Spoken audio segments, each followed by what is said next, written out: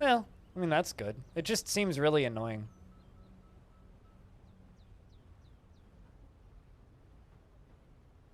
Just seems really annoying, Mooney.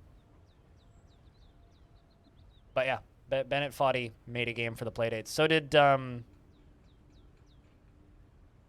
Rami Ishmael of X-Vlam Beer, guy who worked on Nuclear Throne, has made a game. Basically, like any major indie dev that you've heard of that's made a mainstream successful game, or famous game designer has probably made one. That.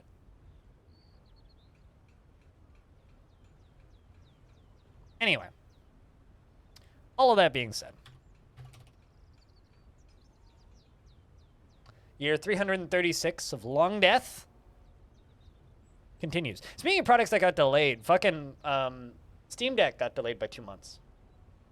Well, it's like this part shortage is just going to continue. Like this part shortage is going to turn into the next. Like I was talking with my dad about this, and he thinks it's going to turn into the next gold rush, where it's like people are just going to be rushing to recycle things. So chat, all of that aside, Longdeath, current thing that we need to do is we need babies. So I'm basically just doing upkeep and minimal labor for the dwarves so that they can make babies.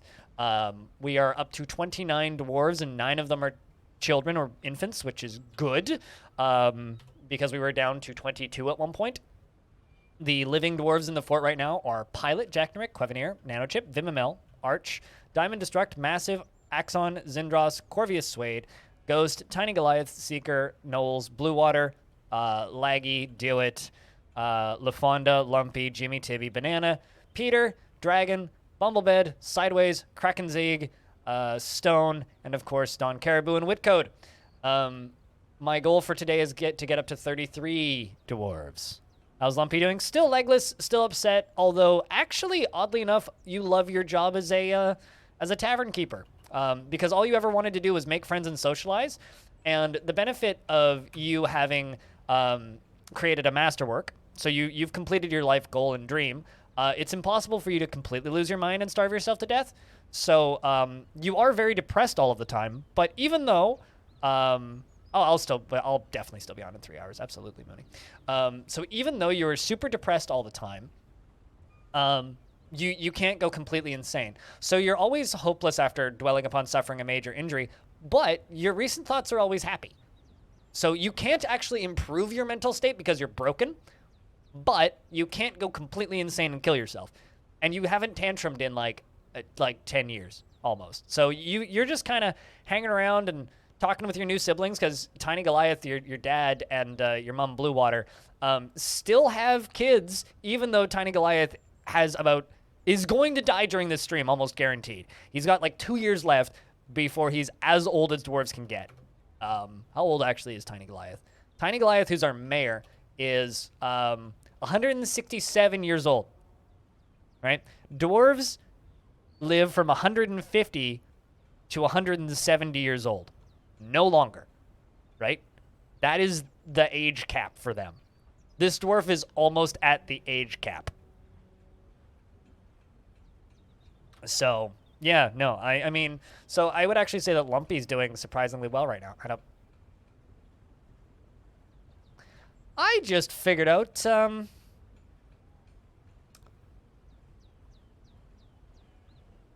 why we haven't seen, or why the council disappeared.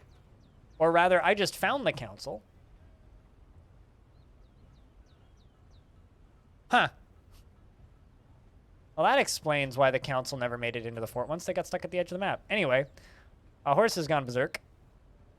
Pablo Rasta, how as we do? Good to see you. So there's a berserk horse at the edge of the map, and it left the map. Well then.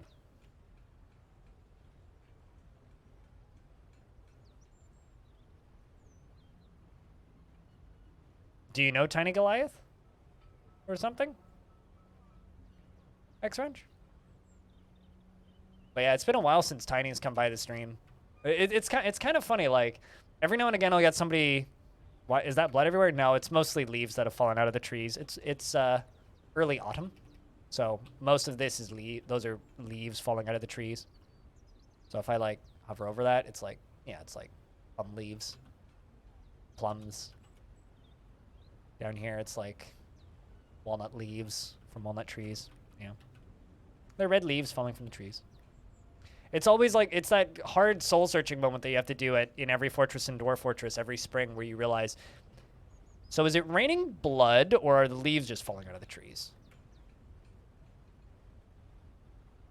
All right, yeah, Quevenir needs to go to the prison. So I missed some things, or I missed a, what do you call it? Demand from my mayor. So we have to chain up Quevenir because, you know, Dwarven law demands it. We are in the year 336, meaning the fortress is 331 years old.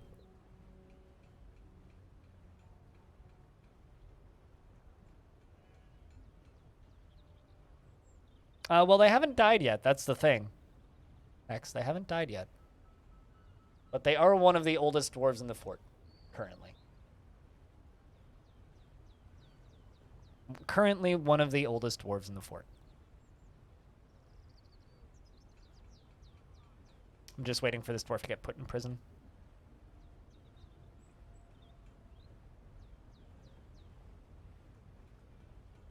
Yeah, I mean, at this rate, we're most certainly going to make it to year 500 eventually, Pablo. So it's, we're making progress. How are you doing? Repentant? Cool. You're one of the ones that like being in prison. That's good to see. And we can put the rest of them back inside. So you can serve out your, you know, 100-day sentence or something. I think it's 100 days. Veneer, how long have you been in prison? 112 days. That's a long-ass prison sentence. Like, considering murder is 30 days. It's a long-ass sentence.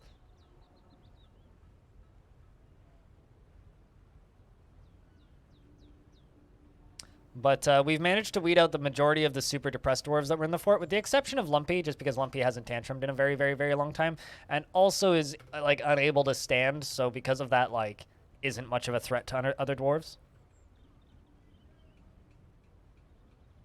Or can, like, stand up, but when they're moving, they're almost always crawling. So they're not that big of a threat to other dwarves, even if they did tantrum. But yeah, we're waiting for a couple more babies. And I'm kind of hoping for another set of twins.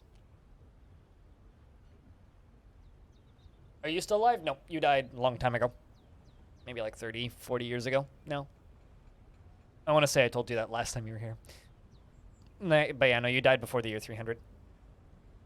Absolutely not. I read all the names off like a minute ago, so the dwarves still alive are Pilot, Jackneric, Quevenir, Nanochip, Vimamel, Arch, Diamond Destruct, Massive, Axon, Zindros, Corvius Suede, Ghost, Tiny Goliath, Seeker, Knowles, Bluewater, Defcom, Laggy, Dewitt, LaFonda, Lumpy, Jimmy Tibby, Banana, Peter, Dragon, Bumblebed, Sideways, Krakenzieg, Stone, Dun Caribou, and Whitcode.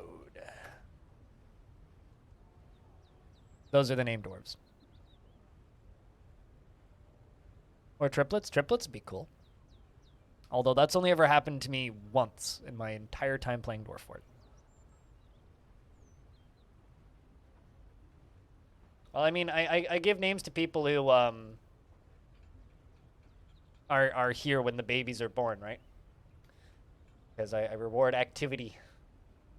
If I just took, like, you know, a list of names and just added to it over time, then yeah, it would literally... It would literally nothing would ever get done at the end of the day. Let's go triplets. I mean, the rare drop, right, Rosalind? The rare drop. The 6th U, yes, the 6th U, the 6th generation stone. Sport of vests is prohibited. Note, sir. Noted. But yeah, plan for today is we're going to do this and then more Caves of Cud. Something pleasant happened today? What pleasant thing happened today? My coffee's been pretty pleasant so far.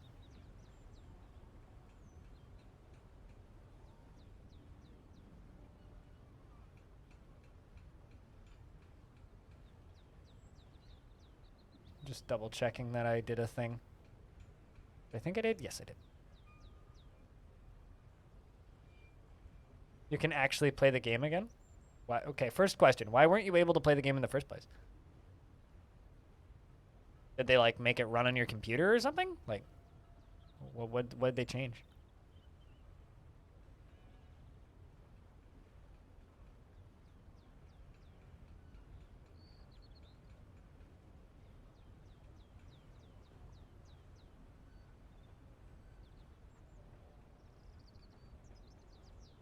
You'd get a disconnect loop when you tried to play before. That sucks. Do you know what the problem was? That kind of sucks.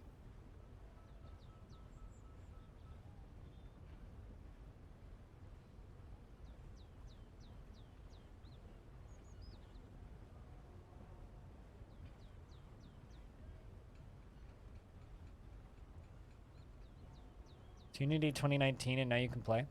I thought that they were supposed to be getting off of Unity. I seem to recall that they were supposed to be moving off of that, but no idea what was wrong. Yeah, that's strange. That's weird. Definitely some incompatibility somewhere. Can't say I've ever had that happen.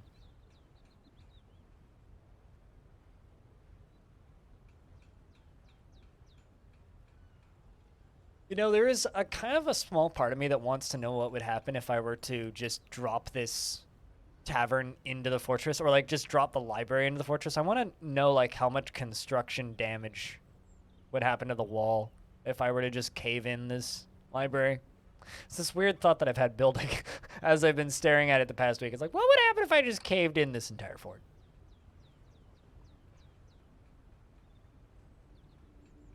But that's good.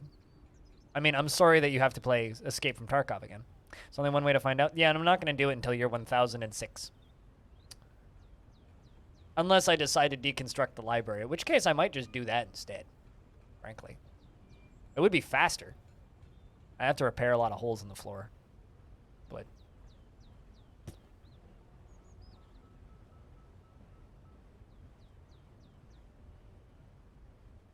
But no, this fortress is too valuable. Too valuable to do any of that. I like this fort too much.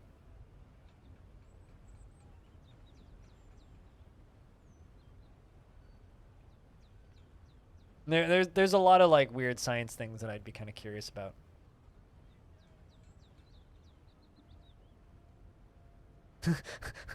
It's the yay! I can play Tarkov. Oh God, I have to play Tarkov. Yeah, no, I feel you there. I was watching a stream last night of somebody who hasn't streamed Dwarf Fortress in a while because he streams a lot of Escape from Tarkov, and he's just like, yeah, you know, like, it's like, not that people who play Tarkov are toxic, but, like, every now and again, you'll kill somebody, and then they'll pop in your chat and insult you, and that kind of sucks, but sometimes I feel like, yay, I win, and then sometimes they'll kill me, and then they'll pop into my chat and insult me, and that just kind of sucks. It doesn't feel good. And then, meanwhile, all you guys over here playing Dwarf Fortress are just fucking vibing. I'm like, yep, that's Dwarf Fortress. We're just over here fucking vibing. Just like, yep, we're just playing our game, just hanging out, having fun, talking about cheese, you know. It's the Dwarf Fortress community. It's just, you know, the difference between, like, competitive FPSs and weird life simulator. We had like an hour-long conversation about cheese yesterday that then got very rudely interrupted by somebody talking about politics. And then we went back to talking about cheese, and then back to politics, and then other things. Meanwhile, Tarkov is just like, stare at your screen for an hour, get shot, and then insulted by a random person. I also like cheese. I also like watching dwarves dance. The dwarf can dance if they want to. They can leave their friends behind. Or in this case, there's their wife. I hope that you two make another baby, because that would be nice. Even though that you're restless after being unable to practice a martial art, and you want to be able to help people. Well. Oh, hey, Bumblebed withdraws from society. We have a child. They'll make us an artifact. I'll turn this off so that they can make their artifact properly. Requires beer to get through the dancing. This is true. You mean the working day? In this case, dancing.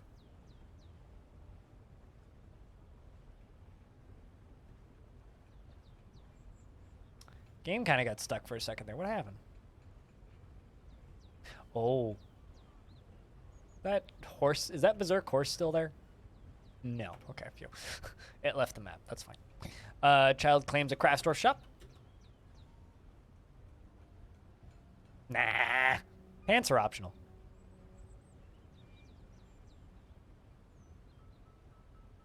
Pants are always optional. As dwarves will tell you, pants are always optional, even in combat. Oh, you have a haircut that you have to go to? Then maybe, yeah, you should put on pants. Or shorts. Or pajamas. Like, I'm sure that if you went in to go get a haircut in pajamas, I don't think that they would, like, call you a criminal or anything. Well, we found the horse dead. The horse has been found dead. The one horse. The only horse. This joke is so hoarse, I'm going to lose my voice. Also, have we done this? Apparently not. Chat investments are open. The one horse, yeah. Because there's definitely no other horse. There couldn't be. It's impossible. And in darkness, whinny at them, I guess? Like, what do horses do in darkness then, Vin?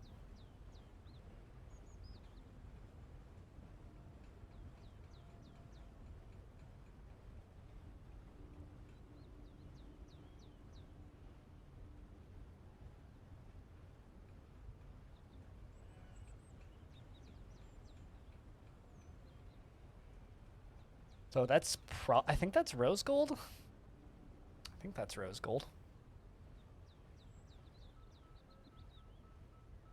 Oh no, bismuth. Okay. It's like the same color.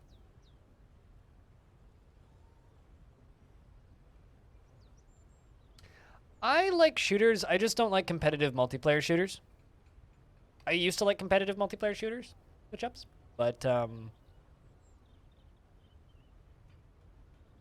Tarkov was a game that I tried to like because theoretically I should like it.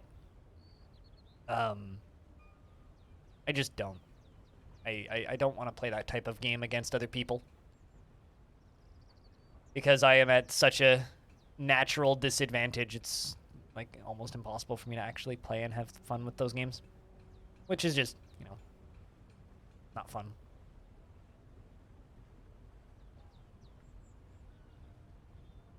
I mean, so is Star Citizen, Kibali.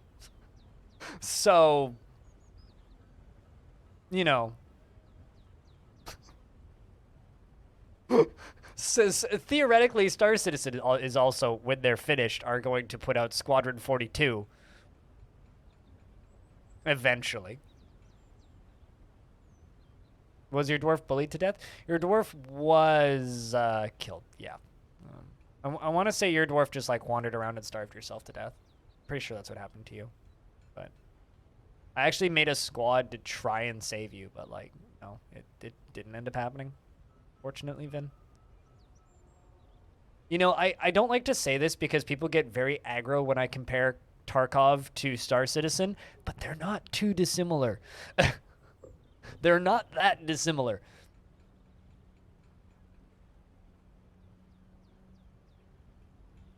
Considering Star Citizen just put out a huge patch with like a whole hospital system and like medical updates and shit, as well as warships that you can buy. So, you know.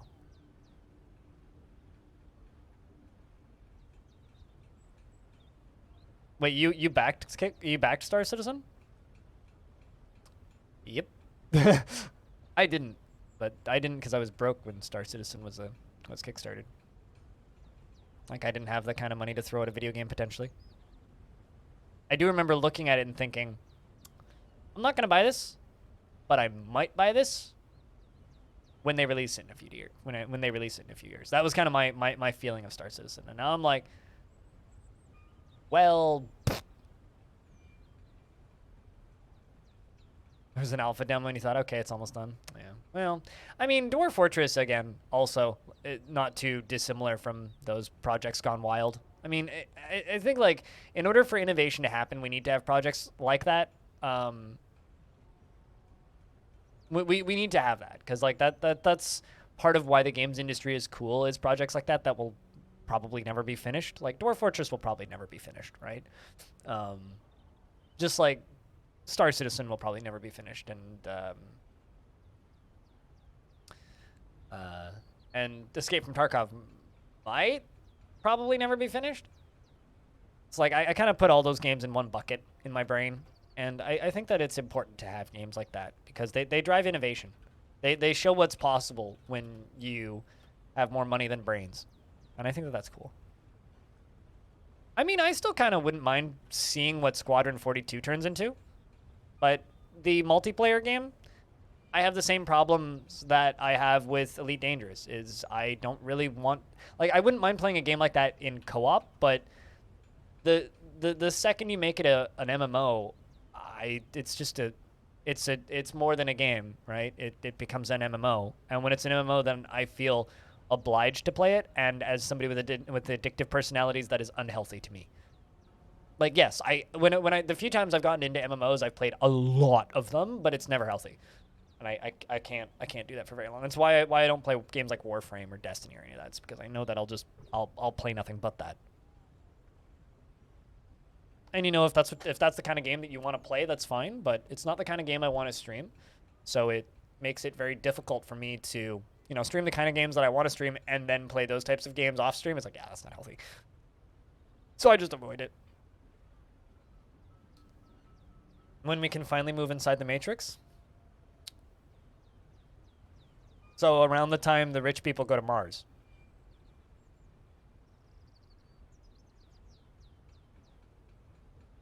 Like you want to play Tarkov, you just can't stop playing it. That was like me in League of Legends for a number of years, and then I quit League of Legends. I mean, I have like 400 hours in Elite Dangerous push-ups. And I do really like Elite Dangerous. I really like Elite Dangerous. I think Elite Dangerous is a lot of fun. One of my favorite flight models ever in a space game. Just flying around and enjoying, and especially because like you can buy Elite Dangerous for like on sale. When Elite Dangerous goes on sale, you can buy Elite Dangerous for like $15 with all of the expansion packs. Like you can get that game cheap, and then completely ignore the multiplayer stuff, grind up, get all the cool ships, and just enjoy space. But that's all that it does for me. Like I have no interest in taking part in any of the multiplayer stuff. I don't play in solo, but I used to play on a PvE group, which had very strict no PvP rules, and you could very easily get banned from it if you blew anybody up. And it was like so, and there was a pretty active number of players. There was like 40,000 people in that group, and so there was always like a couple dozen people online. And that was more than enough, right? Like, and me and my friends, we all kind of got into that group, and I would meet up with friends, and we'd fly around, and we'd go on exploration missions, and that was more than fun enough, more than enough. But yeah, I agree with you. There is some story arcs in Elite, but it's I haven't played any of the on foot stuff, so I don't know if they've added to that at all. But Bumble Bed, the dwarven child has created Telegidther Zenor Tonim, a cowbone left gauntlet, and claims it as an heirloom in the name of the family ancestor, Euthris Worktect. And that there's going to be one person potentially who's going to be like, yeah, but like, you could play X. X's flight model is boring as, wait, they have a flight model? So it's worth 22,920 Zathal. This is a cowbone left gauntlet. All craftsmanship is of the highest quality. It is encrusted with round gabbro cabochons and decorated with willow and encircled with bands of bismuth and alder and oval granite cabochons and table-cut bone opals and maple. This object menaces with spikes of cowbone.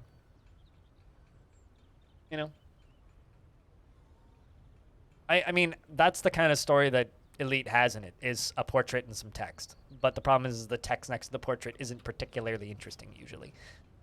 But I don't know. I don't dislike that game. I think that game's fine. I wish it was better. I just wish it was better. That's all. It is that simple. I just wish it was better.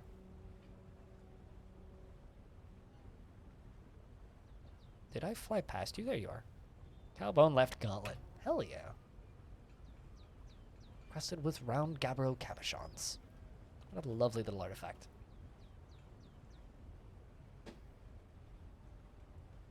But yeah, no, games like that where it's just like I don't want to play it, but I can't stop playing it. I go out of my way to not play those games anymore. Hey, McDoom, what's up? Only things are better. I mean, no, I just play different games. Like literally, it's that simple. It's not that if only things were better. Like no, there's better things, which is why I just play different things.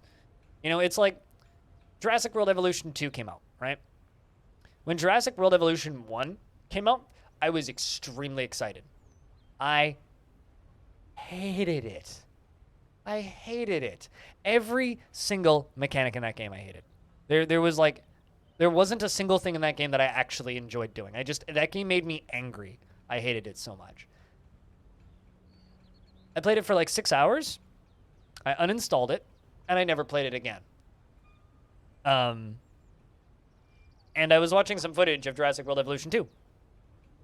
It looks about I would hate it. I can tell you just from what I've seen, I would hate it. And lots of people like that game. And I could say, oh, if only things were better. I never played that game. Twitch ups. I kind of want to play that game, but I've never played it. House of the Dying Sun. But like, what's the word I'm looking for here?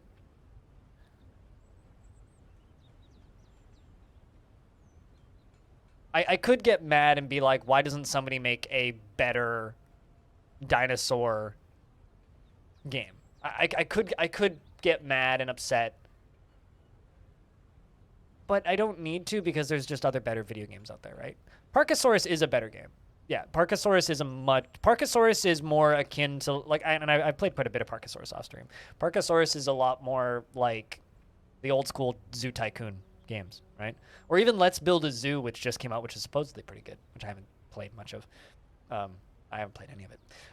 But like Let's Build a Zoo just came out, and that game's supposedly a lot better. But like, I really want that high budget Jurassic Park game because, like, you know, I was a kid when Jurassic Park was new and cool, and I love Jurassic Park. I really want a good Jurassic Park game, but like, it's quite literally never happened. So it's just kind of that IP tied to like that. And like, you know, I know a lot of my teammates are playing that game and enjoying it. I need more. Like, I need more than what those games offer, and that's okay. I can just play other games that have more.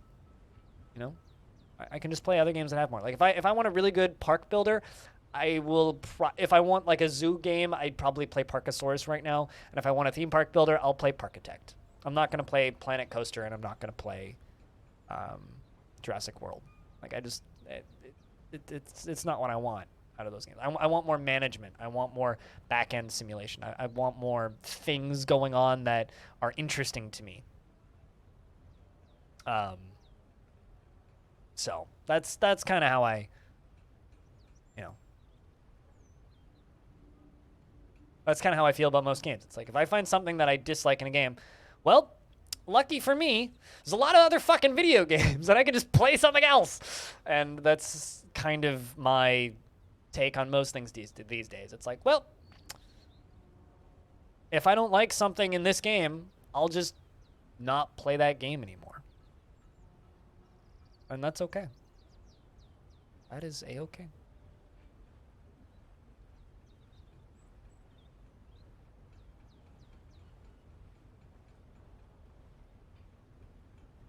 One of the reasons you keep going back to Tarkov is because of the incredible AI that they are making for it.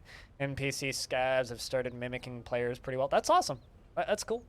I mean, the game that I'm really looking forward to, that I have high hopes for, that might just completely disappoint and make me super sad, and will probably kill my Twitch channel, is Stalker 2. I desperately want to play Stalker 2. Desperately. And I hope it's fucking good. But like, that'll be an evening game that I stream from like the last 2 hours of my stream for a while, probably, if it's good. But I am very worried that there's gonna be a good chance I'm not gonna like that game. And if that happens, I will probably just install Stalker Anomaly and play a bunch of that because that's probably the game that I actually want. Did I ever get into Theme Hospital? I did when I was little, but I've... So, you might know this about me, Rari, but I play video games for a living, so I get to deal with... I mean, I streamed all of Stalker Call of Pripyat. Not a lot of people watched it, though, Rari. I might do Shadow of Chernobyl next year. I've been thinking about doing that in spring, but I've also been meaning to play through Disco Elysium now that they've added in voice acting. So one thing at a time, I guess. But so I as a person who plays video games on the internet have to deal with this thing that we call PR, and I don't think either Sega doesn't like me very much, or I'm not very good at communicating with Sega's people, because I don't believe, outside of sponsorships with third parties involved, I haven't gotten a key for a Sega-published game in my entire time streaming. So outside of, like, a third-party company organizing a sponsorship for specific Total War games, I've never gotten a key for a Sega-published game. Not once. Yeah, it has full voice acting in Disco. So I tried really hard to get key for 2 Point Hospital. Tried really hard. And couldn't get it. A lot of my friends got into early access for it. So I watched a bunch of footage of it before it came out. I was getting concerned from watching that footage going, oh, it's going to be build a room and then build the same room and then build the same room again and then build the same room again, and bought the game when it came out, played it for like 2 hours and refunded it. I don't want to play that game. And then 3 days after the game came out, they sent me a key for it. Which was the first key I ever got from Sega. Yeah, I didn't end up playing very much of it. I don't know. It just doesn't do it for me anymore.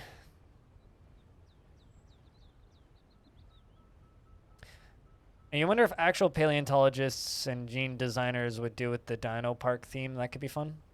I don't know how that would benefit the game much. Aside from, like, scientific accuracy. But I don't know. I mean, there is oh,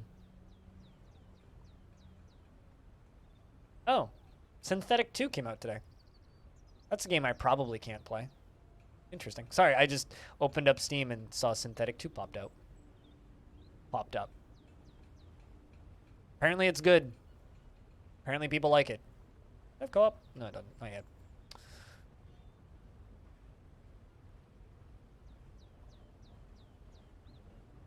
By a team of brilliant lunatics. That absolutely... That is probably one of the best descriptions of Disco Elysium that I've ever seen. I've played through the first 2 hours of Disco Elysium with my older sister, actually, because I gifted it to her for Christmas. And the year it came out. And the last time I saw her, we sat down and played through the first hour and a half, 2 hours of Disco Elysium. And yeah, that, based on what you've said, is like, yeah, that it's an incredibly it's an incredibly well written game by a team of brilliant lunatics. But I think they've already confirmed co-op, but that'll be a release thing, K. Bailey, for Synthetic 2. But oddly enough, Rari, if you're asking me about, like, the Theme Hospital games, if you're looking for a good tycoon game, in my opinion, as a connoisseur of many a tycoon game, the best tycoon game on Steam right now, period, no questions asked, is Parkitect. Absolutely, without a shadow of a doubt, the best tycoon game on Steam right now is Parkitect. Unless you want to count Roller Coaster Tycoon. Man, this dwarf is, like, just ecstatic about being in prison. Good stuff. Air's not asking for anything. Cool. What time of year is it? Late autumn? Excellent.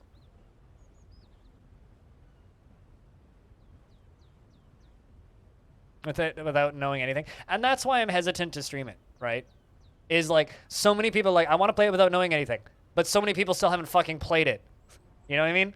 So like I feel like streaming Disco Elysium might be channel suicide for like the 20 hours that I stream it. But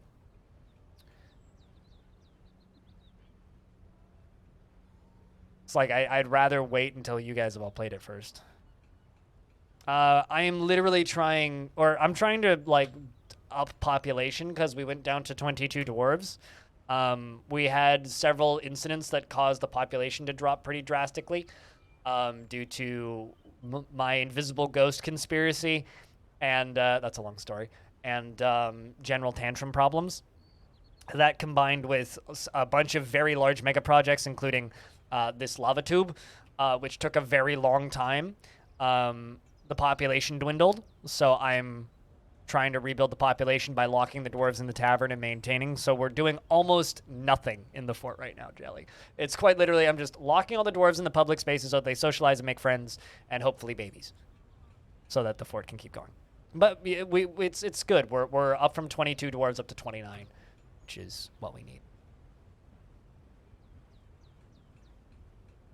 Tried playing a few of the roller coaster sims that have come out in a few years and you didn't hook you. Haven't tried Parkitect yet. I'll give you one reason why Parkitect is interesting. Or the reason why Parkitect is interesting, right? You have to manage backstage. Guests don't like seeing backstage. So you have to like build the secret tunnels in Disneyland that the employees use. And you also have to build underground conveyor belts to ship product to all of your shops. That's why Parkitect is interesting. Because, yes, it's a roller coaster sim, but also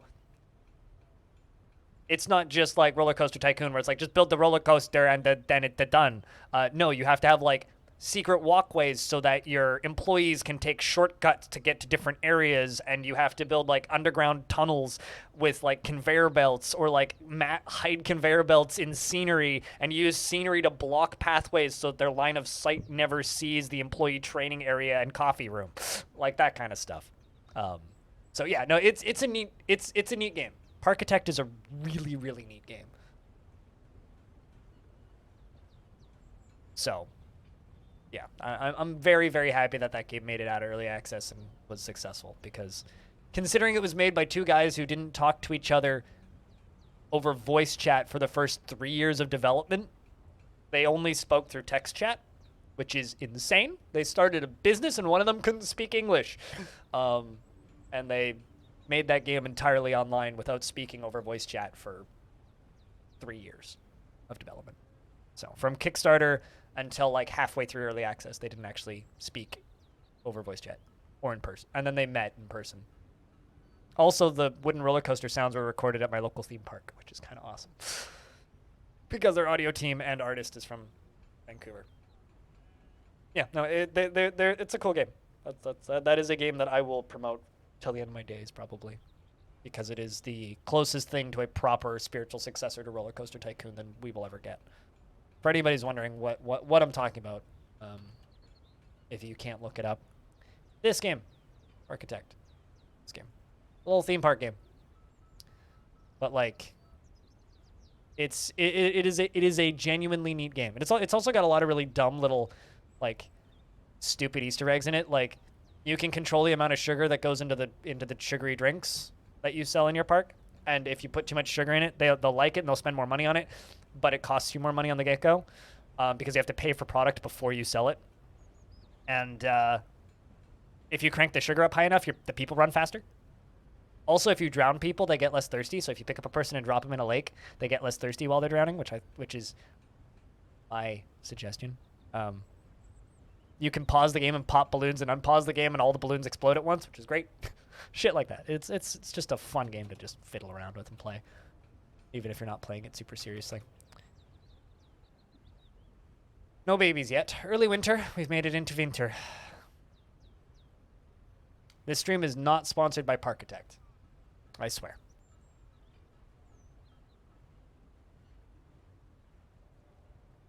But also, fun fact, if you go to my YouTube channel, maybe I'm kind of biased towards Barkitect, because if you go to my YouTube channel, one of the first interview I ever did on my stream was the artist of Barkitect. It's like a 3-hour long Q&A thing that we did.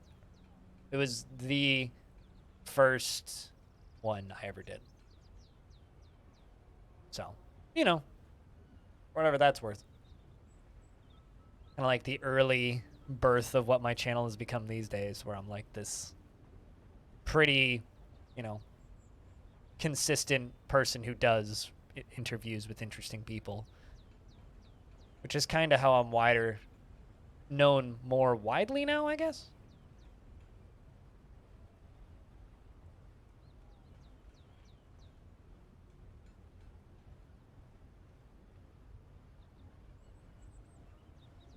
But I need to use the restroom real quick. I'll be back.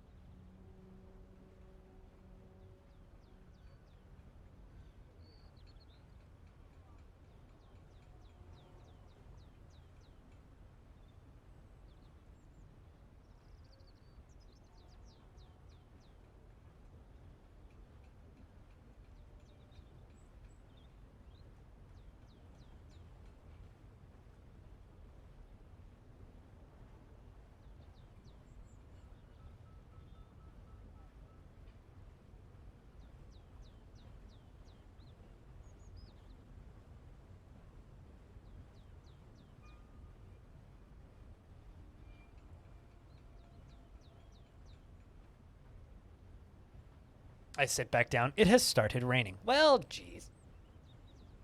Also, I think today's going to be a stand-up stream. I haven't stood up in a while, so.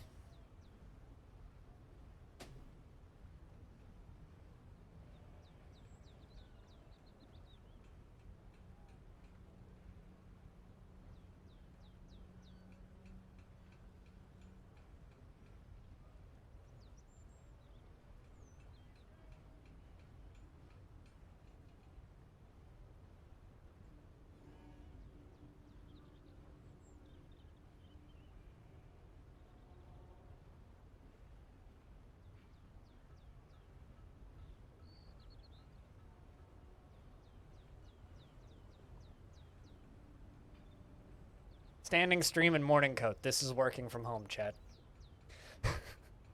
This is what it is. This is what life is like when you're self-employed. Is standing up at a computer with a morning coat on. But, you know. Where did that Ramble Fest come from? I guess that kind of started with Jurassic World Evolution 2 coming out, yeah? I guess that's where all of that came from. I don't know. All these cows are giving birth, but none of my dwarves. Come on, dwarves. Help me out here. Boost the population up a little bit. Just a little bit. We don't even need that much. Just like, you know, 2 or 3 more. Somebody make me triplets. Then we'll be good to go. How's Quevin doing? Good. Good to hear. Man, this dwarf has a... Oh, shit. You have a lover? That's good. Oh, man. We have another one of these. This hasn't happened in the fort in a while. So I have a dwarf named Kikrost, Uzul Gutted, who's married to Erel and has a son named Banana, but also has 1, 2, 3 lovers in the fort, which isn't optimal. And the reason I'll say, the reason I'll say that isn't optimal is because if these dwarves now can't, well, are unlikely to go get married now with other dwarves for a while, which means odds are that these dwarves are not going to be like making kids anytime soon, unless they get other lovers and get married, which is possible, but in my experience, less likely. Scandalous? Nah, this is common in dwarven culture. I just think it's interesting. I just think it's interesting.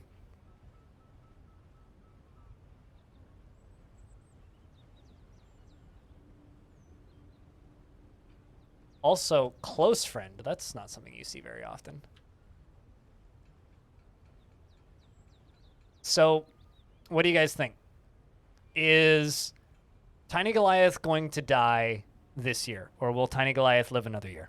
What do you think, chat? Because Tiny Goliath is 167 years old and theoretically should die, statistically should die at the end of winter, at spring. Statistically should die. May or may not.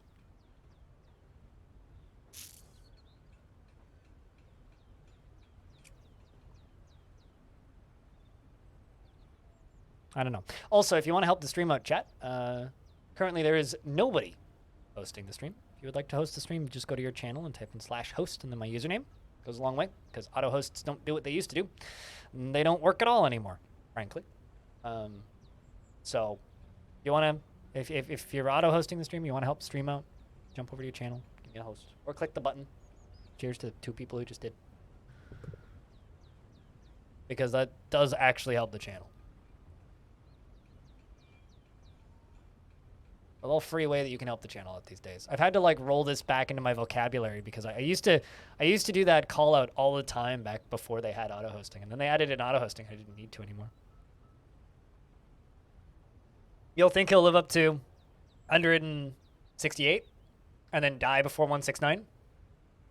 I'm kind of hoping he's going to last to 170. I want to see what would have. I just want to have a dwarf that lives to 170 years old. I want to have a dwarf that lives that long because I'd be willing to bet money that I'm probably one of the only people ever to have a dwarf get born in a fort and live out their entire life to the maximum possible lifespan of a dwarf and then die.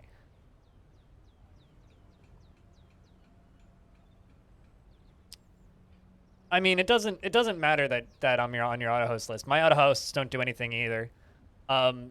I mean, Rari, have I explained to you what they did to auto hosts? It's pretty simple. I can show you in a couple of clicks if you want to see. But yeah, auto hosts do nothing anymore. Like, they have zero effect on anything.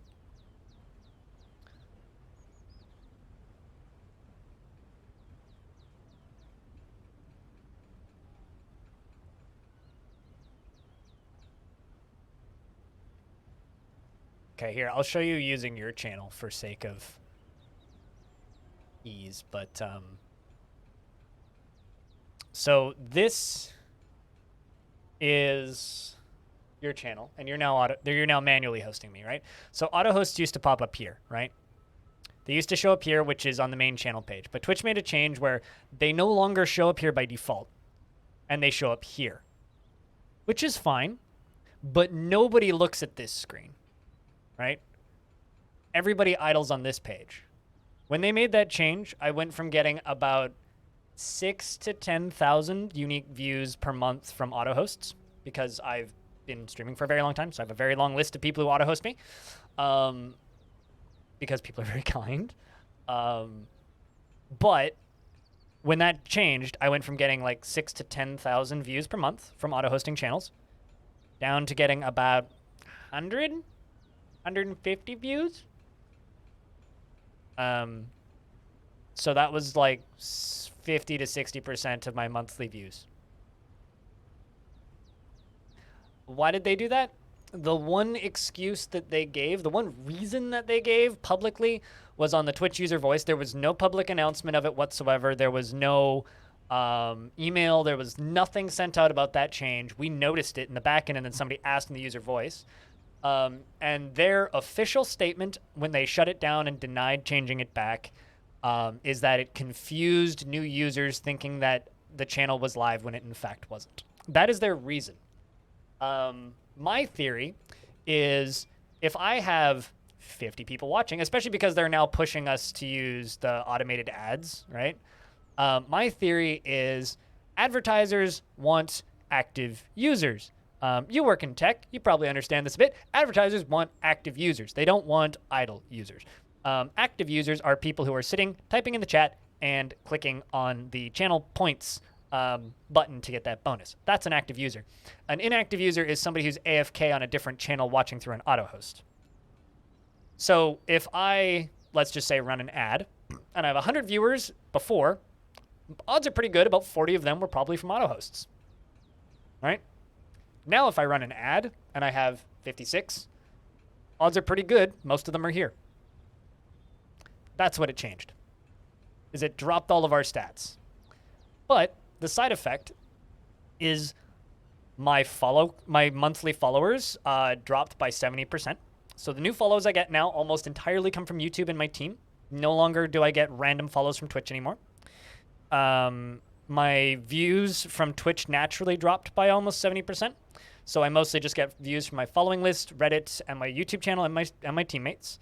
And basically all of my discoverability went away overnight. So that is my only logical theory as to why they would do that.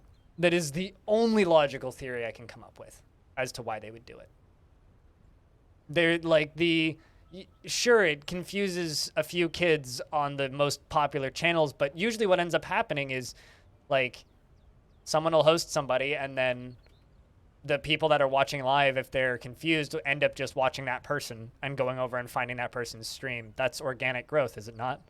So I don't know, maybe they have a solution and they're going to fix it, but I kind of doubt it. And I've been kind of hoping that somebody would make some sort of web-based solution to just automatically manually host whoever you're auto-hosting at the time, but that hasn't happened. So quite literally, it's just I lose.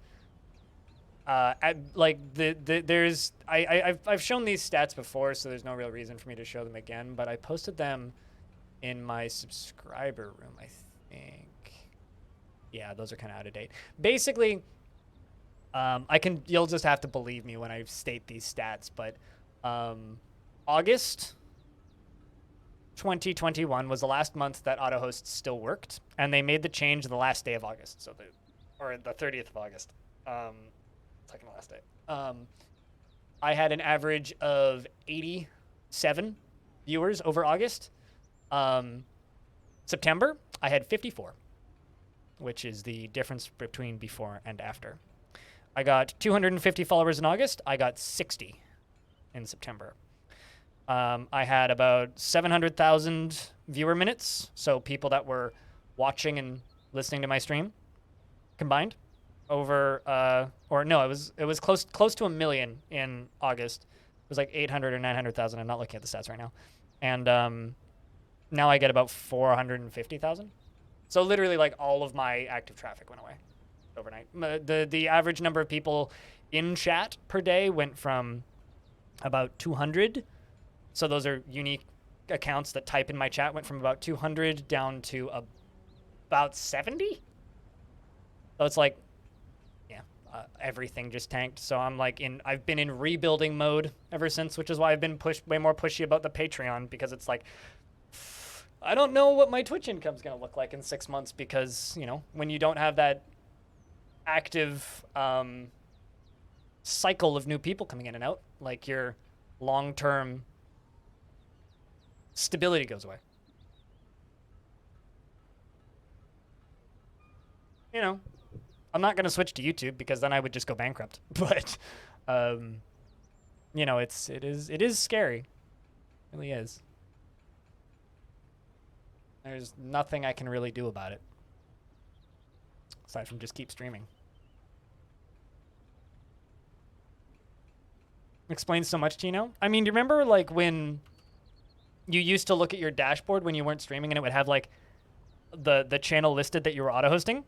Yeah, that's gone now. You don't see that anymore. I don't even know why they still have the feature. They might as well just kill the entire feature, because it does literally nothing now. Like it's not even hosting. It's such a weird feature now. So rye beer is one of the rarer beers that we have in the fort, and it's neat to see Dwarf specifically serving rye beer. And you spilled it on the floor. Good job. was like, I want to see this dwarf serve rye beer, and then spilled it on the floor. I really like rye beer. But yeah, no, if you're seeing like channels that you've watched over the years with like, yeah, see there, a pool of rye beer.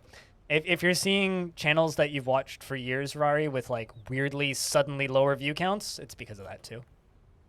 But it's funny because like big channels didn't talk about it because big channels don't want to state that, yeah, I just lost a huge chunk of my audience, or like even if it's like 10%, that matters a lot to sponsors. So they're not going to talk about it because they don't want to get damaged by sponsors. Anybody who is getting paid for viewer minutes by sponsors isn't really going to say much because they don't want to lose their sponsorships, right? I make like no money from sponsorships. And since this change has been made, I haven't made a cent from a sponsorship because nobody will take my offers anymore because my channel doesn't get enough views. So it's this, it's fun. That's all I have to say. Is it's fun, but it's something that like I'm kind of mostly just tolerating at this point. Like it happened a long enough time ago now, back in the end of August. Like it's been all of September and all of October, and we're into November now. It's like, what's the point?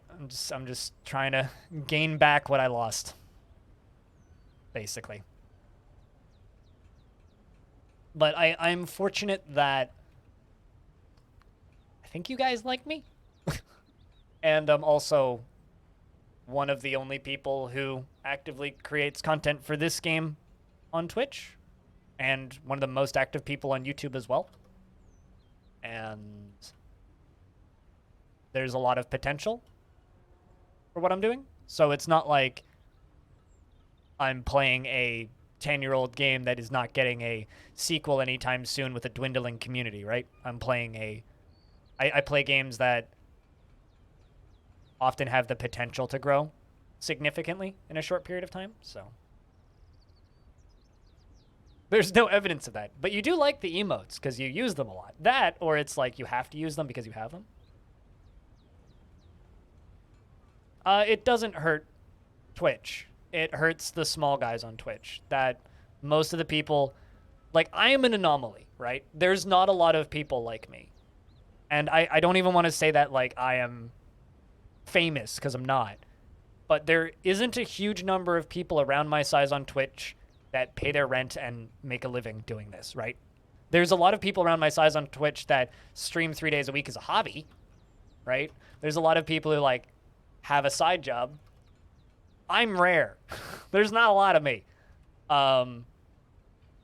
There's also not a lot of people in this world that can afford to live on the pittance that I make doing this. But exactly, yeah. It hurts 99% of streamers' growth options. You want to know what's hilarious? A week after they made that change. Also, they made that change during the height of the hate raids. I don't know if you remember when that was happening, but the height of the hate raids was when they made that change. So they literally buried it under everybody really mad at the hate raids, which is fair because they sucked. So when everybody was like peak angry at that, that was when they made that change. Was during that. That was when they pulled auto hosts. Which, bullshit if you want to say that that's a coincidence. Bullshit. Absolute bullshit. So, yeah, I don't know. I'm just still here, doing my thing. Gonna keep being here, doing my thing.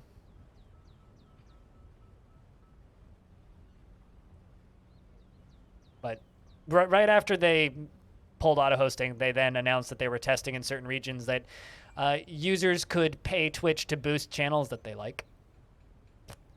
Because you know how we had boosts for a bit, where it's like the channel points thing would pop up at the top of the stream, and you could pay channel points to boost a stream. Yeah, they were like, yo, you could just pay $10 for that, and the streamer doesn't get any of the money. That's a thing that they were testing in certain regions. I think that all got like canned because of backlash, but so I'm assuming that that's not happening at this point. That or it's been delayed indefinitely. But that was a thing that they then turned around and announced. So I don't know. I don't hate Twitch. Some people seem to get that impression from me. But I really wonder sometimes about Twitch. Facebook also fakes their numbers way more than Twitch ever did.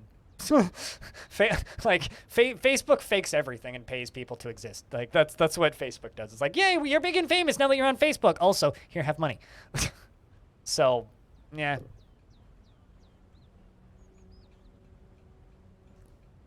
Oh, I don't know. I just have this feeling that Twitch is going to be like YouTube in like 5 years, where you see just as many people angry at YouTube as you see people happy about YouTube. It's like, I post stuff on YouTube and I don't really have any issues with it. Like, I think that YouTube's actually a pretty good platform these days for video. I don't think it's very good for streaming. Well, I mean, do you call Google Alphabet? Well, I'm Katsu. Because remember, Google isn't Google. Google is Alphabet. Exactly.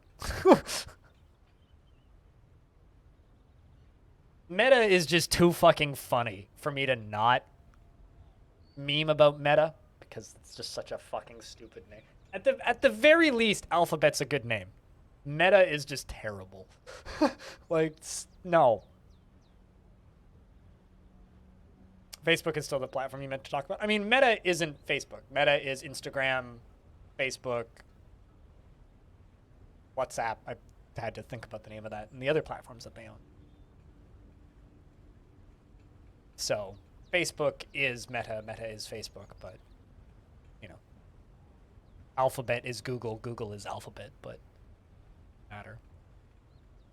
Oculus is a speck of dust on the, like, in comparison to Instagram, but yeah. Yeah, the channel recommendations can be surprisingly decent, but I get about 30 views a month off of channel recommendations, like 30 to 100 or so per month. So while, yes, they can be good, nobody looks at them is the problem. Nobody important. Like, I have actually had occasionally, like once or twice every other month, a random person will pop in and be like, so what's this game? I found you through recommendations. Hi, what's up? Every now and again that'll happen. Very rare, because nobody looks at it. Like, people go to twitch.tv / their favorite streamer, generally. Or / the game / directory / game they like to watch. They don't generally just go to Twitch. So the front page, I don't think actually gets viewed that much, and people don't generally click or look at the recommendations. Whereas people did with the auto hosts, right? Like that's the difference, is auto hosts actually had engagement, whereas maybe it's just my channel and what I stream, but I've never had much luck with the, and it's definitely possible. It might be because I'm playing Dwarf Fortress, but like, I've never had much luck with the, like, I get more views through the visual ASMR tag, which is a fucking joke underneath my stream, than I do through front page recommendations.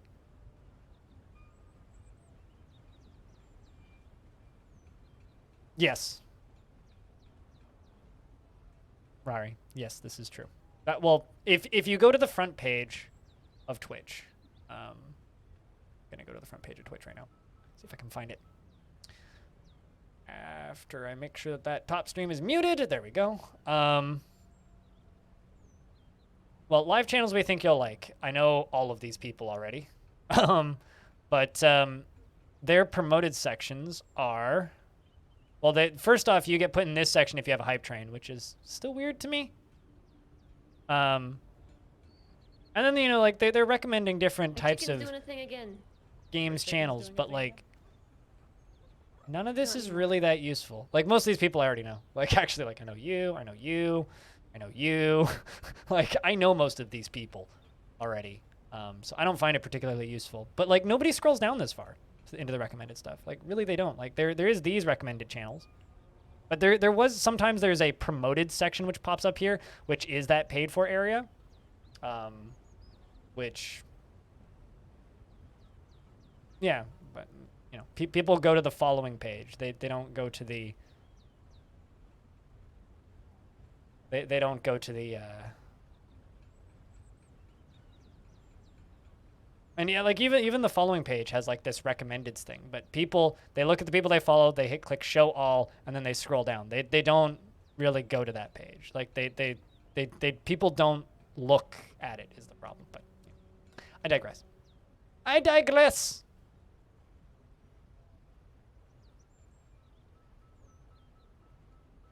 Also, the game paused. Do it! It's giving birth to a boy. We're up to 30. Yay!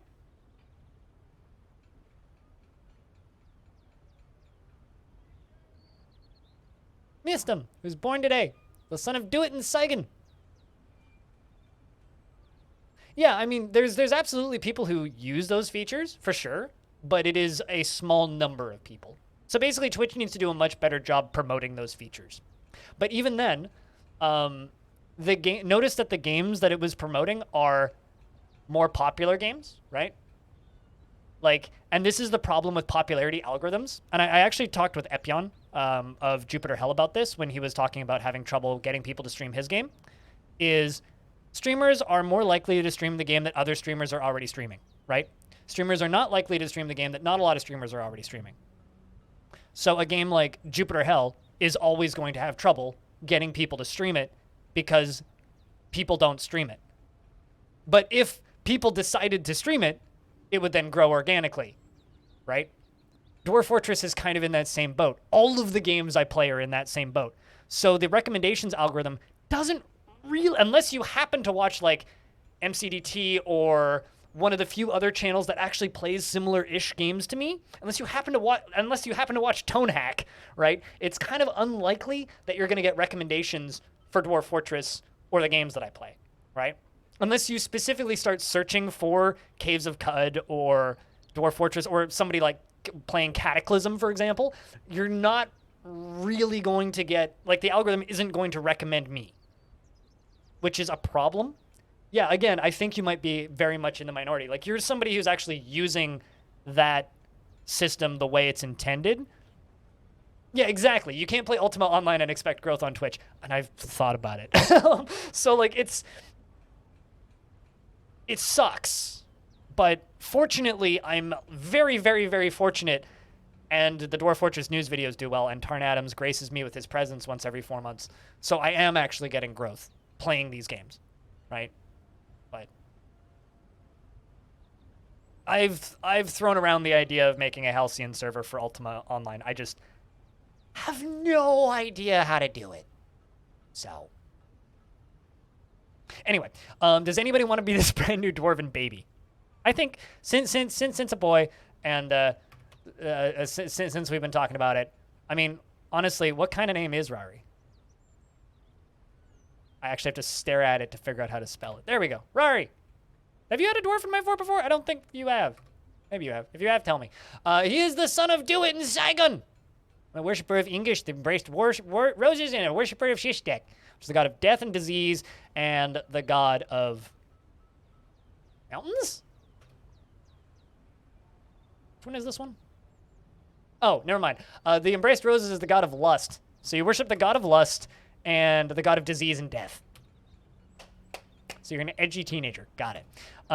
He personally finds sacrifice to be one of the highest ideals and is put off by family and doesn't care about fairness. Dreams of creating a great work of art. Prefers to be alone. Is somewhat fearful in the face of imminent danger. I feel that. And generally acts with a narrow focus on the current activity. He is slow to trust others and is curious and eager to learn. Prefers to present himself modestly and is somewhat quarrelsome.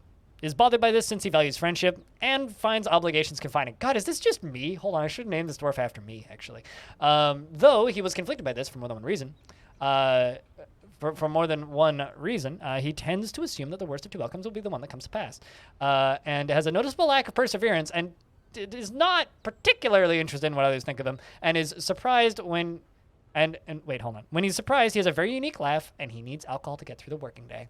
He has short sideburns that are neatly combed. His very long mustache is neatly combed. His very long beard is arranged in double braids. His medium-length hair is is neatly combed. His lips are very thick. He has a very high-pitched voice, and his somewhat narrow nose is extremely short. His cobalt eyes are sunken, and his head is somewhat short. His hair is a crew, and his skin is sandy taupe. He says,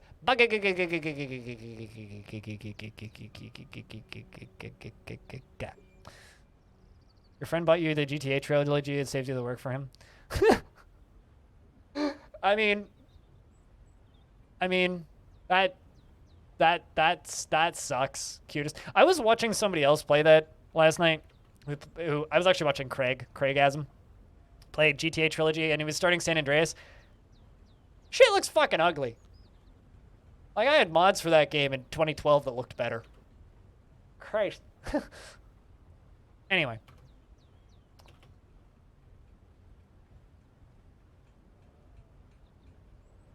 I mean, you're going to be an infant for a year, so mom will carry you for a year. But that means that two things can happen now. We're back up to 50 dwarves, which means giants, ettins, and minotaurs can show up. And also, so with merchants, we're back up to 50 dwarves, which means giants, ettins, and all that can show up. And we're up to 30 dwarves in the fort. Yay! It's fine, though. We should be able to fight most ettins without too much issue, I would think. Did the mayor mandate anything? Ooh, rings. Rock ring. Let's just make 30 rock rings. That wasn't a 30 rock joke, I swear. Give the dwarves a chance to go get new clothes, pick plants, plant seeds, do what they gotta do. And then we'll lock them back in the tower.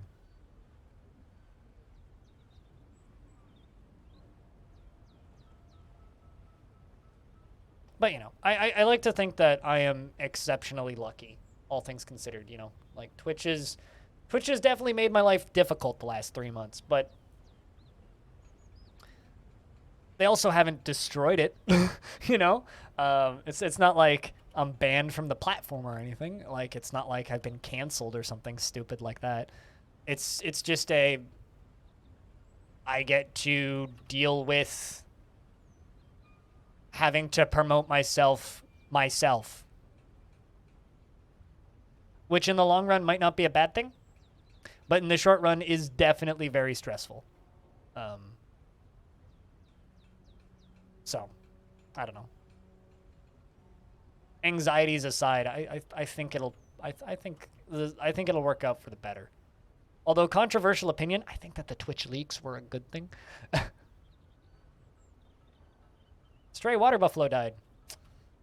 Apparently. Wrong time of year for it to die.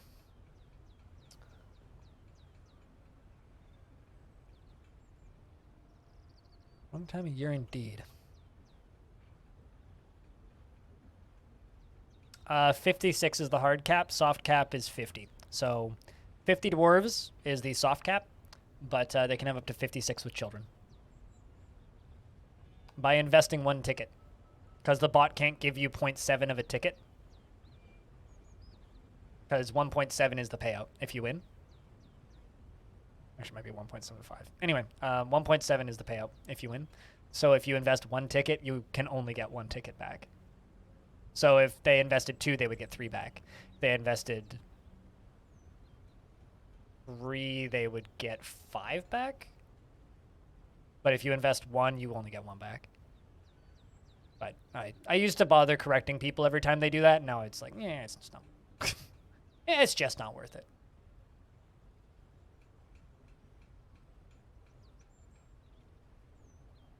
Also, a donkey died? What the fuck's happening?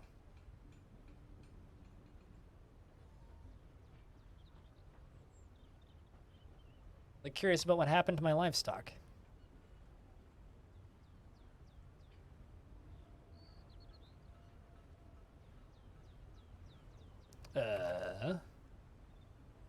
Massive is my manager. What are you doing, Massive? Storing owned items. Right.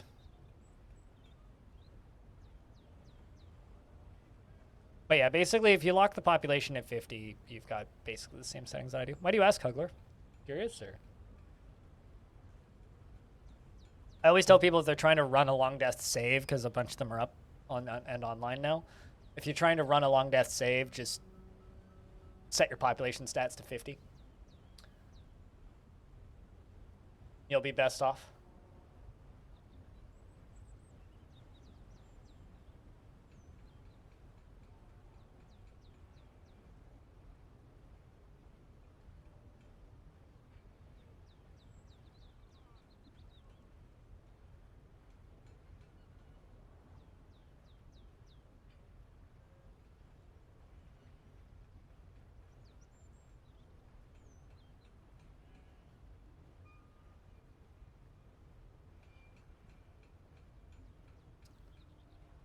Just set up a UO shard. Yeah, I've heard that.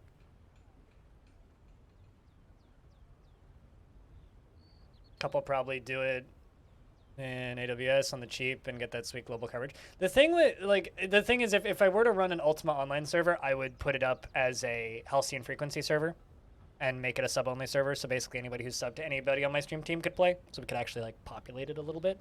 But the thing is, everybody's fucking playing like New World and shit, so I don't know. Now's not a good time. Gotta wait until there isn't any MMOs around, and then set it up so that people can progress at a reasonable speed and like get through it, you know? Because like Ultima Online is one of those games where it's like you don't want it to play vanilla. You don't want to play that game at vanilla speed. Come on. You kind of gotta tweak a few things to make it a little bit more reasonable. You have at least 10 people that would join that. I have no on it. I have no idea. At that point, like that's. I mean, all I really want to do in Ultima Online is go dungeon crawling. Like, quite literally, that's all I want to do. So it would kind of depend on what people want at that point, Rari. But, you know, I also still want to actually work on that mud project that we started prototyping lore for and then, like, stopped talking in that room because I got really depressed and realized that I was doing too much.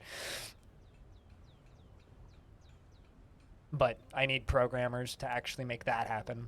So it kind of depends on, it's like, what do we really want to do as a community? That's generally where it ends at. If I feel like trying it in the future, I mean, I'm interested. I'm interested in trying it, but it would need to be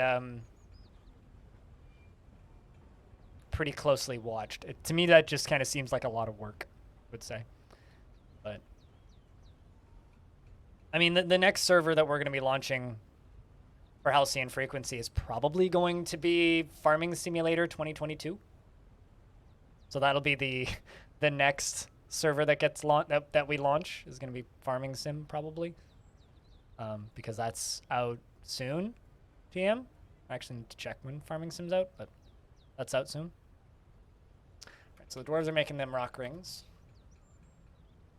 Means Mayor's definitely happy because we made more than enough. We're going to make those rock rings and then give the dwarves a break again. Put them back in the tavern.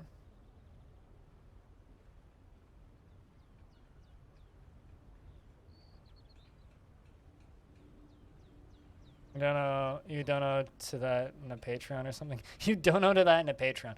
Well, I mean, the way Halcyon Frequency, the way we run our servers is if you're subscribed to any of us at the time of the server launch, or when you want to get whitelisted, then you just have access to that afterwards. But I don't know. I mean, I've been trying to get my Patreon up to $1,000 a month for a while, because then I could just turn off my leaderboards on Twitch and not worry about Twitch money and just go, because that's the amount of money that I need from Twitch every month to function, basically. So I've been trying to get my Patreon up to that point for a while, and I'm like a little over a third of the way there. We generally sit at about $400 a month on the Patreon. So it's like, once I get up to that number, my ability to be flexible and do weird shit is higher without worrying so much about view counts. And I have no idea what traffic would be like on Ultima Online. As far as the server itself goes, it's like, I don't know. I mean, at that point, I'd probably just be paying for it, right? And I have no idea how much that would end up costing. But I mean, I know some people who've just run servers for Ultima Online for funsies. But once you're running servers for things, then at that point you can start doing things like SS13 as well. If you have an active community that's participating in a server for a thing. But I don't know. I genuinely have no idea.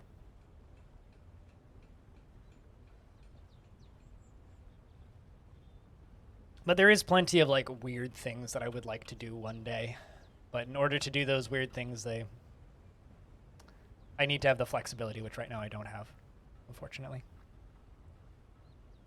Yeah, I'll see. I genuinely believe that Star Citizen hitting 1.0 is more likely than any of those SS13 remakes actually being released, so I'll believe it when I see it. Well, Katsu. I'll believe it when I see it, and currently, I don't. Because, like... What's the date? Late winter.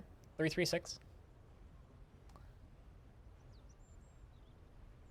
What's SS13? Space Station 13. Imagine Among Us, but it's been around since 1998, and it has the depth of Dwarf Fortress. But there's 50 people on a station. That's SS13. Space Station 13. It's like Among Us on absolute fucking steroids. But it's from 1998 and it suffers for it. Here, let me find you some SS13 screenshots. Also, it's open source because the original code base got leaked and every single server runs their own unique code. So every server has slightly different mechanics. But like this is what SS13 looks like. It's like, let's see if I can find an actual like in-game screenshot. This is what it looks like in game, basically. Although you can get like dark modes that make it look a little better. But yeah, it's like a little tile-based game. I don't even know what that is. Never even seen that UI before. But yeah, so that's SS13.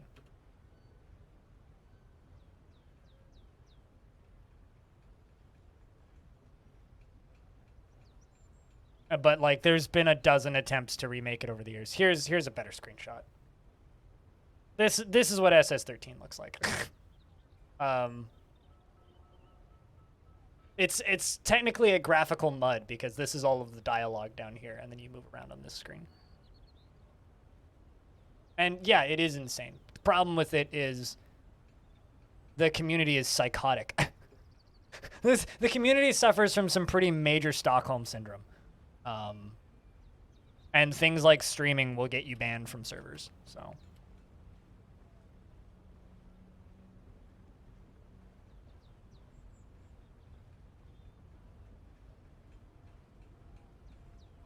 Because that's considered metagaming, which is cheating. The majority of the servers in that game will ban you for metagaming.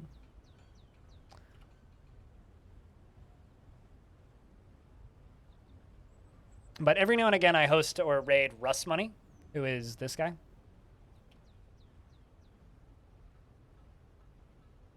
Who streams a bunch of SS13. He is like big enough though that he can kind of get away with doing whatever, where I really can't.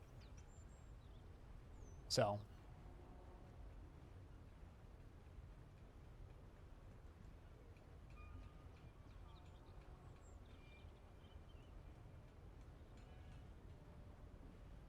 Metagaming, but we have nothing to do. I mean, metagaming is a... God, I can't fucking believe that they made their name a generic term. It's like naming your company Kleenex. Who the fuck would do that? Spring has arrived.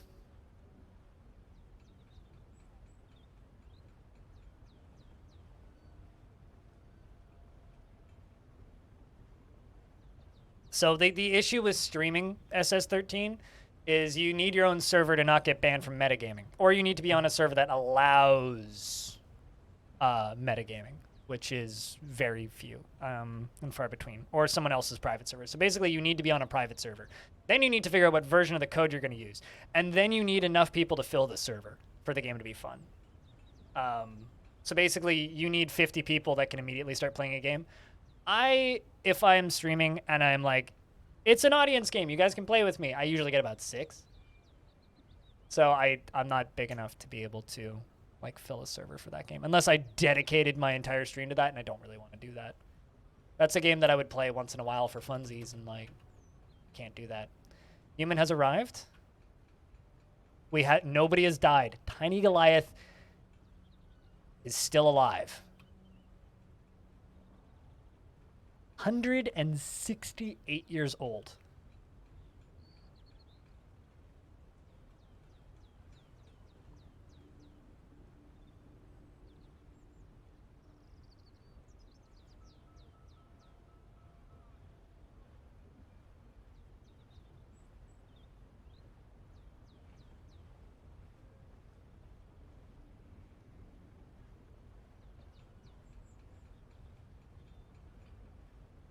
That is wild.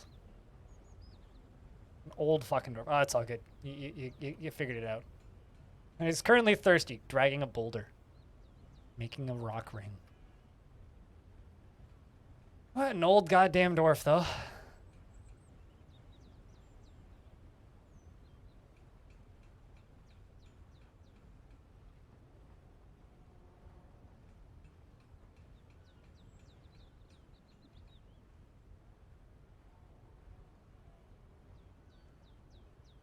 It's just wild how long that dwarf has lived.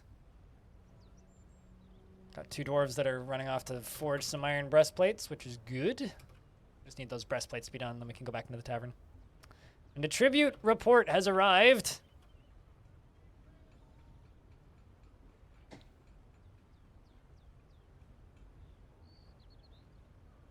Tiny Goliath the Old, I believe.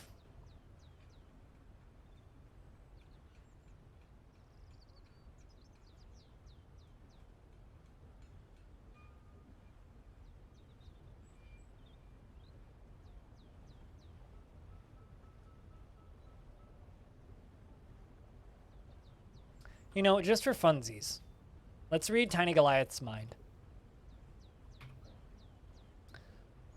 Let's see what how refined your tastes are these days.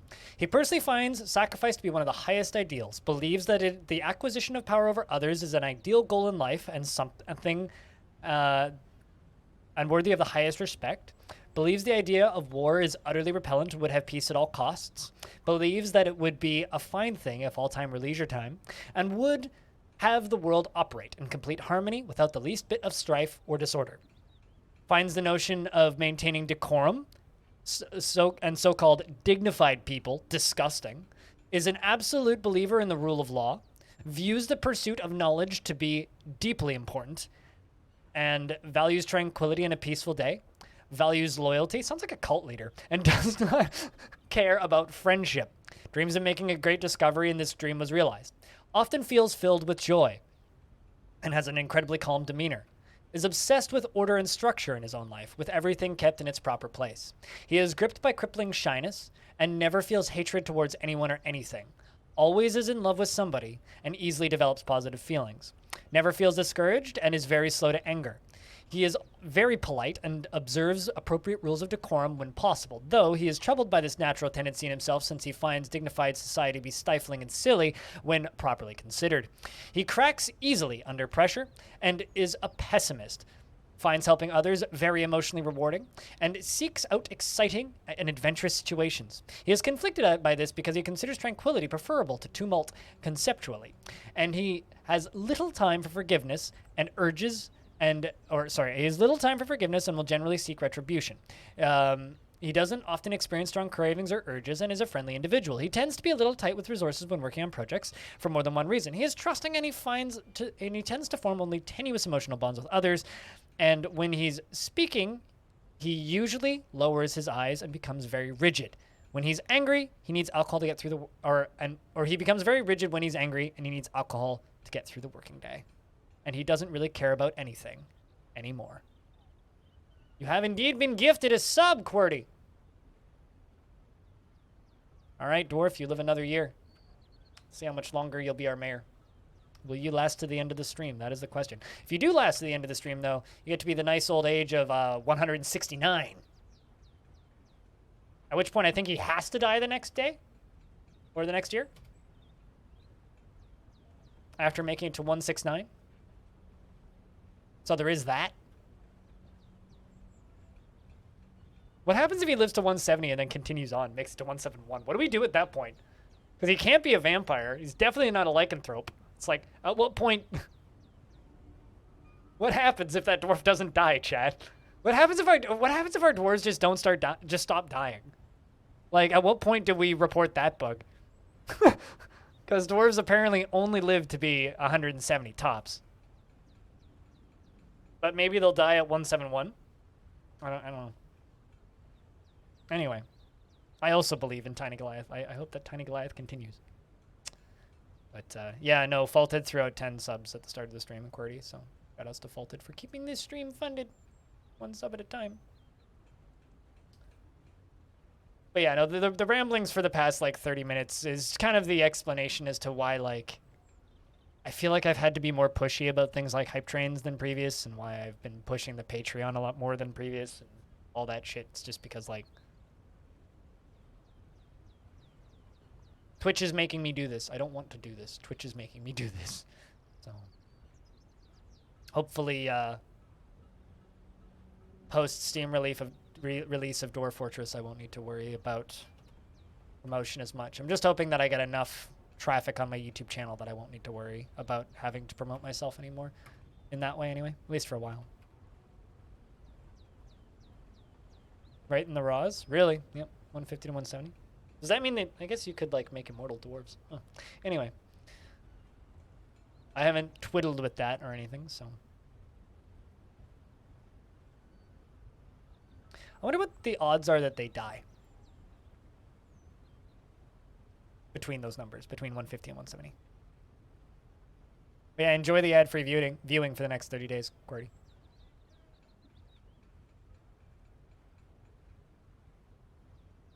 I mean, that seems kind of like cheating, making immortal dwarves, but... I guess I never really thought about that. Right, let's put them... Oh, there they are all going back up in here. Cool.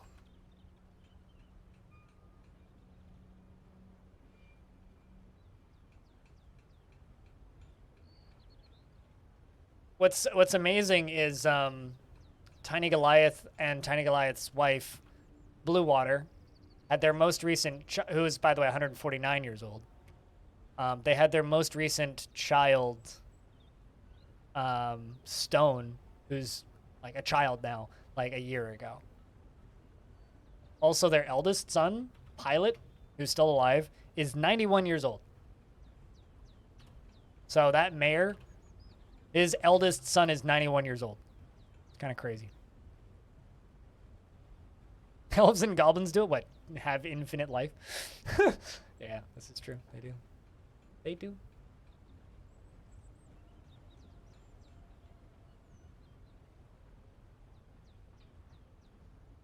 But, you know, at the end of the day, thanks just for watching the stream. Thanks for hanging out, for chilling, for watching my content and the things that I create and the things I make. Because I wouldn't be here if it wasn't for you. That is a fact. Just wouldn't be here if it wasn't for you.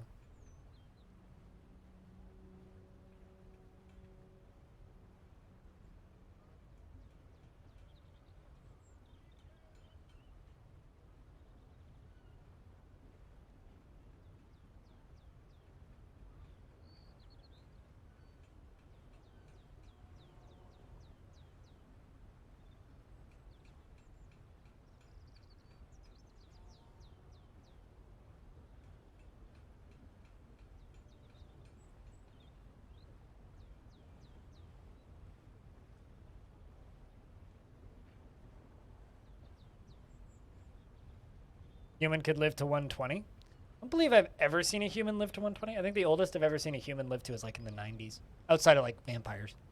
Indoor fort. I know that we had a human in this fort that lasted until about year 80.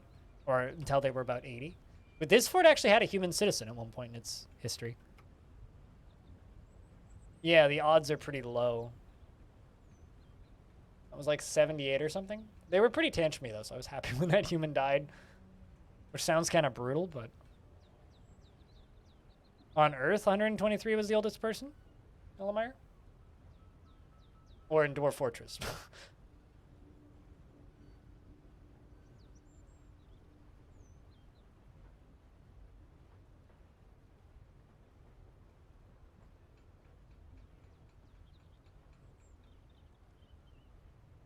But the elves have arrived to trade? We'll give them a minute to set up while we continue to perform dances.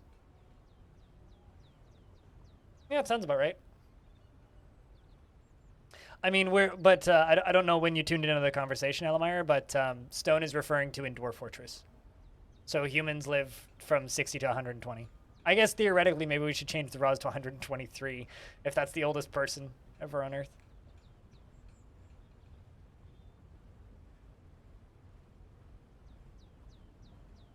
But theoretically, we could make that historically accurate. It's just like no one has ever seen a goblin die in real life, so obviously goblins are immortal, right? It's just like, I don't know about you, but I've never seen an elf die, so thus elves must also be immortal. We have, however, we have lots of physical evidence of humans dying in real life, so we know they're not immortal.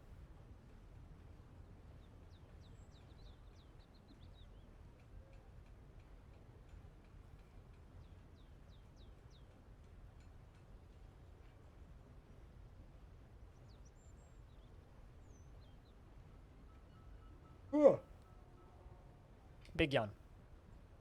But yeah, no, I mean it's a bit of fun.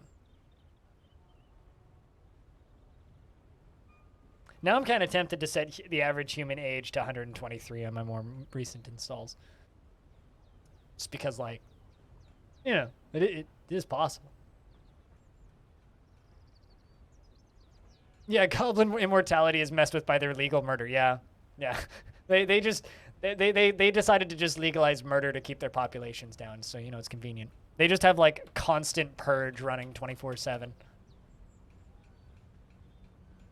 And yeah, I need to rewatch the original Purge. I remember that movie being pretty good. I remember liking bits of it.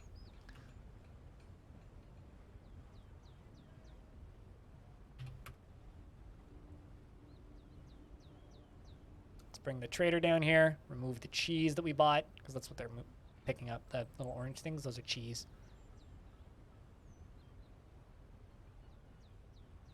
Yeah, goblin immortality is made seriously inconvenient by a lot of their legal system. Or rather, it certainly lowers their life expectancy. It's like whenever you find like a demon overlord of a goblin in Legends and it's just like, oh, what do you spend your time doing? Taking part in foot races and wrestling competitions and murdering your civilians. Yeah, that seems about right.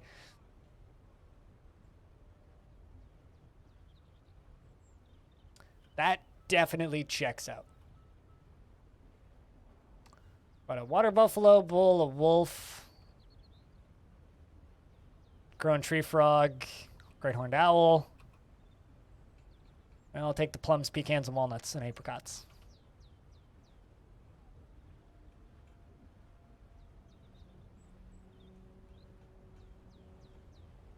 The plums give seeds or pits?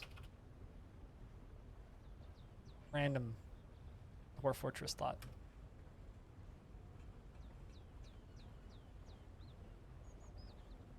Because he decided to use violence and an axe. Absolutely, yeah.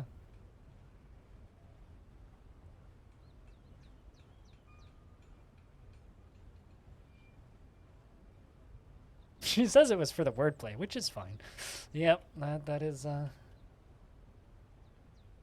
Wonder what goblins' thoughts are of. I actually wondered about this for a while. It's like, because you know we see bits and pieces of dwarven religion, right? Like, are they one life you die? Are they reincarnation believers? Are they afterlife believers? Like, what do they actually believe? Like, I've been wondering about that for a bit now, because like it's not super clear. Like, I really hope that we get more flavor text about the individual formed religions under gods, because like I kind of wonder, you know? Like, you know, if goblins believe in resurrection, then like, yeah, okay, that would make a lot of sense. Why murder would be legal, because you'll be back anyway. See you in 2 weeks.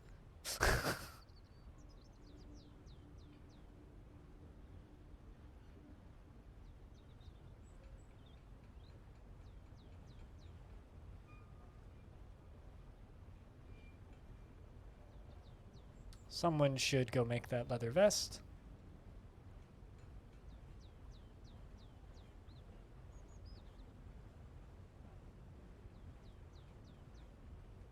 Goblins are naturally atheists. They believe in no gods. Yeah, I don't know. I just think it would be more interesting if they did.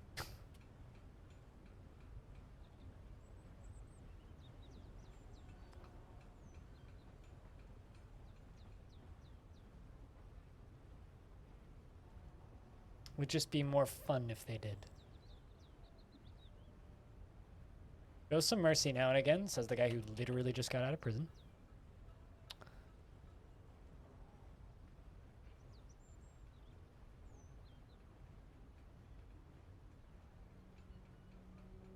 Okay, people are making them leather vests now.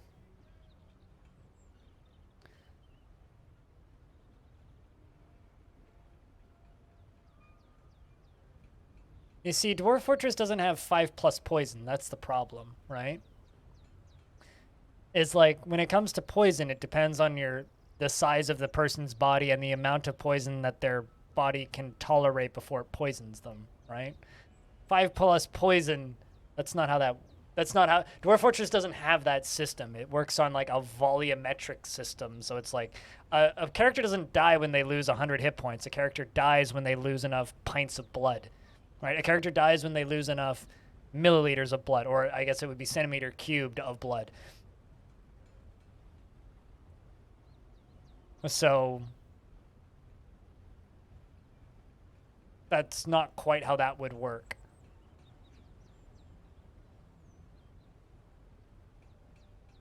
Which is why it's like, you can't just do like the D&D stats thing of like, well, let's just add 5 stats to this. It's like, that's... I mean, you could make something produce poison. You could have a mug that produces small amounts of poison, but it's not just like +5 poison. They demand it, threaten for it, do it as a matter of course, hang corpses from llama wool ropes, and heads on iron pikes. I mean, you gotta intimidate the adversaries. So, I mean, that's logical, you think? It's like an intimidation electoral system.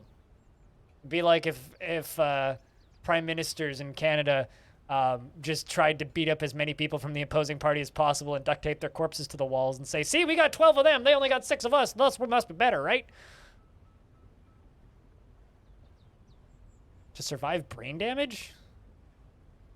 I had a dwarf whose brain was mangled beyond recognition once, so I guess so?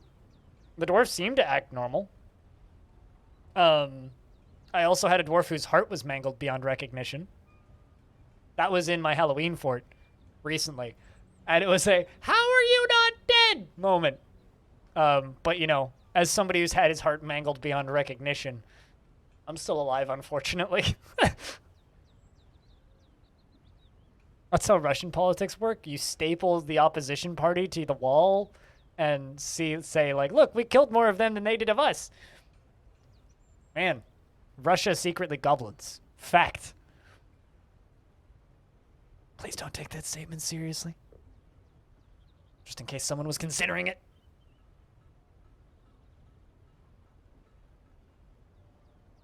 Frankly, I mean, if that's how wars were fought, if political parties only killed each other, we'd have a lot less wars. Like, quite literally. It's like, great, war is legal, and you can fight wars whenever you want, but the only people that are allowed to fight are people that are elected as part of political parties. Good luck. We'll stay here. You guys figure your shit out. There'd be a lot less wars. Have a lot more. Maybe we would have a lot more politicians. Yeah, that's actually the problem. The probable result of that would just be we'd elect a lot more people, and only elect people that are already in the military. I still think that like all politicians legally need to stream themselves playing Among Us at least once. Can we make that a law, please? Because last year watching a bunch of politicians play Among Us was wonderful. It was wonderful, and I want to watch that again. But it's probably not going to happen. Do you have any idea how much money I would pay to just, like, watch, like, world leaders play Among Us against each other? Like, I would pay at least $5.99 to watch that.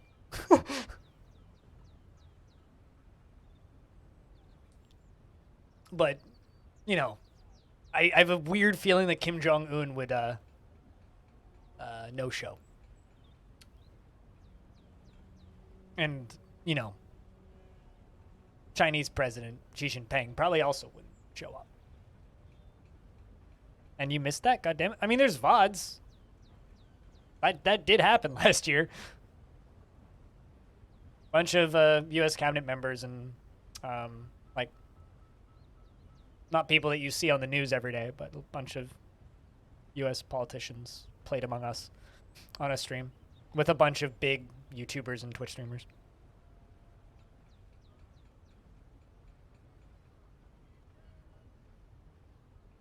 Yeah, see, that's significantly less fun. But you know what isn't significantly less fun? The fact that Sathatos has been subscribed to my channel for a year. Sathatos, I have a question for you. In Archcrystal, what was the oldest dwarf that you had born in your fort? How long did the oldest dwarf live, if you can remember? Well, no wonder why he's so out of touch. Cutest. Although, he probably doesn't use the internet. He probably uses his own internet.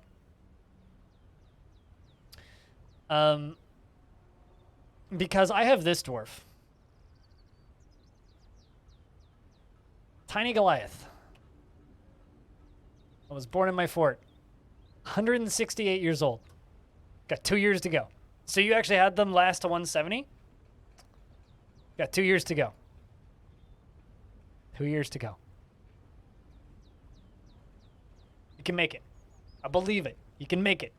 Was born in year 169, and damn it, he's going to live to 169 again.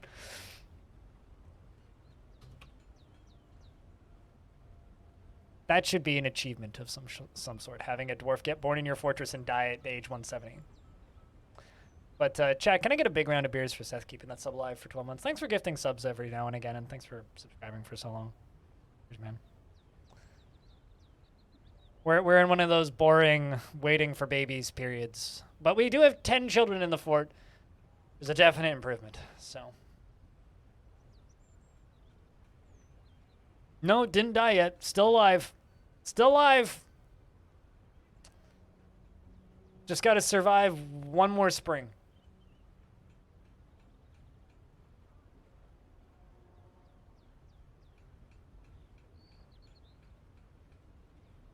I think that'll be the first dwarf that I've actually had live to 170.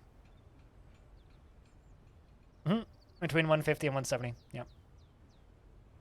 Was King Zan, whose reign was 156 years? Fuck yeah. Wait, hold on a second. So he was made king at like 20. Damn.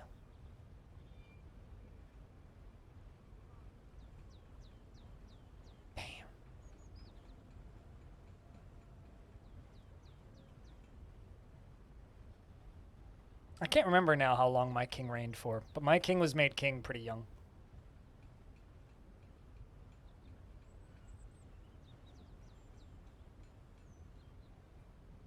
I mean, I believe you, cutest. So what you're saying is it would be unlikely that we would be able to get President Putin to play Among Us with world leaders in our new way of fighting war? What if you told him that if he plays this and he wins, it counts as like winning a war? Do you think he'd do it then? Or do you think that he would pretend that he was doing it and pay somebody else to do it for him? Because I think that's what he would actually do. In reality, I feel like if we were to actually get world leaders to fight wars in Among Us instead of in real life, I have a feeling that what would happen is most of them would just pay somebody to play it and pretend to play. Or he'd cheat. He'd install hacks, like boot other people out of the game and be like, I won.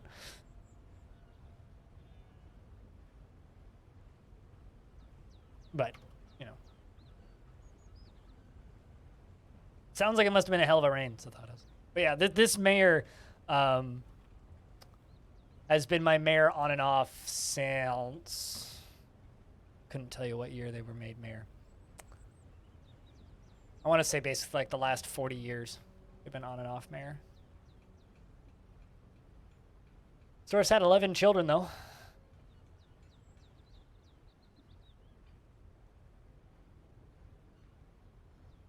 was captain of the guard for a bit. Was the dungeon master for a bit. He was a broker for a bit.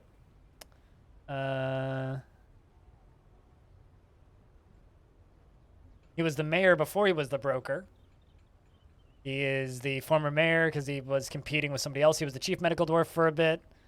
And he was the captain of the guard before then.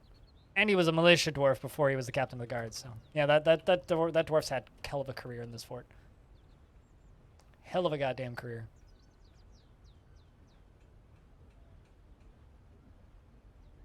For those of you who don't know, dwarves can only die of old age on the 1st of spring. Which is very convenient. In fact, like, that's actually a change that I wish that Tarn would make, which is dwarves could just naturally die of old age at any point in the year, instead of the 1st of spring. So, you know.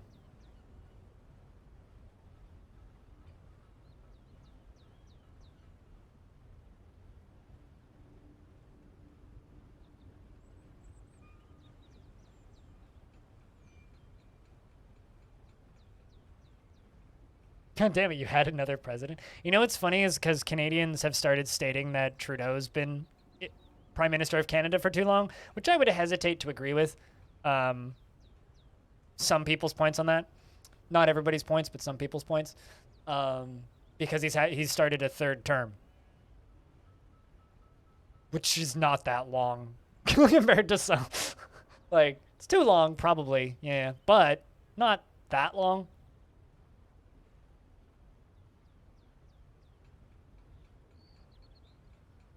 Ah, gotcha. Before you could forbid it? Ah, yeah, that makes sense.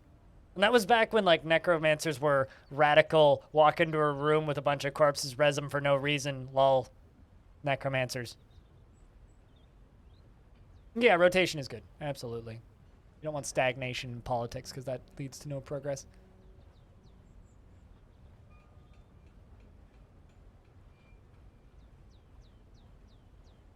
No.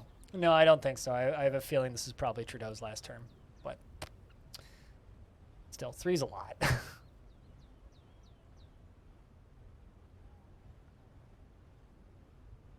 They need to be changed frequently for the same reasons. I mean...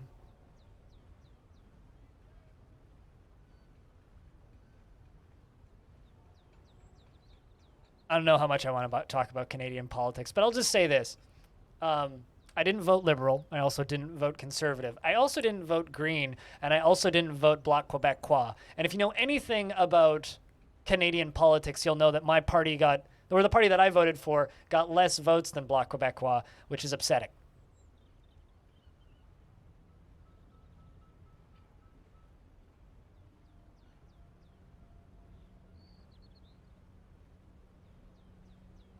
It's hard to create corruption routes if chairs and people are rotated. Yeah, absolutely. I don't know.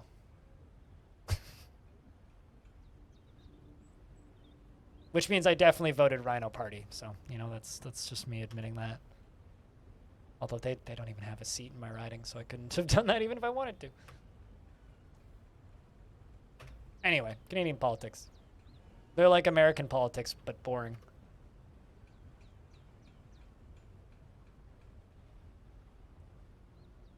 Yeah, I'm pretty sure that nobody I've ever voted for in Canadian politics has killed people, so there is that. I'm still waiting for the U.S. to elect Dwayne "The Rock" Johnson as president. Like, they should do that. Like, The Rock should run. Just make that happen. Can we have that happen, please? Politicians in stable countries should be boring. Yeah, that's why Canadian politics are really boring. Don't expect... the most seats Rhino Party had was 4. 4 different ridings they were running in.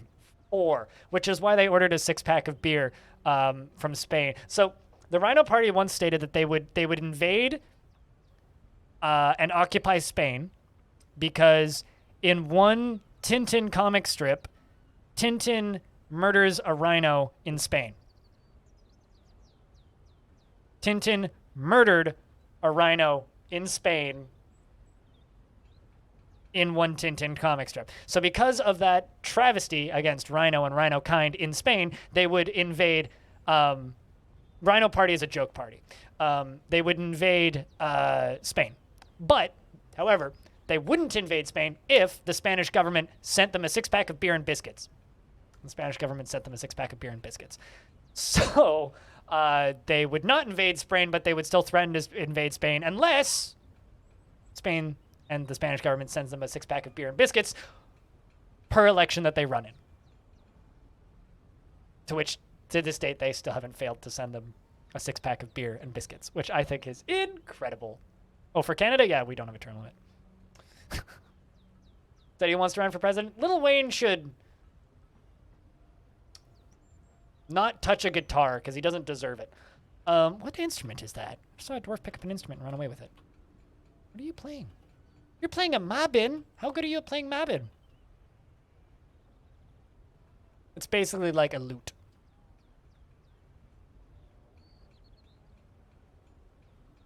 Dabbling stringed instrumentalist. Interesting. He's a dabbling at playing it. I'm going to give you a job, Merle. You're going to be a tavern performer. Because I want you to become a professional that. What, like, is this a list of joke parties?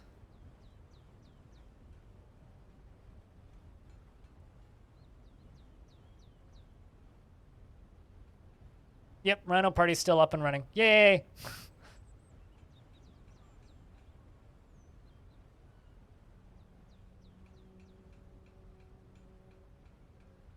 Ideology. Satire, yes. yeah, that's accurate. I'm looking at the Rhino Party of Canada page. Ideology. Satire.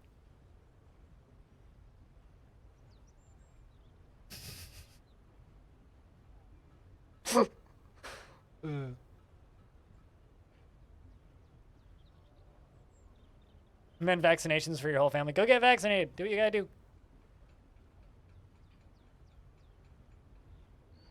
Go get that stab.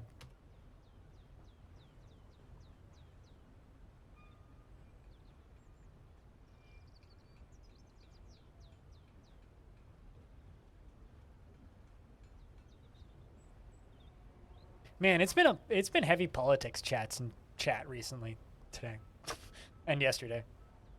I mean,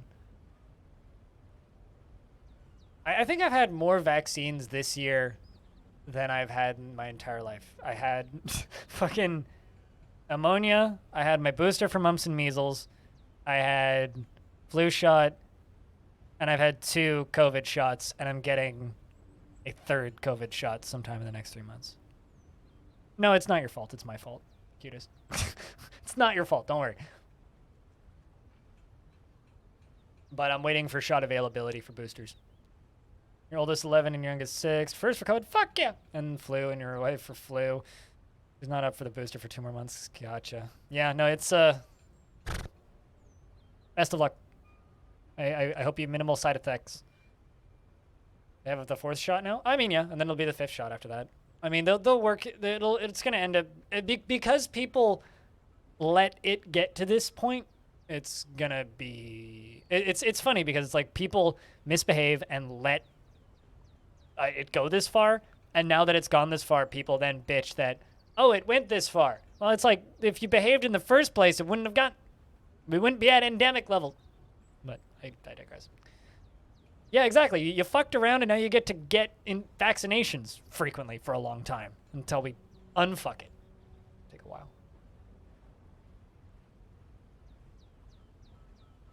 Sorry that I'm grumbly about this. I was watching Channel 5 with Andrew Callahan last night, so I was kind of binge watching the videos that I'd missed. So.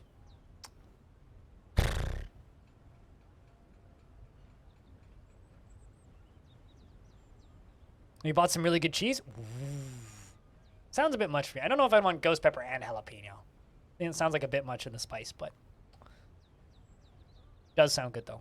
Very small amounts, I would say, for me.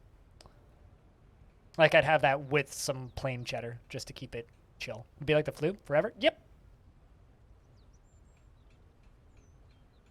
You've been vaccinated since March. Yeah, I need to. And I mean I'm on the waiting list for boosters here, but it's Canada's, so we don't have as much supply as other places. Also, they want me to get my booster in Moderna, which is not as available because that's what I had previously. So.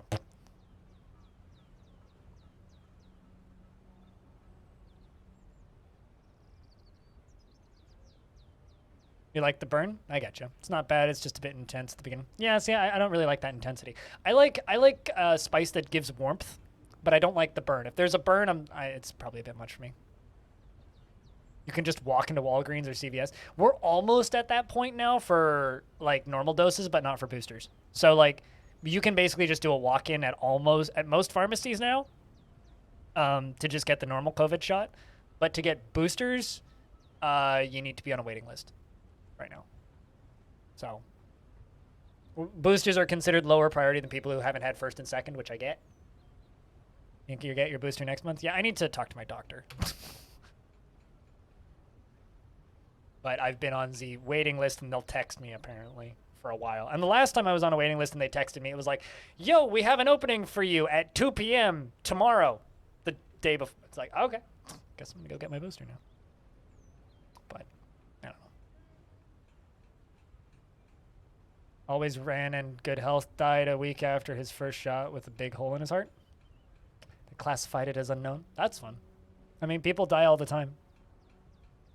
What's your point, Alamire?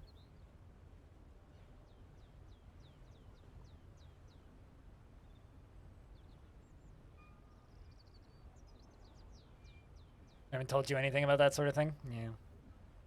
Well, I mean, I don't think you're out in public super frequently, Stone, so you're probably safe. To just chill. Wait until they tell you. Welcome to Russia, cutest. Welcome to Russia.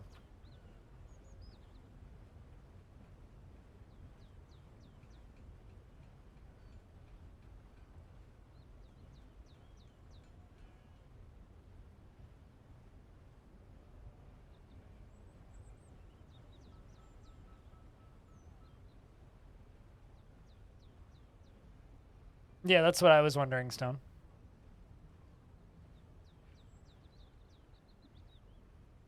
I mean, just the thing that I always tell people, right? The highest chance you have of dying of getting the vaccines is getting a blood clot. And statistically, more people die every month from taking, more women specifically die every month from taking birth control than have died ever from taking COVID vaccines. And more people have taken COVID vaccines than birth control. So just, remember that. Also, people die all the time of random crap that is labeled as unknown, completely unrelated. And just because someone takes a vaccine and then dies mysteriously, odds are pretty damn fucking good it's got nothing to do with the vaccine. Yeah, but the point is that you made this statement, right, Alamire? So you're connecting the two, right? So if we're talking about it, if we're talking about something, and then you're just like, person I know died of something unrelated. Okay, what does that do? If somebody reads that out of context and assumes that it is related, then you've just started a rumor, which doesn't help anybody, right? Birth control pills can make you die of blood clots. Yes. It's like 1 in 500,000 people who take a birth control pill will die from it.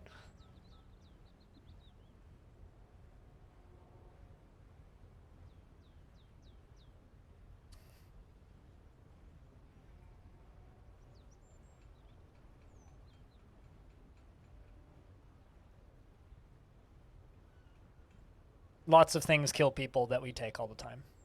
My insulin could kill me. That's one of my favorite things is my insulin could kill me. It's the thing that keeps me alive from day to day. And it's not hard for me to accidentally kill myself with it.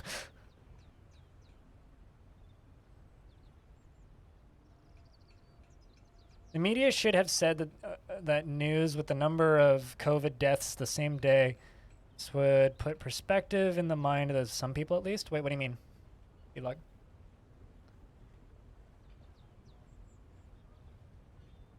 What, for the birth control thing?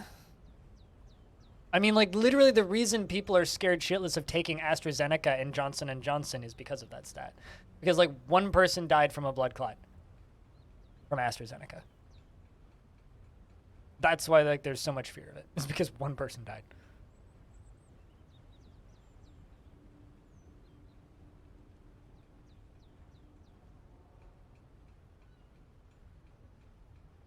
I mean, as somebody with a lot of bizarre organ issues, I can concur and correlate with that, Cutest.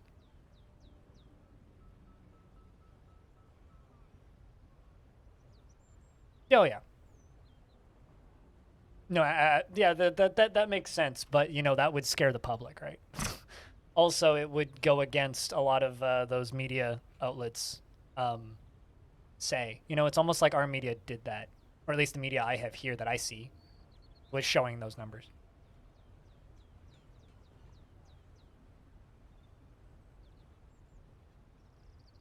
Oh, absolutely. Like 100%. It's like, you know, it's to this day. Like, I'm pretty good. Like, I know my pharmacists pretty well, right? Because I'm in the pharmacy a lot. And when I was getting my flu shot, they're just like, have you ever had an allergic reaction to one of these? I'm like, nope. And they're like, all right, well, you still got to sit outside. And then it's like, just so that, you know, we make sure that you don't have an allergic reaction, even if you didn't have one last year. Like, there's still always a chance that you could just have an allergic reaction and die to a flu shot. It's like that the odds are there, but like you're more likely to die from the flu than you are from the flu shot. The usual, Greg? No, I don't even have to give most of my ID anymore. I just walk up and they're like, yeah, we got you. Here you go. That's where I'm at these days. The pharmacist recognizes me more often than the coffee shop people do. That's where my life's at.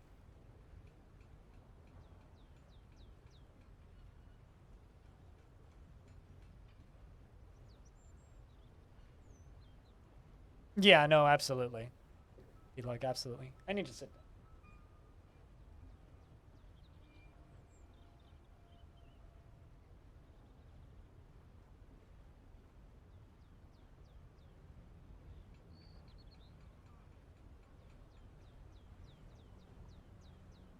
But you know, like when I bought my that boombox, right? Because I bought a boombox, right? Which is in the other room right now. Off of a guy on Craigslist. Slowly rising. No, definitely the table is lowering. Um, he he stated pretty casually after like, you know, we'd exchanged money and whatnot, and like he was wearing a mask, he was being polite. He stayed outside of my apartment and like let me test it inside my apartment and all that. He stated pretty casually that he was going to a protest after I bought it off this guy on Craigslist, and I'm like, oh, what are you protesting? And he's like, mandatory vaccines. I'm like, oh fucking boy, here we go. He goes, I'm double vaccinated, but I'm pro-choice, and I'm just sitting here like, what? Excuse me. Hold on a second. So you're vaccinated, but you're gonna go protest against needing to get vaccinated? All right. So like, there's people like that exist now. God. And he's like, yeah, I know. I believe that people should be able to have their choice. I'm just saying. I'm like, my response to him was just like, well, good luck. Stay safe. Wash your hands. And he goes, yep, I will. And he just walked, like, just, you know, middle-aged dad with white hair. Like, Pilot Guy frequents this chat lump. Pilot Guy's a manager at his job, right?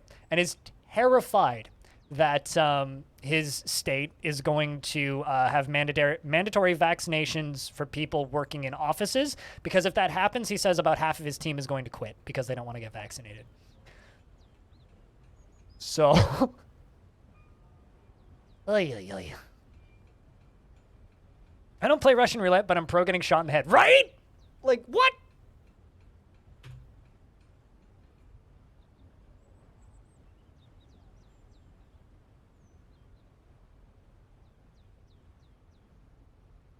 God. You lost 2 out of 6 because the company you work for took the hardline stance. Good for your company, but also that sucks. I hope that you can handle the workload.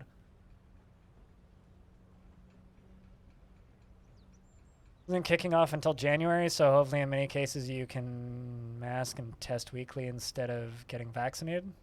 That significantly okay. So hold up for a second here, Lum.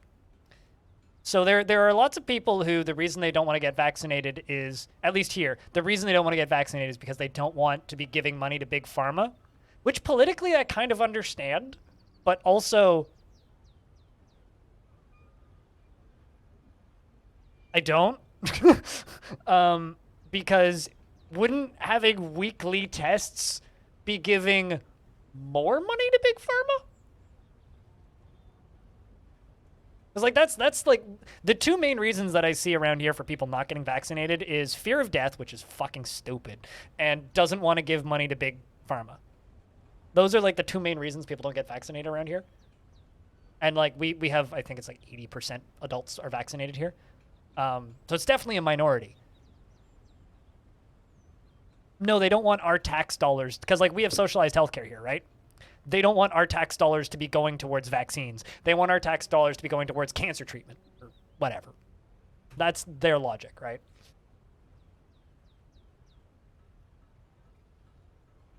Like that is the logic is they like, which again, like I can see it to a degree. Like I understand why you would come to that conclusion, but like that weekly tests thing that Lump just pointed out is like, man, that just completely negates the whole point.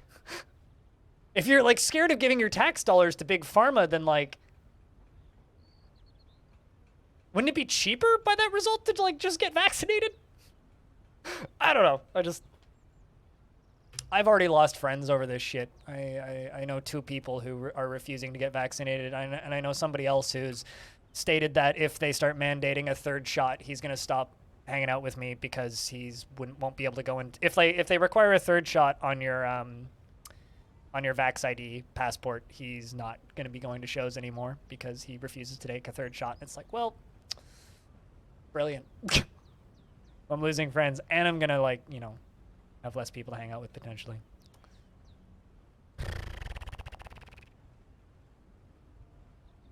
Heaven forbid tax dollars get used to end a pandemic. We're not in a pandemic anymore. We're in an endemic. Remember that.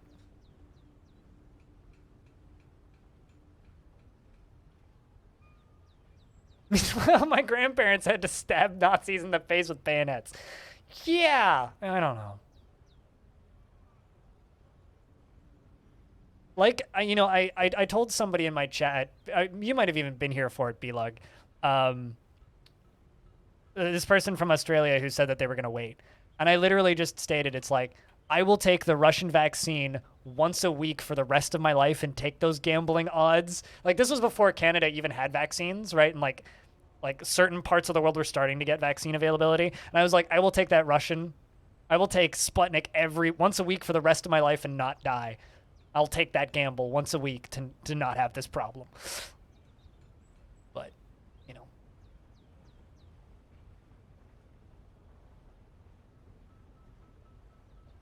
No, there is no point in that reasoning. I could see the logic behind why someone would come to that conclusion, but there is no logic in it. You know, it's sort of like flat Earth. I can kind of understand how gullible people could be culled into believing that. I can understand why you would make the leaps to jump to that logic. But in practicality, it makes no sense, right? And to me, it's kind of the same thing. It's like, where are your tax dollars going? Well, you have no control over that. But I could also see why, like someone who is easily convinced, I could see why you would make that jump, even though it doesn't make any sense. But that kind of thing happens all the time in politics, right? And that's kind of the sad part of it, is it's like, well, I see how you can make that jump, but I'm sorry, it's frivolous and stupid.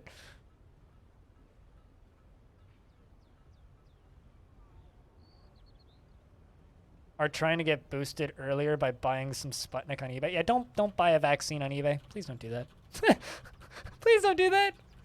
My one of my neighbors, his or I guess my neighbor, her and her husband, well, she's originally from Moscow, and he lived with her in Moscow for, I think he said, a decade. But they live here now, right? They're Canadian citizens.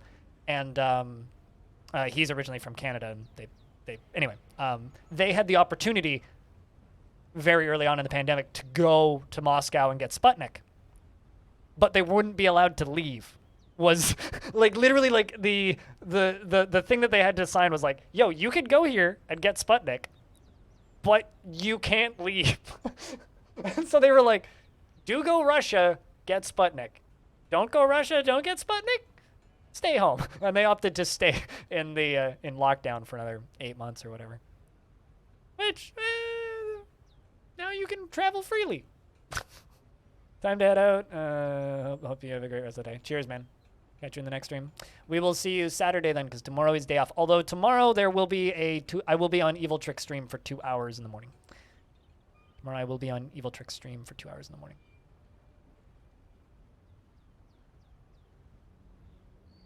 Yeah, it is. Well, although we're in early summer right now, so it's gonna take a bit. I'm curious to see if they show up to trade though.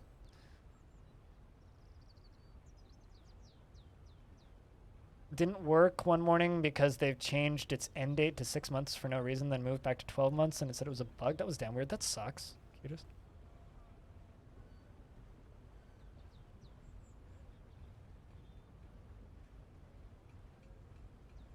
Please come home. We promise we won't kill you. Right? What's even funnier is it was like a letter mailed invitation. Like he showed it to me. It was like actually kind of creepy. But Passer Ol, the humans have arrived to trade along with the royal treasure. You have haircut now? Success. Congratulations on haircut.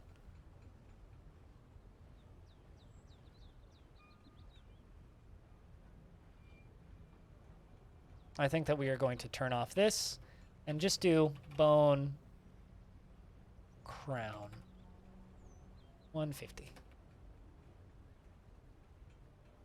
got a free haircut? Hell yeah.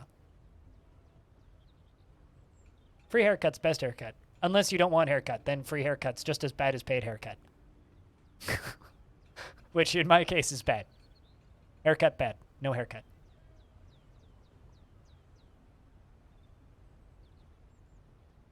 Perks of being a veteran. Touche.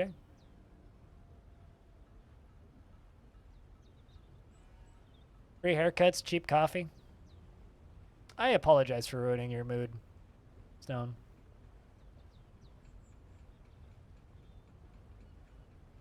There's got to be at least some funny stories in like all the sadness from today.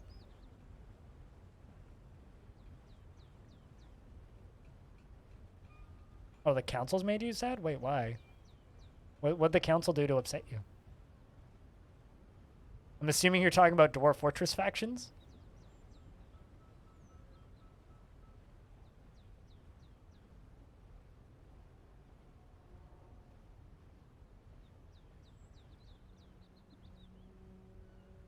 Is this like real life taxes that you're talking about? Because I'm still under the impression that you're talking about Dwarf Fortress.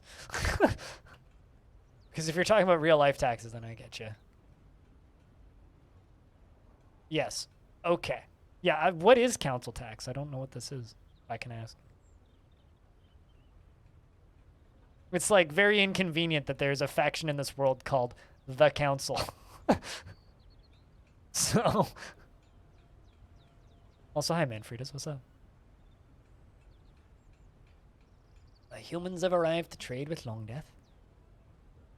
The grand dwarven faction. Chop some trees off, prune the edges.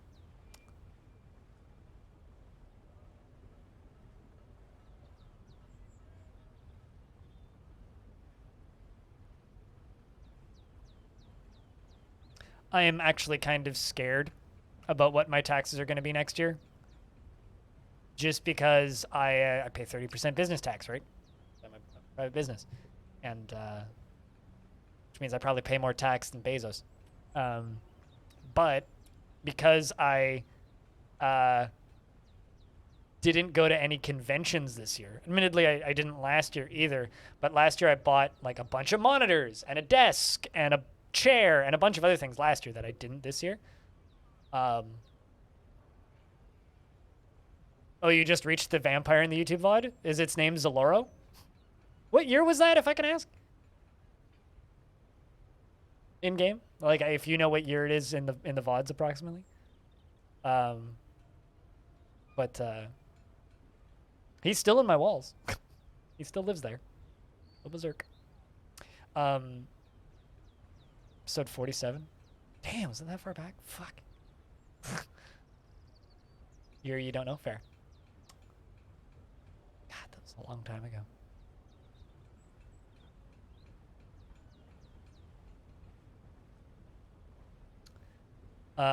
But yeah, no, so this year I've had way less business expenses, so kind of afraid of what my taxes are going to be. Also, there was a bunch of like random tax deductions thanks to the pandemic last year.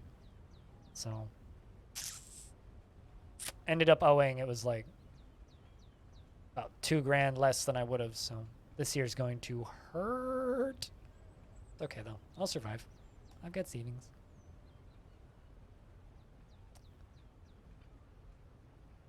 Taxes need to be paid. If taxes don't get paid, then the governments don't work, and if the governments don't work, then the country falls apart. So, it could be worse.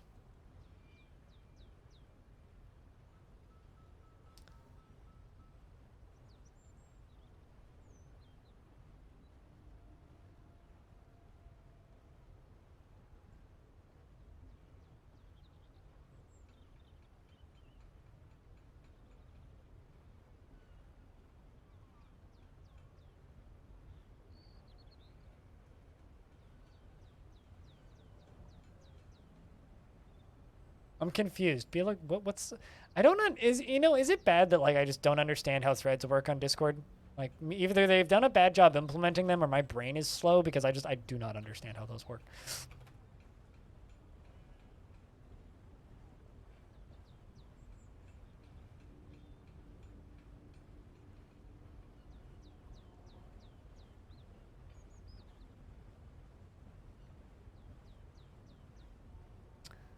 There's about to be a lot of stuff getting hauled to that. There you go.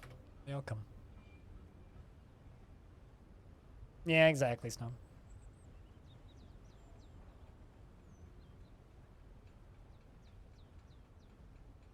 That's very rare. Even in places where people claim that that's the case, it's still pretty rare.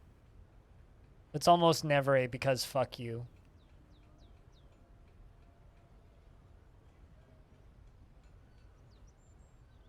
In Stone's case, I guarantee you they're for something. It's just like in my case. It's like I don't complain about taxes because like I am self-employed. I'm gonna practice a martial art. Squad are you? And you're in the Eternal Guard. It's oh shit, I didn't even realize I was in that screen. Let's request iron bars because I don't feel like doing this right now.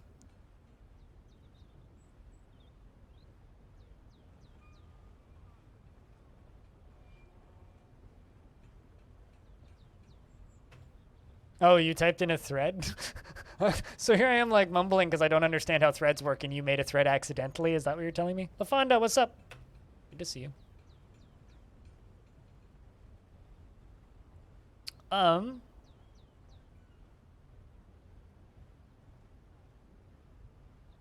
was about to do a thing.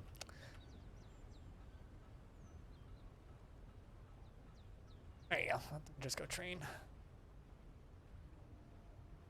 But how we doing, LaFonda? How's things?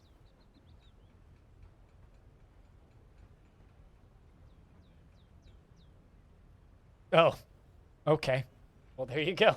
Thought your text was the message and not the title. Womp.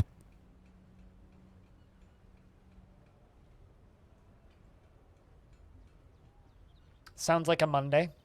Cutest.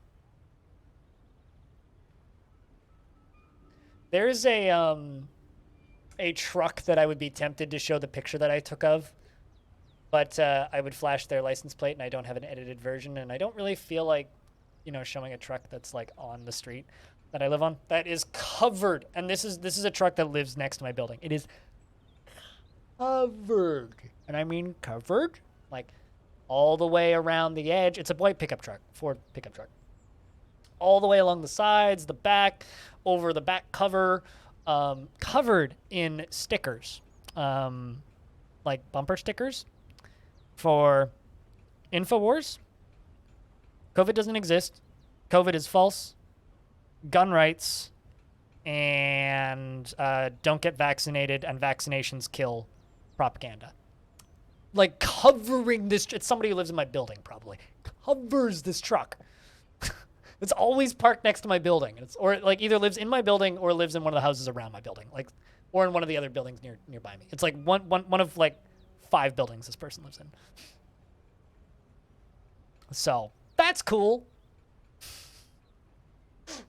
Like, geez, you're enjoying your day off? Hell yeah. Glad to hear that. Hopefully I can ruin it with my Sag politics. Ah.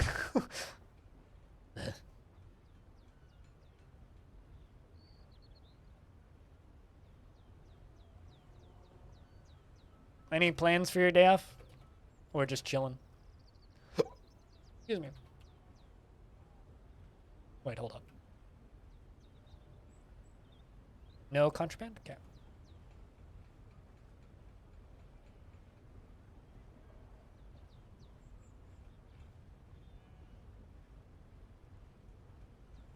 Just chilling? Good stuff.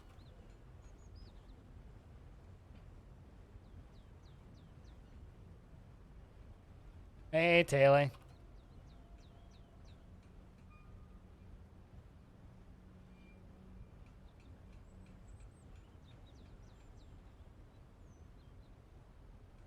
You know what would be a useful place for threads?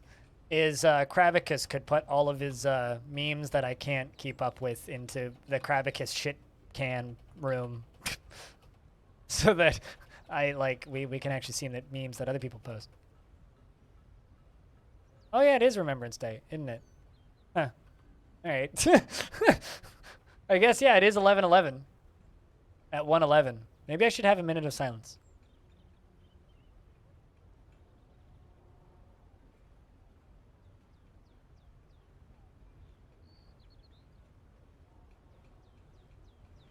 Although technically it's like 11:11 a.m. that they do that normally. Means I missed it. Whoops.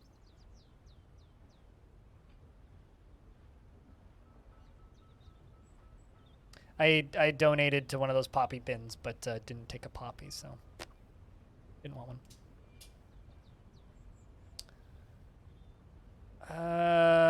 I wouldn't say that. Please don't say anything even remotely positive about that in my chat, Manfredas. Because that website is dangerous to the gullible. So, don't say, it doesn't matter. Don't say anything positive about them in my chat. And we can be friends.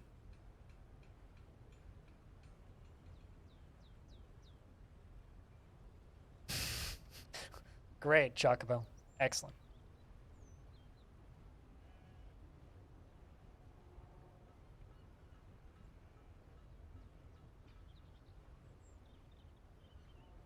Most things are closed. Except for pubs and bars. Pubs and bars always stay open on Remembrance Day. I used to always work on Remembrance Day, so I always just kind of forget that the day exists.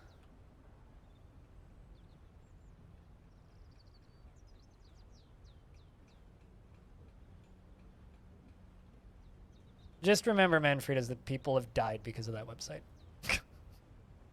That's all that you need to remember. What's up, caveman? How's things? It's just like there's some good memes on 4chan. 4chan's terrible, though. Doesn't matter, caveman. Subject change.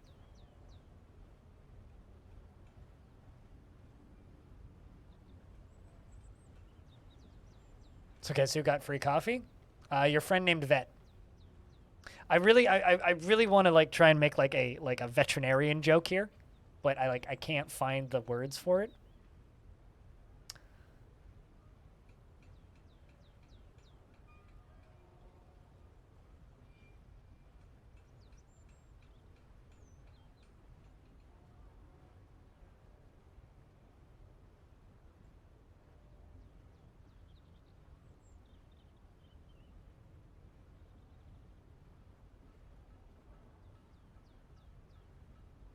Basically, we're at the point with this conversation now where it's like if people keep talking about it, I'm just going to start timing people out.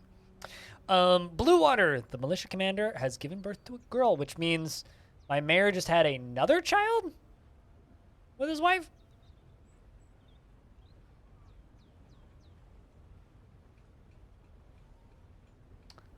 I try to avoid promoting the worst parts of the internet, right? And that's literally what we're doing right now. Well, let's change the subject before I change it for you.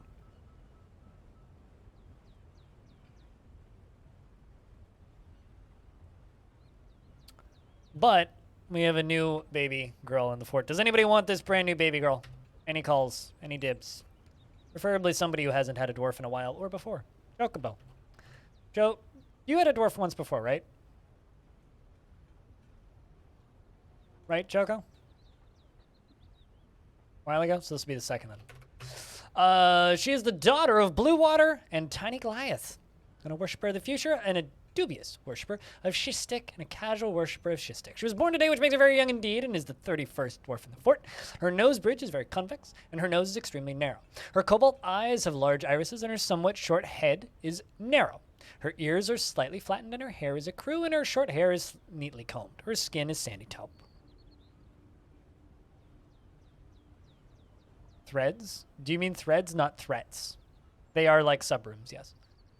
She personally respects society that she personally doesn't respect a society that has settled into harmony without debate and strife, and sees sacrifice as wasteful and foolish, and dreams of crafting a masterwork someday. You're not very much like your dad. She often is sad and dejected, and she tends to think before acting.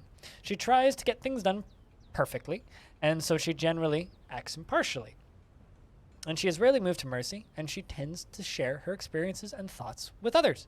She has a greedy streak and is not particularly interested in what others think of her. She generally finds herself to be quite hopeful about the future, and she likes a little excitement now and again. She finds obligations confining, though she is conflicted by this for more than one she finds obligations confining, though. Where was I? I totally lost my spot. Though she is conflicted by this, for more than one reason. She takes off her help and gifts without feeling particularly grateful, and she has a little interest in joking around. She can easily fall in love or develop positive feelings, and she is not particularly curious about the world. She has an active imagination, she is a friendly individual, and she is conflicted by her nature since she would ideally prefer more strife in her life. What? She needs alcohol to get through the working day and does not mind being outdoors at least for a time. Welcome to the fort, child. I mean, this baby is going to deliberate for approximately 0.45 seconds before crying.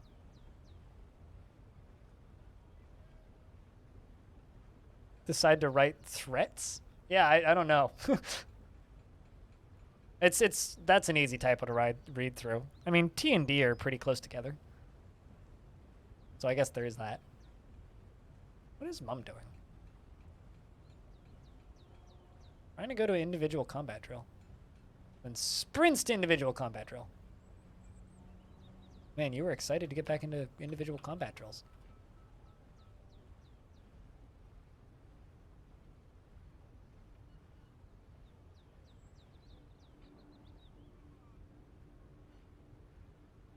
Arch, this is the dwarf that was stressed. This dwarf. But this is one of those dwarves that gets stressed without being in the military, so putting him in the military should sort him out.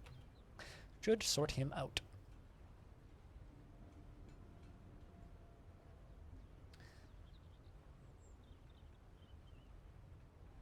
And also, baby does not often give in to mercy.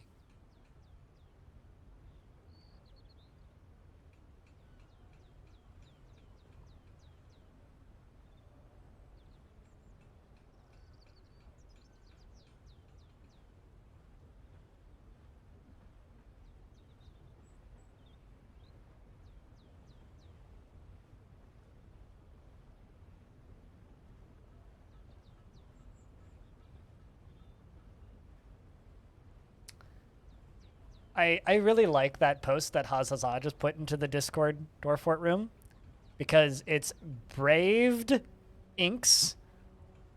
So it's braved, INKS, but it reads as brave drinks, or almost, if you just like stare at it for a half second. That's actually a really good name. Or it's Brave Dinks. I like Brave Dinks.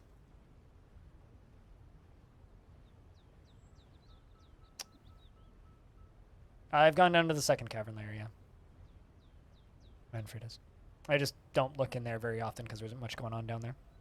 We also have moved beyond the Age of Myth. So I have a feeling like number of forgotten beasts we're going to see is dwindling.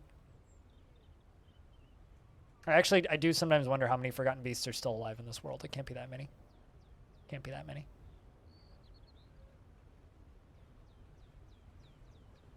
Although I wonder if the last forgotten beast is going to be the one that I have locked in my basement eventually.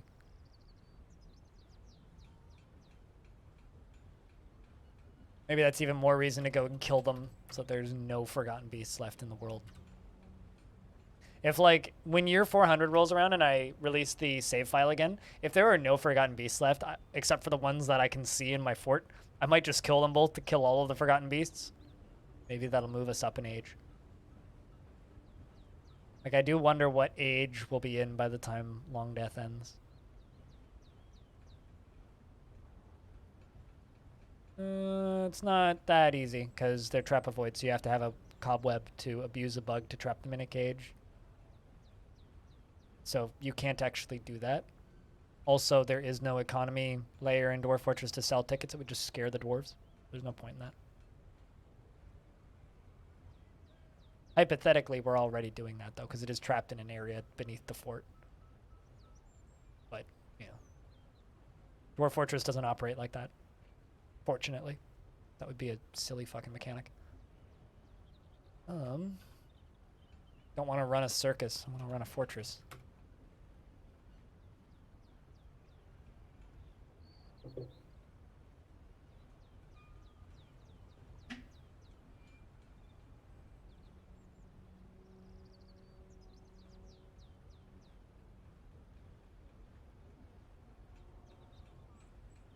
Trying to pour me some coffee, damn it.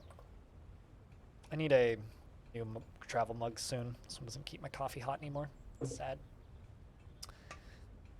By the third cup, which is around now usually, it's more lukewarm than hot coffee.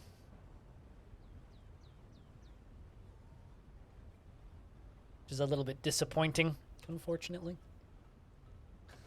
A lot of used clothing to get rid of, apparently. Because I've been trying to get rid of the ballistas for a bit now.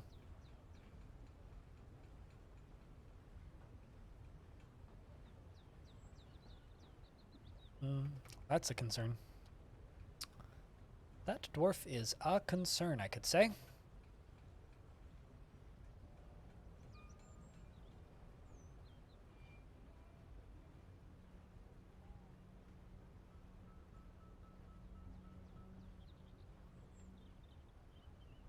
Run around here, dwarf. I need you to trade. But what have you been up to, caveman? How's things? You know, Reslam, I keep having to, like, re-remind myself that you used to be manufacturing monkeys because you've changed your name enough times that I've, like, lost the thread of who you are half the time. To be completely honest with you. Like, I'm pretty good at keeping up with nicknames, but on Twitch. But every now and again, like, I'll just lose the thread of who's who. And just, like, suddenly have no idea who you are.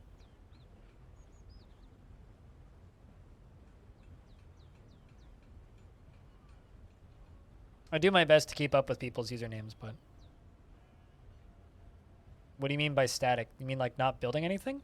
I have mega projects in mind, but I am not going to build mega projects until my population is stable again, which is above 35. At 35, that's enough dwarves that some dwarves will be getting together and making babies at all times. But right, we dropped all... If I continued making mega projects at the speed that I was, the fortress would have died.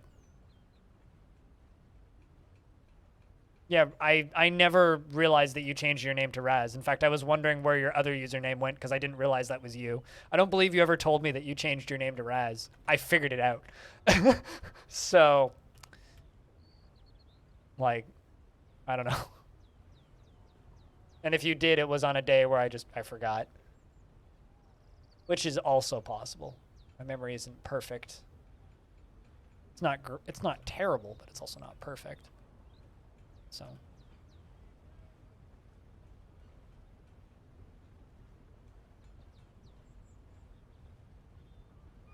It's incredible I haven't accidentally exported any vests.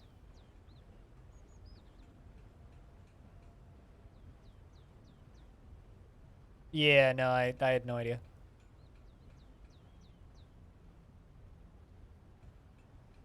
So I just figured that you were a lurker who'd changed their name a couple of times. Because I've also had that happen. I've had people who've been following me for a long time who change their names pretty frequently, who don't really talk in chat ever. So I just kind of figured you were somebody like that. That was my assumption. But I figured it out through various means. Opening up your account and scrolling up the chat while I was going, who the fuck are you?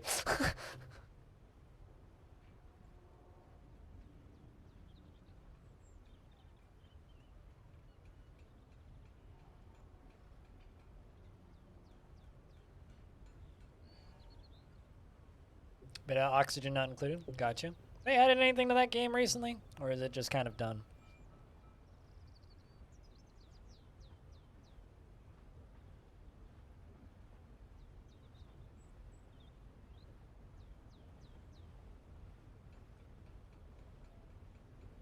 They added radiation? Alright. I don't know. I wish I was actually interested in... I do wish that I was actually interested in that game. But...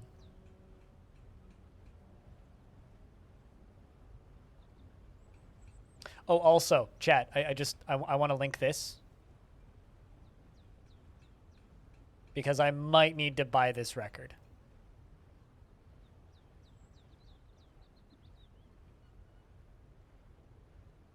To those of you who like metal, yep, you might need to listen to that song.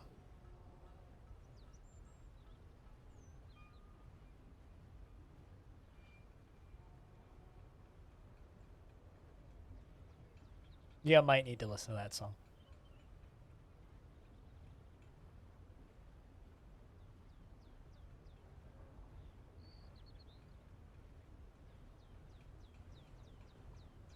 Yeah, that should help you. All right.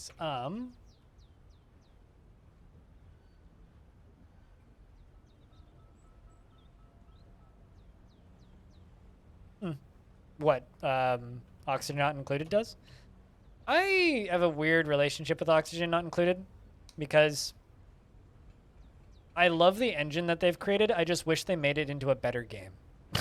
Because, like, the engine that they've made with all the physics is... And I feel kind of similarly about Noida. It's like, I love the physics that they've made for it, and I love the ideas behind it. I just have absolutely no interest in playing it. I feel exactly the same way about Noida. I love the engine that they built for Noida. I love the ideas behind it. I have zero interest in playing it. So, I don't know. I wish I was interested in Oxygen not included because it looks like a fun game, but playing that game is pain. Absolute pain. Similar feelings to me for me about what's it called? I have similar feelings about Factorio. I just wish that it was a game that I wanted to play. Speaking of, can people please stop making VR only cool as fuck looking mech games? It's annoying. There's been a couple really cool looking mech games that have come out in the last, like, I don't know, 6 months or so. But they're all like VR only.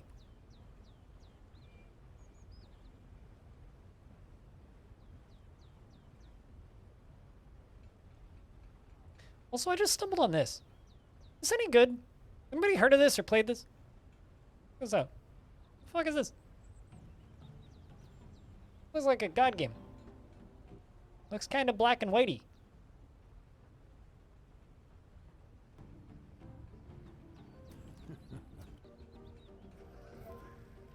Like the weird big monsters. Those look cool. I don't know if this is any good, but it's got a nice look to it. Like that cartoony 2D people. It kind of visually it reminds me of black and white. Seems to be a solo dev.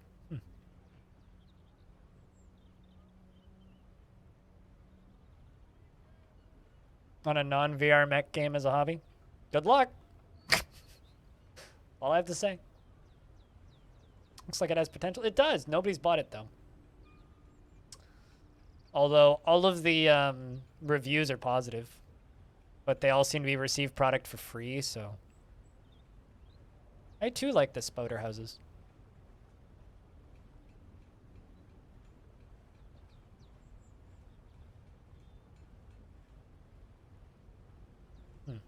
I don't know. I'm suddenly curious. That one?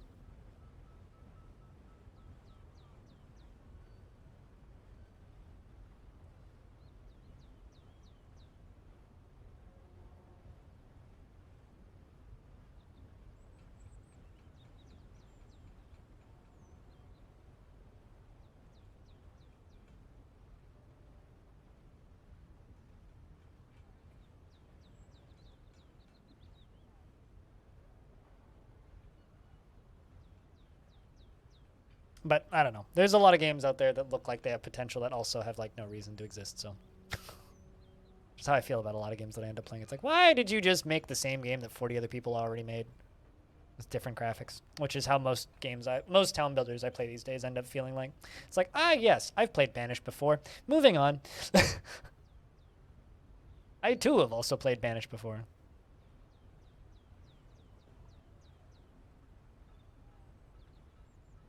I mean, when it comes to mech games, most of them I don't want to play. In reality. Because most mech games end up being town builder survival mecha type thing. I don't think you'll ever finish that. No offense. Well, they're not making a new Caesar game, but they're remaking Pharaoh. Which I will 1000% play when that comes out. Called Pharaoh: A New Era. And it looks beautiful. It looks gorgeous. I just hope they don't fuck it up somehow. So, if they don't fuck it up somehow, maybe then they'll make Caesar. I just want them to remake every single one of those games. Just like put the same game out, the exact same game, bugs and everything, but like with 4K graphics. Just give me that. Just give me 4K graphics and cutscenes. Put those games out again. I'll buy them all. I will literally buy all of those games. And then Gamer Zach will be a billionaire because his YouTube channel will go poof, because he's the YouTuber who like basically just makes videos of those games all day and streams those games all day. Like his bread and butter. It's like me and Dwarf.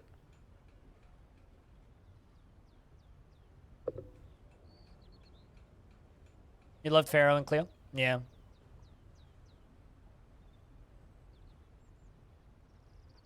What, from the game, Manfredos?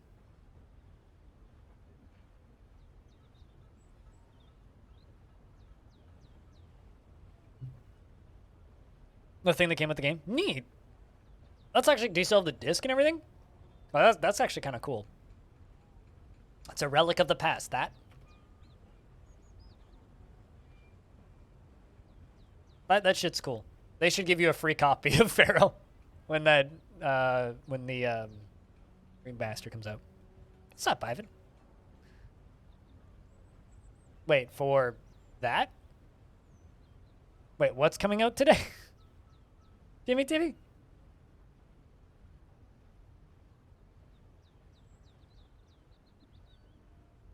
Oh, yeah, no, I know that that's out today. I know that that's out today. Like, that's why I noticed it, is because it came out today. I was like, I just popped up Steam and New Games was the tab that was open, so that's why I saw it.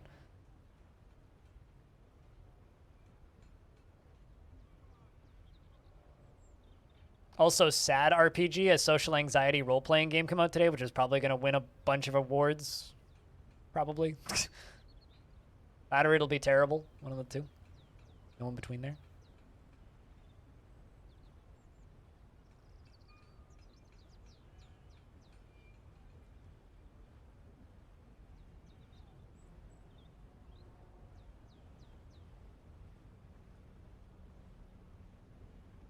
Sounds cringy.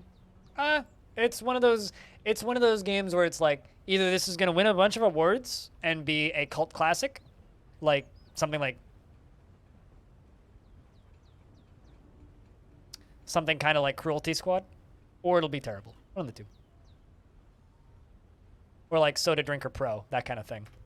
It's gonna be one of those games. Or either it'll be like a legendary indie masterpiece, or it's gonna be terrible. There's like no in between. Did you just steal my instrument? Yeah, you did. The Royal Treasurer is using my instrument. I wonder if you're gonna bring that back next year. Which is actually kind of neat, because now the dwarves are learning how to play it from this person who's playing it.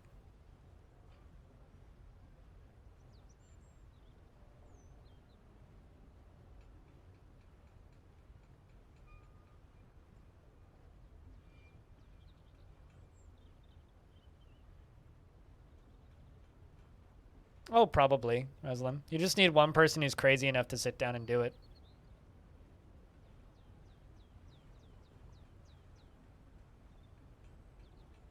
Because they're going to run away with it? Yeah, well, I mean, I have more of them. That's just the most recent one that's been brought into the fort, so the dwarves have been using that one. The problem is I can't make them because it requires ceramics, which I don't have the materials for in this fort. So I'd have to import the materials to make it, which is a bit, So I'm just kind of like, I just kind of have to wait for the humans to bring them, and they bring 1 or 2 every 100 years.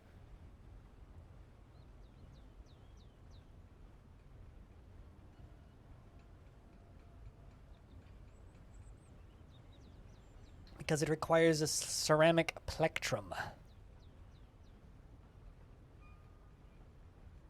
So into late summer.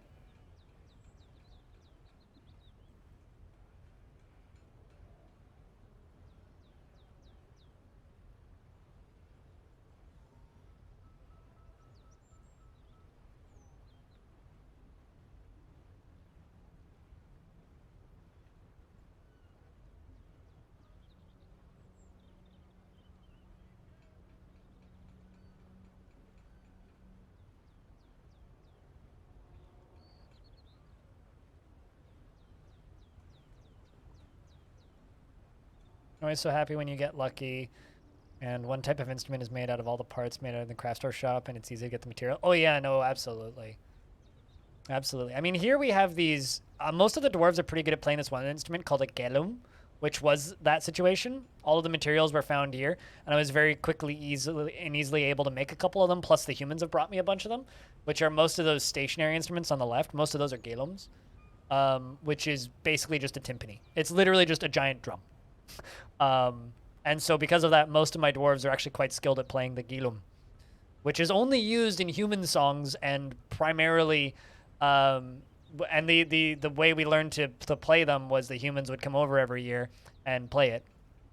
And so now human songs and human dances from the Confederacy of Sport, which is the human civilization, are pretty widely performed, played, and used in Longdeath because we spent 300 years learning their dances and songs and how to play their instruments, which I think is kind of super cool to watch.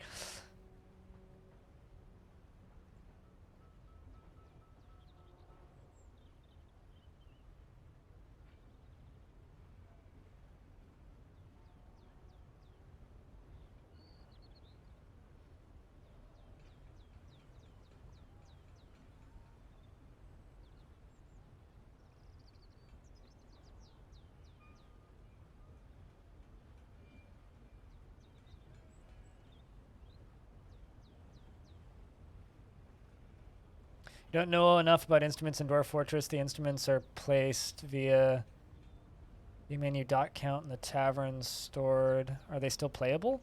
If they are if it's a placeable instrument, because that freaked me out now. So if it's a placeable instrument and you place it with the I key, if you place it in the tavern, then it is playable. Otherwise, they can be placed in chests or bags. I find that they tend to put them in bags more often. But you put them in the tavern, and then they place the instruments. So we have 17 instruments in this tavern. And they do collect and they do play them if they have the skills to play them. but visitors will also take and play them. So basically, it's like communal. Anybody in the tavern can play them, kind of deal. You make coffers for them seems more realistic. Yeah, but I find that they use the instruments that are stored in bags and the goblets that are stored in bags significantly more often than they use the instruments stored in the chests. I do agree. It seems more realistic. However, I find that they use them more if they're in bags. But that might also just be my anecdotal situation. Because like this bag over here is a artifact bag. So I placed it in the tavern. But these ones are all just normal ass chests, right? And there are a bunch of instruments in here that they don't really use. But they do go after the elements. Also, chat investments are open. You can invest your tickets.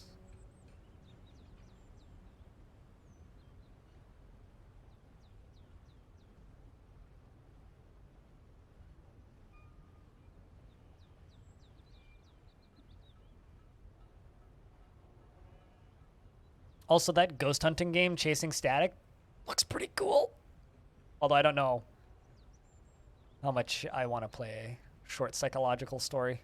So short psychological horror story. It's about 3 hours long, supposedly.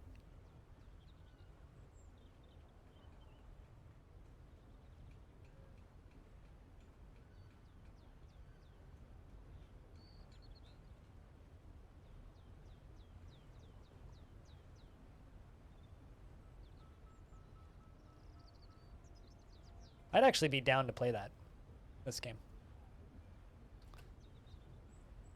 I don't really have a game budget right now, though, unfortunately. Kind of stuck to games that I already own. Money's tight this month.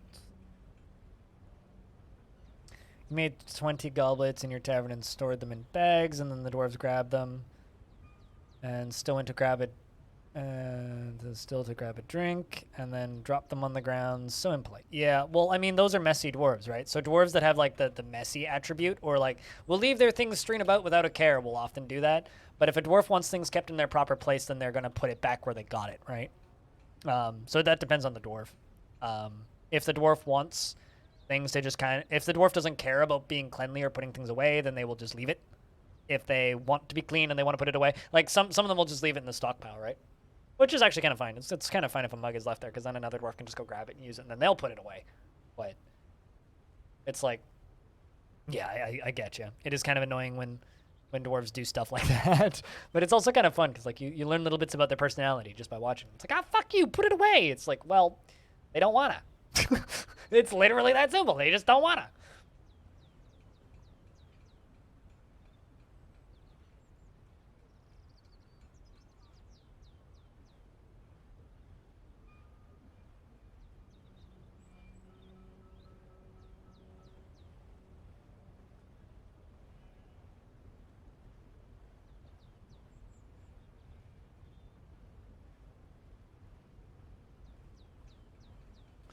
I'm gonna look something up, and now I can't remember what it was. I was thinking about it 2 seconds. Now I remember. Checking the other email account.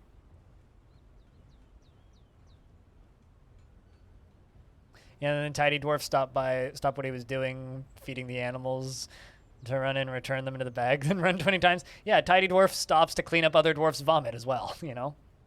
I don't know. I think it's like that. Those little personality quirks are what make me get attached to my dwarves, you know? It's like, this dwarf always leaves their mugs in the middle of the open, right? Never gets around to putting stuff away, and that's kind of fun. Like, I like those little details. Those little details are fun. Oh, also, chat. It's pretty safe for me to state at this point that I will probably be having Tarn Adams on my stream on the 18th. I haven't confirmed it yet because he hasn't confirmed it yet. Woo! But it's very likely that that's going to happen. Good win, be like. So if you have questions that you would like to ask the Toad, and you want to get those in before I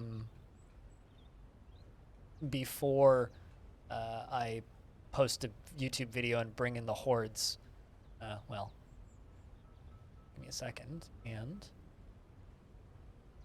Finish putting this back where I had it. Popping chat back up where I can see it. There you go. There's a link. It'll be like the previous ones. Going on screen. Bring in the hordes! You know it. Bring in the hordes. How you doing, Eggman? How's life been treating you? Thank you very much for the 53 months. Can you believe it's been that long? Can you believe it's been that fucking long? Hey, Lorenz. What's up?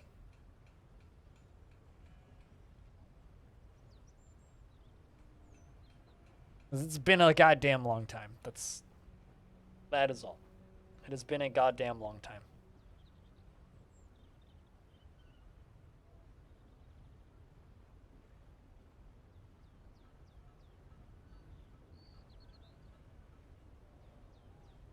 It's been a while, this is true. But thank you very much for continuing to support this channel. I don't know if it's Stockholm Syndrome or kindness at this point, but thank you. Based on Hobo's feedback, it's generally Stockholm Syndrome. Like, well, I kind of forgot how to unsub, so I'm just kind of stuck here now.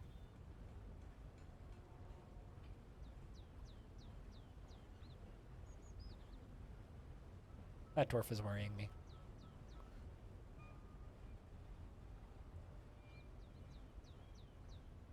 Ow. But, you know.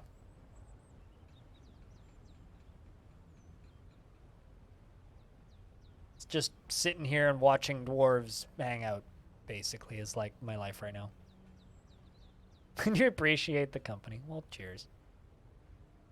I don't know if you watched it, but I put up a, I don't know, I call them interviews. I put up a video about, or with that I did with the developer of Rift Wizard, which I think is funny, because a lot of his references to how he designed Rift Wizard go back to the design of Guild Wars 2, because he worked on Guild Wars 2 for a really long time. You're one of the few people that I know who still plays Guild Wars 2, so you might find some bits and pieces of that video interesting. I am the voice of all Dwarf Fortress. Now, that is maybe giving me more credit than I deserve. That is definitely giving me way more credit than I deserve. Yeah, I actually cut out a bit of it. If you want, I can send you the full audio. Because, like, he rambled on about Guild Wars 1 for a bit that I cut out of the interview because it wasn't really relevant. It was kind of like a weird side tangent. But there is... a good amount of talk about Guild Wars 2 in that video. In fact, there's one really interesting quote that I left in the video, which is, if only Guild Wars 2 tried to be less ambitious, then they could do so much more. Which I think is a really interesting quote. Unless he's moved. I think he's in Indonesia now, but he was in Seattle for a really long time. So...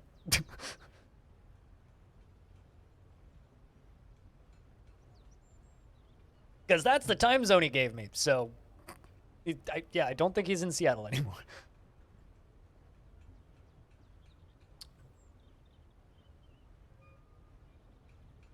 But if anybody's interested in the video that I'm talking about, it is this one.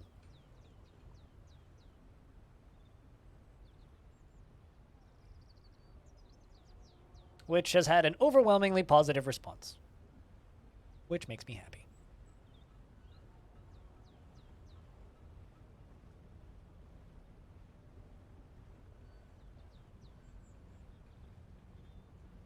And speaking of time moving on, Stone, it is autumn. Let's see what the council brings us this year. Let's see what the council brings us this year. Creating new kind of content and then abandoning it. Yeah. Yeah. I mean, that's just kind of... I know Warframe has that issue, too. I know a few Warframe players who are like, yeah, they made this whole system and then did nothing with it. Well, as long as they don't have the Destiny problem of making a bunch of content and then removing it from the game. It's like, that seems to be the... I can't... It, like, Dwarf Fortress minimized itself and I can't unminimize it. There we go. The fuck? Never had that happen before. Oh, there's the council. Well, they're saying, ugh. Mind showing you the fort? I can give you a brief overview, yeah. I don't bother doing it that often because most people who watch have seen, so I only do it really when it's requested. But that's the top of the fort is where I keep the bees up here, which has some holes for skylights. Then there's the upper tavern area, library on the left in the green, and the weaponsmiths guild is over there on the right. And then the old throne room is up top, which is no longer used. Lava tower in the middle. This is the main layer where all the bedrooms are, down here. Most of the crafting happens in that brown room. And then the old forge is down there in the bottom right. Then there's the memorial hallway and the other hallway that I made for no reason that never got any use. Guest bedrooms are on the right side. Stone crafting and crafts workshops are on the bottom right. Then down here is like storage and trading, and more storage and more trading.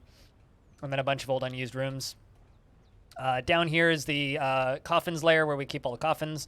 King's Tomb is the big one in the middle with the lava around it. And those statues exist to use up all of my lead. And then around the bottom edges are the coffins of my dwarves. Then the maze that I made because I was bored. And then down here is the power layer when we're actually producing power. But currently it's not producing any power because I need to redirect it into down here. This is going to be an obsidian printer once it's done being built. That's the current project that needs to be finished. And down here is the lava forge. And then first cavern layer. And go down. Follow the tube, second cavern layer. Continue going down, continue going down, continue going down, and then as far down as we've gone, which is right there. So that's the fort currently.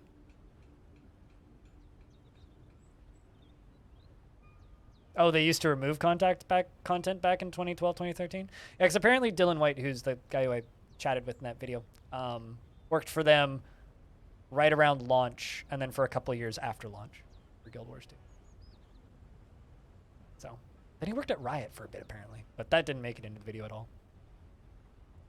Dude's had an interesting career. He was a gameplay programmer at Riot for a bit.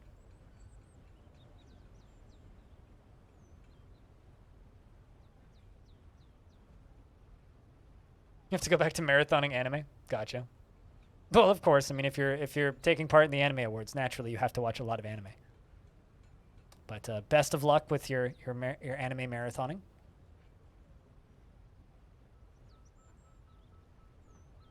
Well, there's definitely some metal bars in there. Not sure what else. Enjoy the lurks, man. Enjoy the lurks. Saw a child vomiting. Some things never change. But yeah, I don't know. It's something that I'm kind of like weirdly having to come to terms with people calling me like the voice of Dwarf Fortress at this point, because it's like I'm just a guy who like thought it would be a good idea to make videos about DF, the Steam version specifically, before anybody else. I don't know if that quite makes me the voice of the game. Jesus, it's a big one. Well, they're making up for lost time, that's for sure. They're making up for lost time. Let me know when you're ready for me to scroll.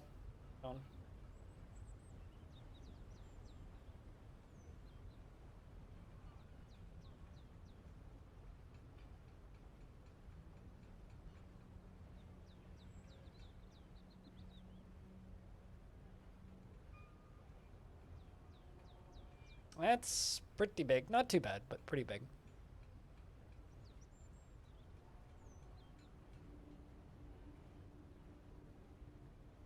One iron warhammer? Damn, they brought us up like an iron warhammer. That's like awesome. All right, and then the other guys, who are, as per normal, moving very slowly.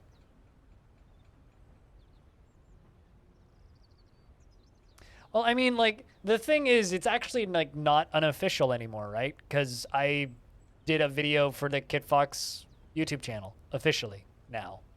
So, I mean, it wasn't a thing that I got paid to do, and it may be a thing that I only do once. I don't know if they want me to do it again, but, like, that's a thing I've done now. So I guess there actually is some officialness to it these days. So, I don't know.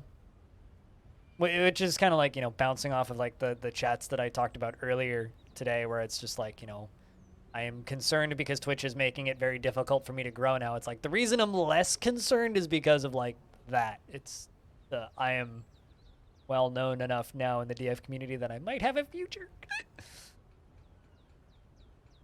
Oh, it's a brook. Yeah, so it's like it's ankle deep. It is ankle deep. It would have to be a much darker shade of blue to be deep and have ramps going down on either side. I could make it deep, but it is ankle deep.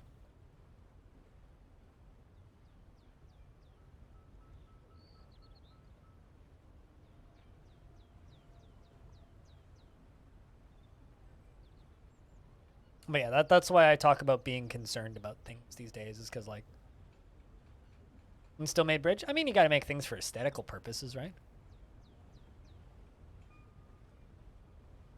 But yes, I made a bridge on the inside of the fort for aesthetics. Do I need the bridge? No.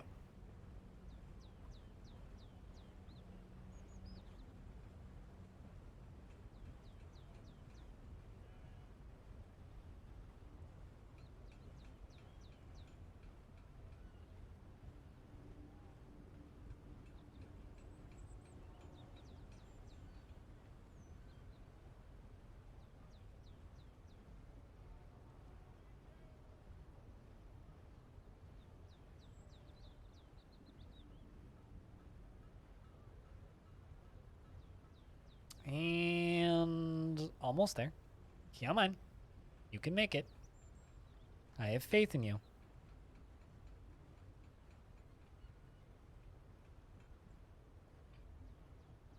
Tiny Goliath ended a mandate. I guess I can now export vests. Too bad I didn't have any vests to export. And group of soaring, how'd they do? They brought us 25 artichoke wine. How nice of them to bring us a bottle of wine with the willow splint, the applewood barrel, or in the applewood barrel, with the ginkgo wood chest and a bronze carving fork, as well as some spinach leaves. They brought us a salad and wine and a fork. Oh, great. The fuck's a carving fork? Like, wait, is that, maybe it's like a two-pronged fork for like carving wood? I think I've used those before.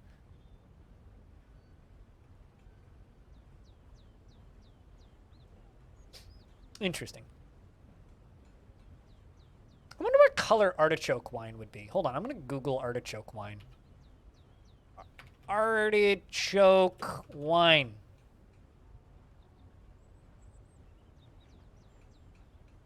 It's giving me foods to pair. Okay, so I found artichoke liquor. Actually, like, oddly affordable. Kind of a greenish white wine. Wine-looking thing.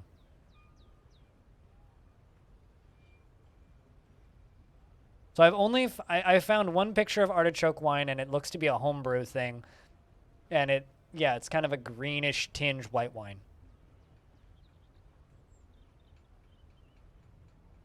And what was that big mistake? Is that you didn't play more?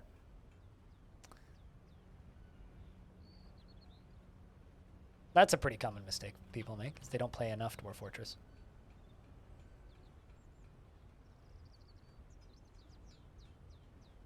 But what was this mistake? I feel like you've left us with a pretty big cliffhanger here. So what was this big mistake that you made with DF last time you played?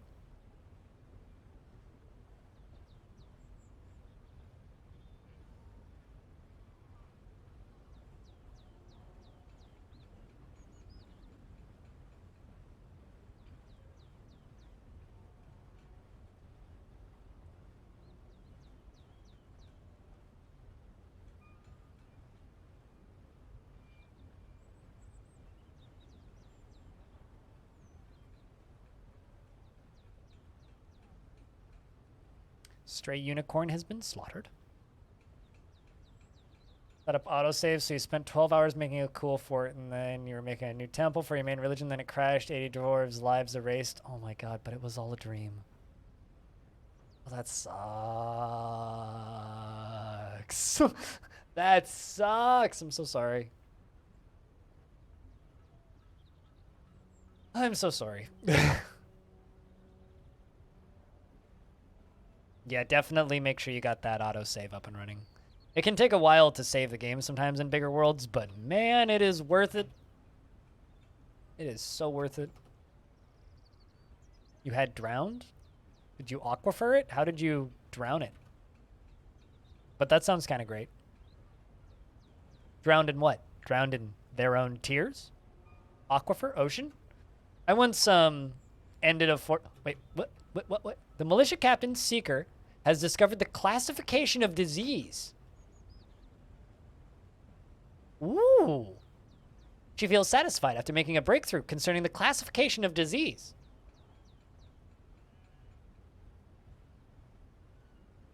Into murdwarves? Yeah, see, I've tried that a couple of times and it doesn't work right. I ended a fort once by carving out a wall and draining an ocean into hell. And I did.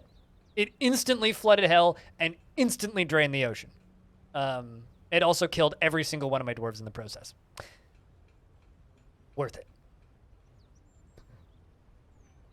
It was absolutely worth it. Do you watch my YouTube video on what happens when you dig too deep? Is literally the name of it. It's a Today in Dwarf Fortress little story vid I did back when I used to do lore videos. That is maybe one of the greatest things I've ever done in a fort. Cutting out a wall and insta-giving hell, but also insta-giving myself in the process. Worth it. Would do it again. That's actually not totally true. There was 1 or 2 dwarves that survived, but they were in the library, which was the only room that didn't get flooded in the process. I mean, they'd starved to death, but...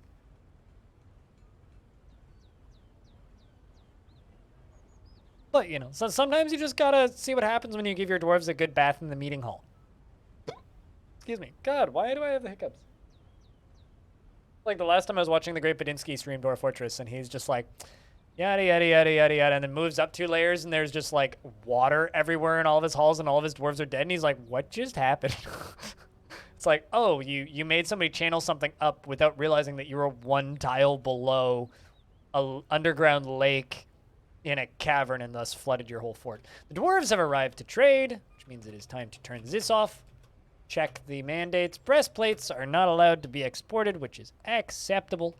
Can totally deal with that. That is totally fine. Let's continue trading clothing. That is doable.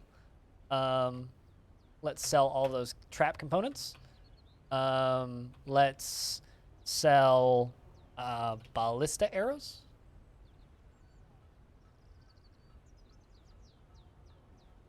And then chill. Let the doors begin bringing stuff.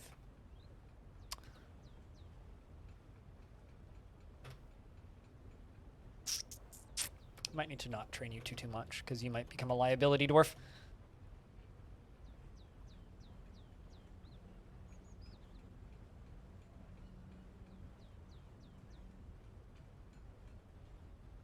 But yeah, no, that's one of the things about the Steam version, is I do hope that autosaves are enabled by default on the Steam version.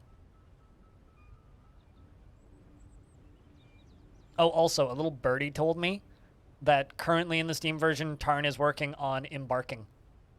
So he's working on all of those screens. That is the current thing that is being worked on Steam version, is artists are working on procedural creatures, so Forgotten Beasts, Titans, etc., and Necromancer creatures. And Tarn is working on implementing UI for... Is Nil Tungsdumat new? Or no? I don't recognize that name. Stone, help me out here. Did you draw Nil Tungsdumat? You might have. The last name seems kind of familiar, but the first name doesn't.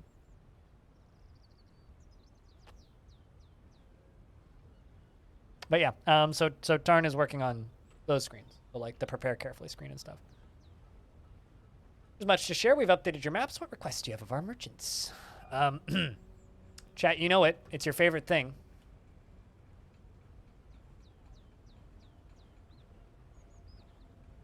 Cheese.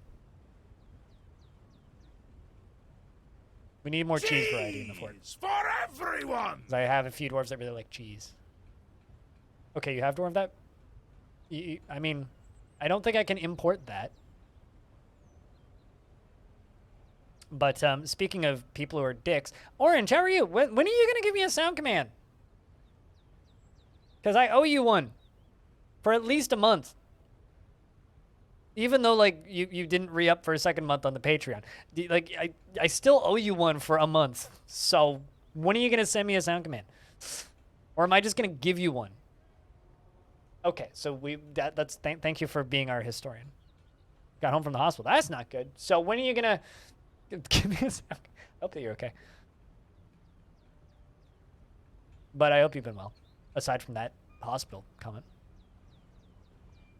You just can't catch a break, man.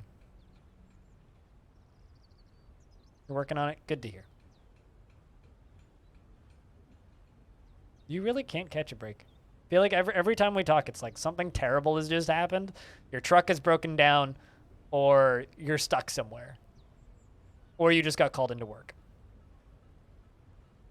But like, don't worry about the Patreon. Get me a sound command. That's the part that matters. Is I owe you for last month is the problem here.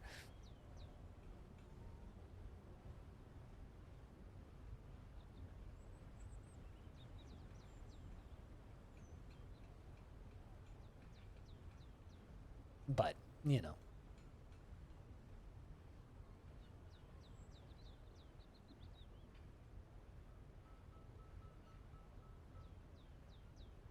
But regardless, I hope you've been a dude.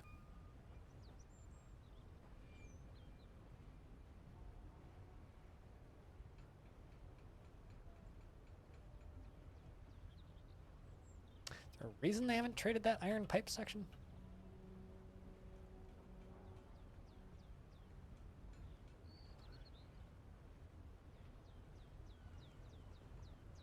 A muscle in your thumb. Okay, so nothing life-threatening. Painful, but not life-threatening. That's good.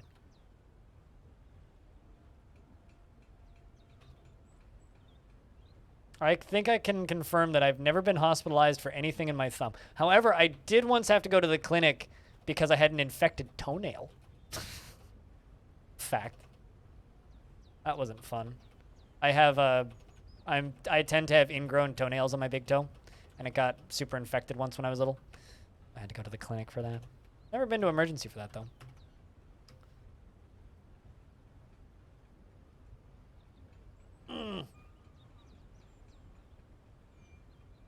Too much thumb wrestling? Yeah, clearly.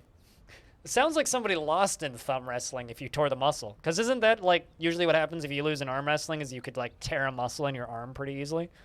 It's like it's pretty easy to, like, tear ligaments in your joint losing in arm wrestling. And, like, pretty easy to tear the muscles in your joint. So, I guess, yeah, too much thumb wrestling would equal hurting your thumb. Although I know someone who got hospitalized for tearing a muscle in his neck headbanging at a concert, which is pretty awesome. Fuck yeah.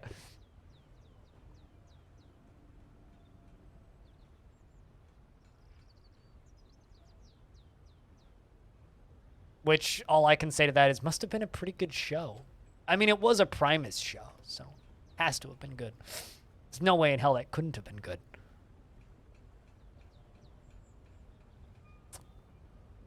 You know what's interesting? They just updated our maps. We're not... The donkeys are not currently invading the gubbins.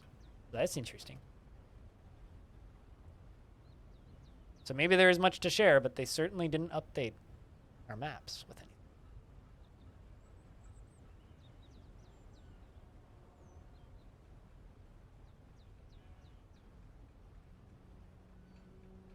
You know what I would watch? I would watch a 30-minute YouTube video parody of WWE done with thumb wrestling. Any news on Cobalt Island? I won't know unless I look at Legends, so. But it also wasn't Cobalt Island. The kobolds like had a bunch of stuff down here on this peninsula. I guess it's a peninsula because these are glaciers down here. But like in this kind of area of the map, the kobolds had a pretty big settlement, but we haven't really seen much from them in like Since like you're like 20. Basically, if you've made it to the part where a human kills a kobold in my fort that was trying to steal my stuff, and then I made a statue, that's the last time we saw the kobolds. I am returned. I'm glad that you am returned. Welcome backed. Vaulted throwed. Yeah, unfortunately, you missed you missed QWERTY, who said thank you for getting gifted a sub.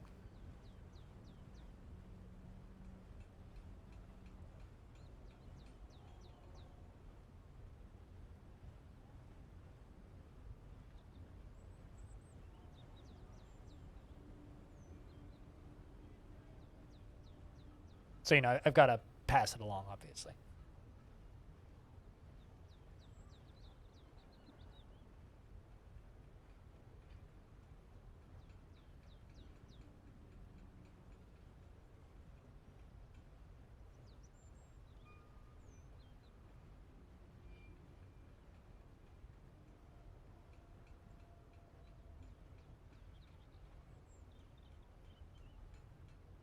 Welcome to them anyways. Yeah, absolutely. I need to use the restroom. Back in a sec.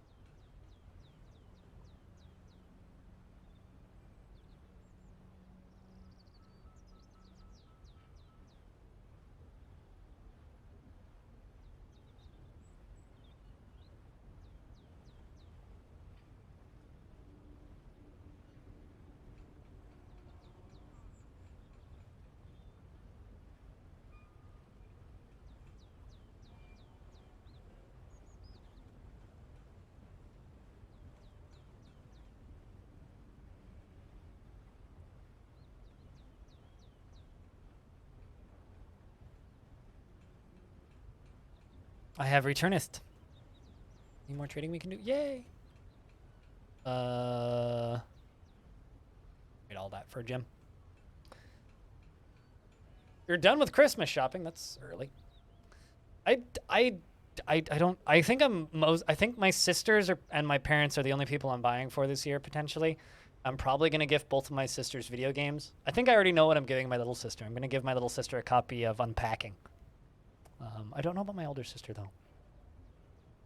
I wonder if my older sister owns Oxygen Not Included, because she'd probably like that game. Because I gave my older sister RimWorld one year, and she has like 1,000 hours in it now. So I guess I did well with that one. I don't know. I don't know what I'm gonna get my older sister. I'll have to figure that one out.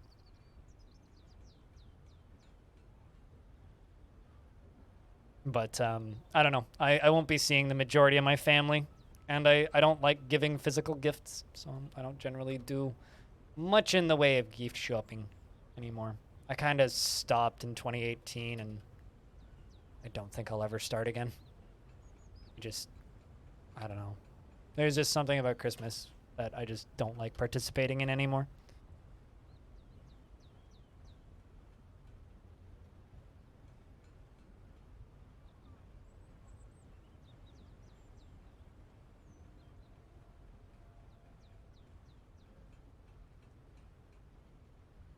Hey, Avenue. Speaking of people who got gifted subs in that bomb earlier. Yep. There's one you got earlier, Faulted. Enjoy the ad-free viewing for the next 30 days, Avenue.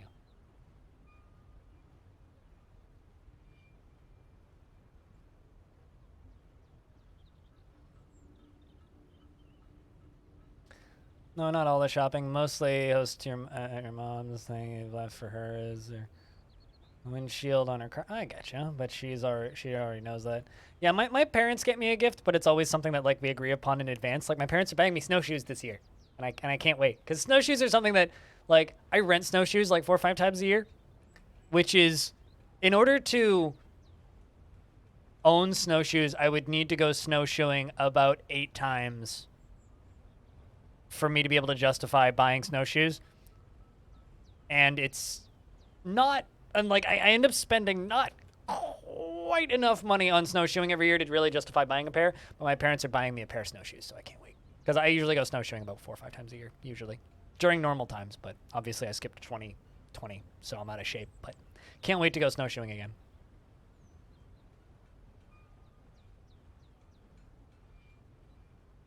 Feel stupid, you were going to extract the sound you needed from a video game. Okay. What's the sound?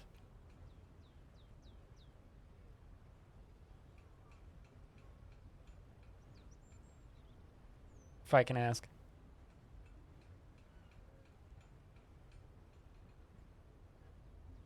You realize that sounds on YouTube? Oh. Oh, you're getting, hey, yeah, I mean, yeah, you could just go download, hey, listen. I mean, you could also just have told me that that's what you wanted like a month ago. And then I could have just downloaded it and made it. But, you know, because you didn't say anything. That's on you. Not me. Hi, dumb. I'm blind. Nah, you're not dumb. You just like, you just missed, forgot, didn't realize, and that's okay. That is okay. A-okay.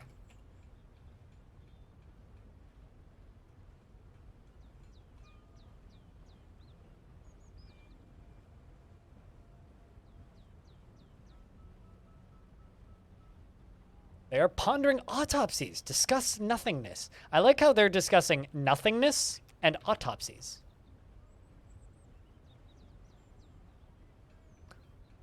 We got a new book. Chat, we got a new book.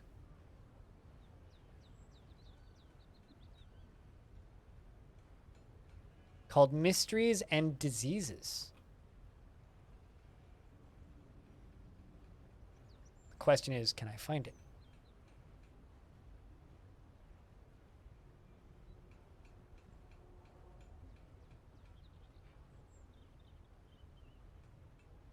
Anybody reading it?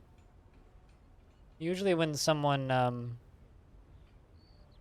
writes a new book, they leave it somewhere obvious.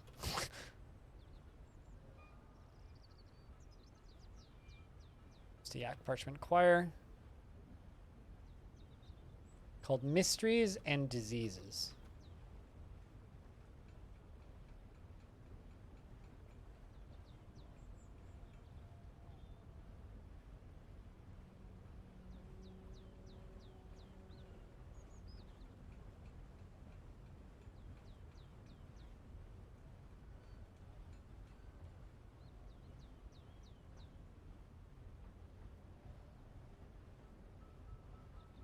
Musings Without Limits.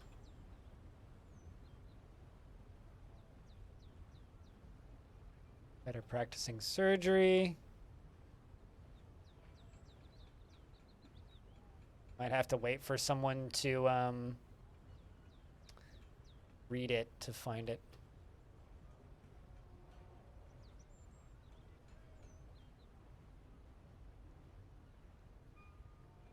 It's the Mysteries of Diseases. Oh boy.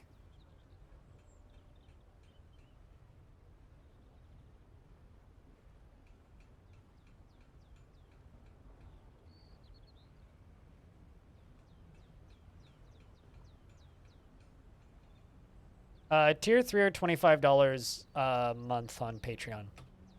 Tier 3 on Twitch or $20 $5 a month on Patreon, which goes way further than the tier 3 on Twitch. That's how the custom sound commands work. The generic ones are tier 2 on Twitch or $7.99 a month on Patreon. Or $6.99? Actually, how much have I priced that at? Why am I blanking on this? Here I am looking at my own Patreon.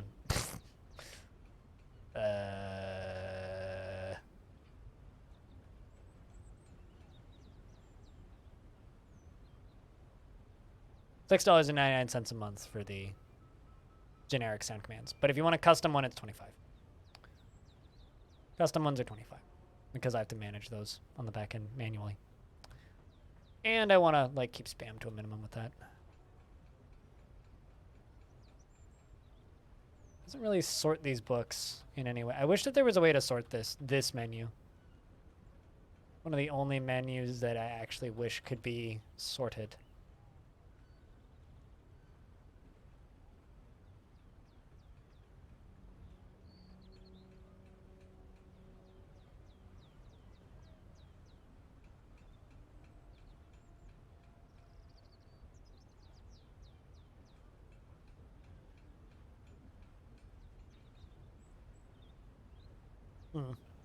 Can't find it. Dwarf claims to have written it, but I can't find it.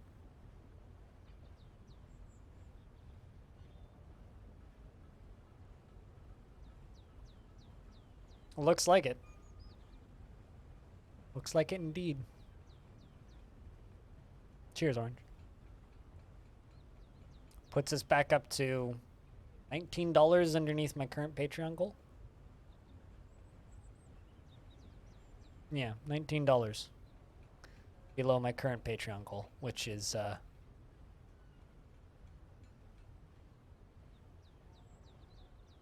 lot would get me to hire Cooler as a artist to send people on the Patreon art every month, which we almost made it to, and then fell beneath almost immediately after.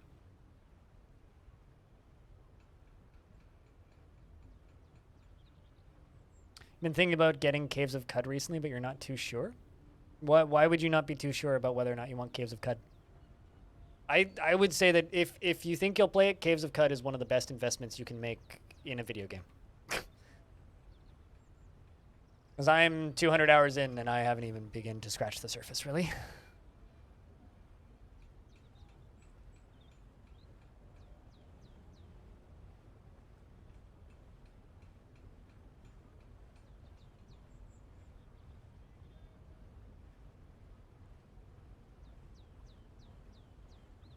But as far as pulling sorry, I missed the second half of that statement, by the way. I faulted.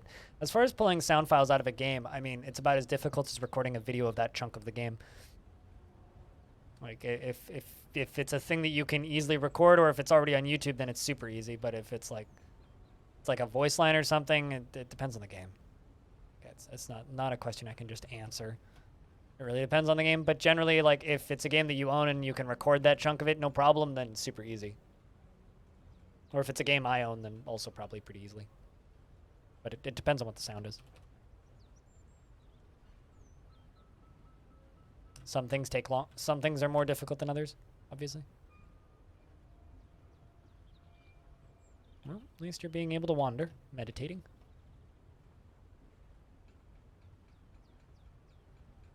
I mean, and you feel like you wasted money? I mean, I don't know. It's up to you, really. It does have quite the learning curve, I will say that. But, I don't know. For me, like, there are certain types of games where, like, I feel like I wasted money buying it. But then there's other types of games where it's like, even if I don't get time out of it, I still don't feel like I wasted money. If that makes any sense. Like, I've bought games in the past where I'm like, I don't really like this, or I'm not going to put the time in, but, like, I'm glad that this game exists, so I'm still happy that I put money into it. It's like, an example of that is, like, I backed,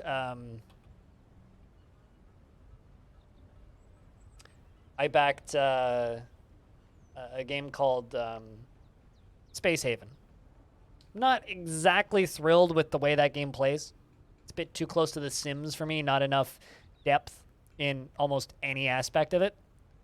But the people who like that game seem to really like that game, and the people who play that game seem to really like that game. And I'm glad that it exists, even if I nice toothpicks cast orange. Like even though that game isn't what I wanted from it, I'm happy that that game exists, and I'm happy that they got to make that game.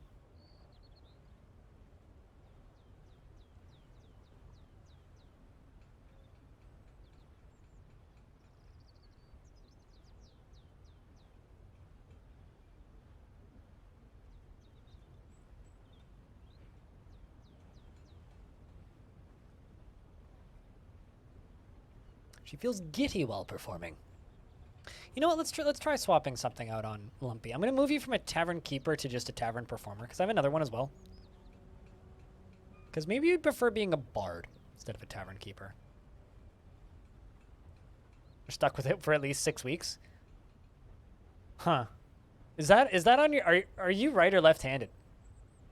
If you're right-handed, I'm sorry. I am very sorry. Not being able to use your right-handed thumb. That so you're like, At least you could use a mouse probably.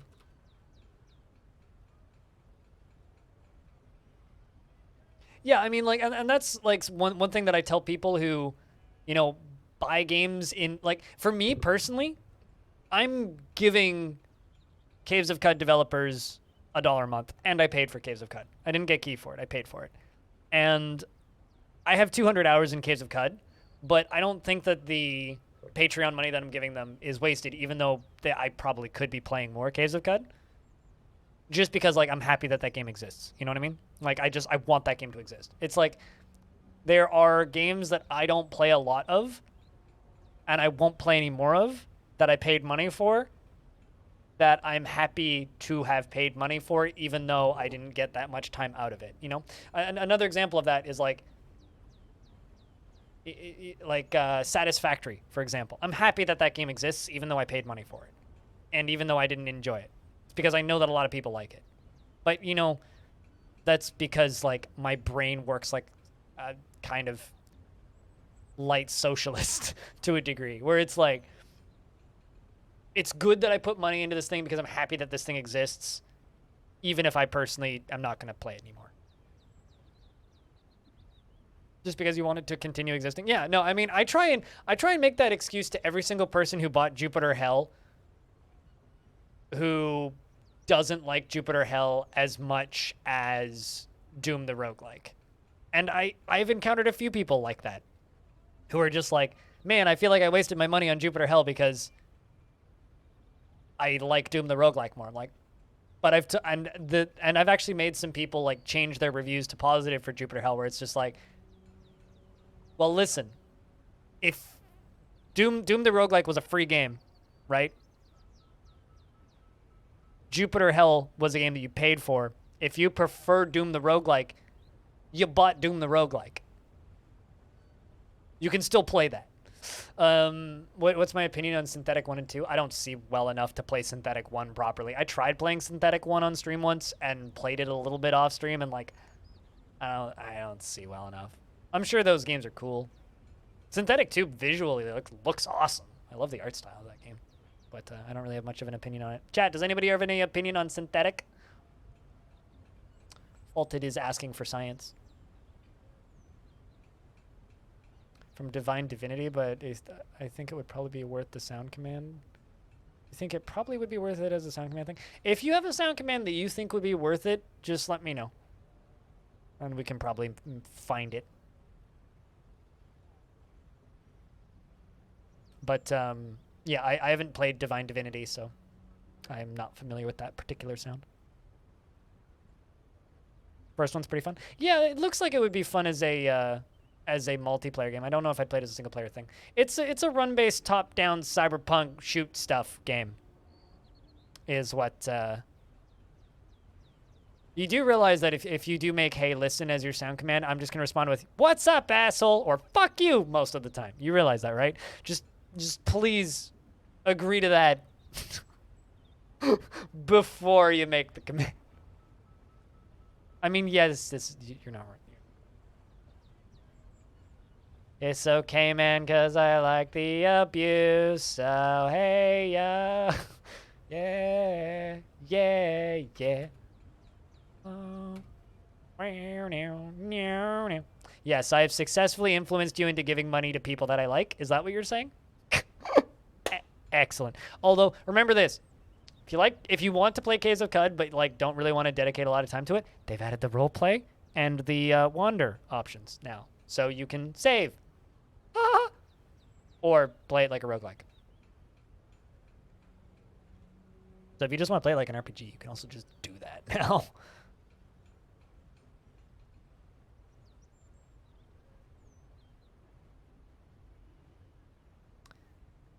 Now I just have Hurt stuck in my head, which is a good thing. That's an album I need to buy. Wonder if I ever find that album used. That's an album to buy. Ponder nothingness. Serve wine. Excellent. Mysteries of Diseases. That's the book that I was looking for. It's an echidna parchment quire. Written on the item is a manual entitled The Mysteries of Diseases, authored by Seeker. Construct crowds. It concerns the classification of disease. The writing is throughout ornate and refined, and it is quite cheerful. The prose is passable.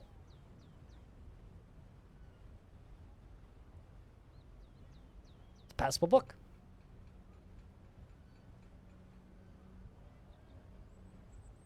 Fuck you, you're a fucking wanker. We're gonna punch you right in the balls. Fuck you with fucking wang, with a fucking anchor. You're all cunts and fuck you all. Yes, great song. Exactly, crazed. Speaking of great songs. I actually have a Johnny Cash tape, but it doesn't have Hurt on it, which makes me kind of sad. Although, to be fair, I got it for $1, so maybe no big sad there. I have a little best of Johnny Cash tape, but like it was $1, and ironically, it doesn't have Hurt on it, which, like I said, is fucking crime. Actually, I heard that song on the radio the other day. There is precognition, but the most recent Caves of Cud patch released 2 new modes of play when you start the run. So when you start the run, you can play roguelike, which is like classic, which is just Caves of Cud, right?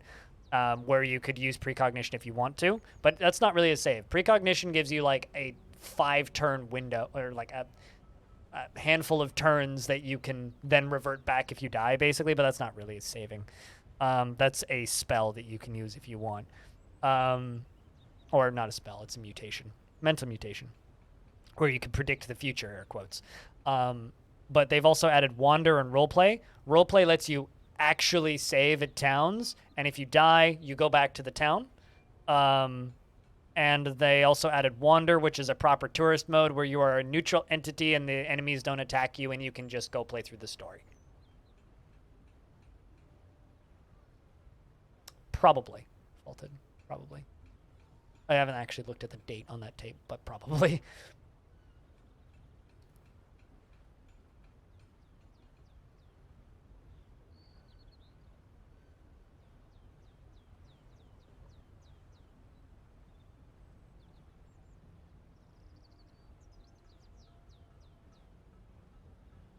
So yeah, no, they've added like, and it's part of their release plans. Is like there's the classic mode, which is the mode that kills you, but they've added those 2 other more casual modes for other people, which I am personally fine with. It's like Jupiter Hell having an easy mode, which I can basically play with my eyes closed. Hopefully we'll be back later. Alrighty, Faulted. When you come back later, I'll be playing I won't be playing Dwarf Form, most likely, but I might still be on if you come back later. I love it when a new book gets written and then everybody just goes and reads the new book. Like, this dwarf's reading a new book.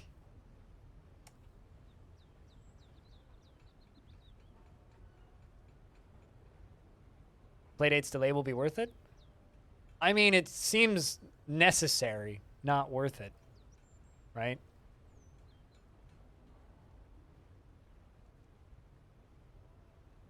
I mean, all the software is still releasing on schedule, and mine is only delayed by like a month, so I'm not super duper concerned with it. I'm not super duper concerned. Put it that way. I don't really care when physical products get delayed if the delay is delayed for a like legitimate reason. Late 2022. I mean, you'll have plenty of time to cancel your pre-order after I get mine if it sucks. How's that? You'll have plenty of time to cancel it if you decide you don't want it after I get mine with the new battery. So, I mean, instead of getting mine in late 2021, I'm getting mine early 2022, which is sad because I was looking forward to getting that around Christmas, but I will get whatever early 2022 means. And I will stream it and tell you if it sucks. But spoilers with the Playdate is I've already used one and they're great. So, that's about it.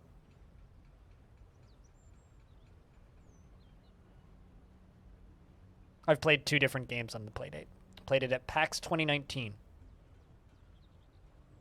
Because, like, you know, it's a finished product with test models out that are available to play for reviewers. So that's why I had no issue with pre-ordering the fucking thing, I've already used one. I wouldn't have pre-ordered it if I wouldn't have one. I have a ship. Well, I don't have a ship date for it, but it says early 2022, whatever that means. But the game dev software for it's going into beta in January and releasing in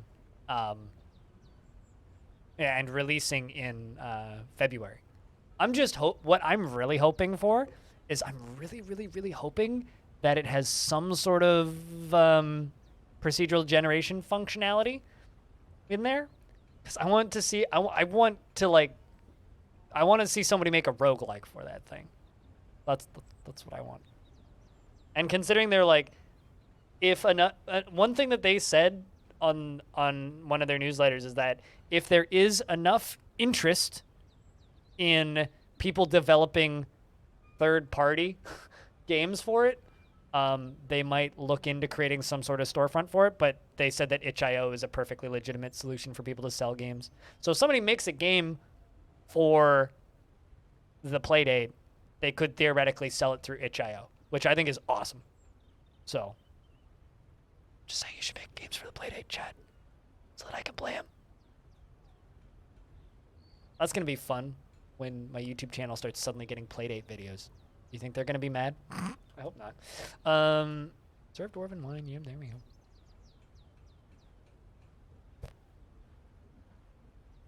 But I hope you're doing well, audio.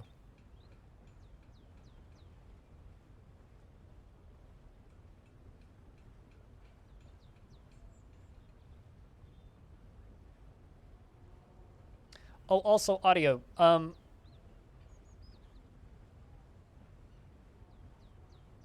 Were you the one that was talking about the Crazy Machines game, or was that a different game that you were talking about? That was a different game that you were talking about, right?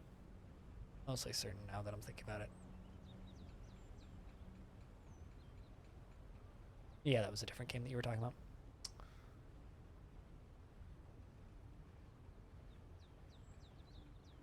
Yeah, it was the Incredible Machines games, but I'm trying to like think about like what was the name of the successor that was made? Like blanking on that now.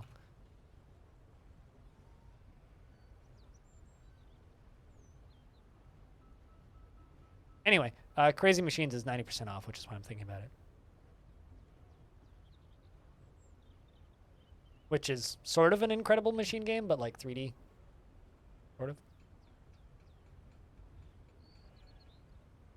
But yeah, the Fantastic Contraption, right?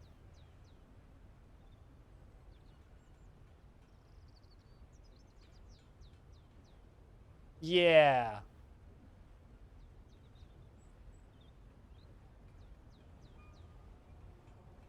Or something. Maybe not Fantastic Contraption. That's not what I was thinking of.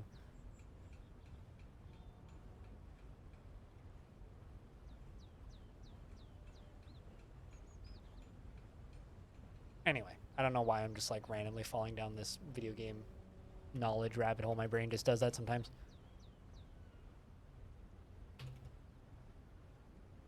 It's like that feeling of I have too much random video game history in my brain, so it just like goes places sometimes without telling me. Like, brain, come back. I need you for more practical purposes.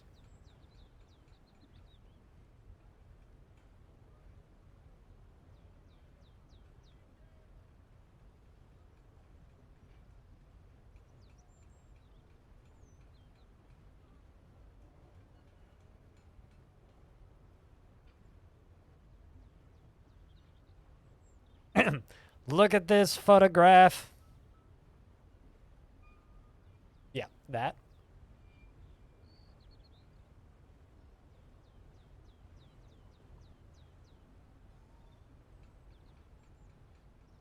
Ever played Amazing Cultivation Simulator? Nope, but I don't particularly want to, be honest.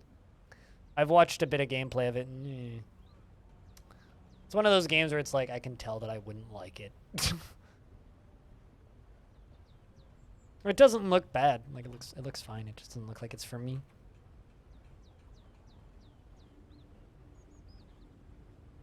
It's kind of the same reason I haven't really played any Kenshi.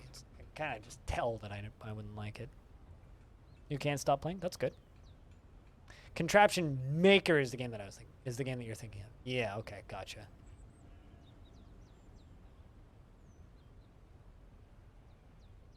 I fell down a rabbit hole the other day, realizing that the Chips Challenge guy never stopped making games. That's something that I discovered recently, is that the Chips Challenge person has continued making games. Which is weird. It's like, oh, you never stopped? He's never stopped making games that are like Chips Challenge and has made a bunch of 3D games that are the same mechanics as Chips Challenge, but like look like video games. I fell down that rabbit hole the other day because I was like, because I'd been playing the Dusk 82, that demake of Dusk that turns it into a pseudo Chips Challenge game.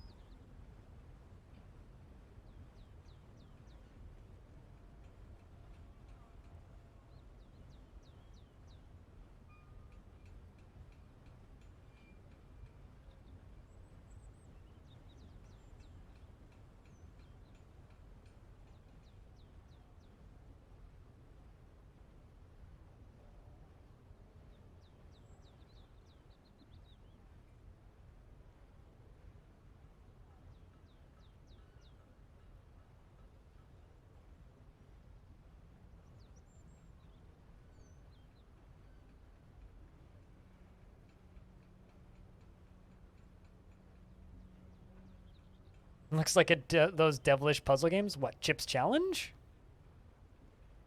Can confirm Chips Challenge is not that bad if that's what you're talking about. Unless you're talking about the fantastic contraption things.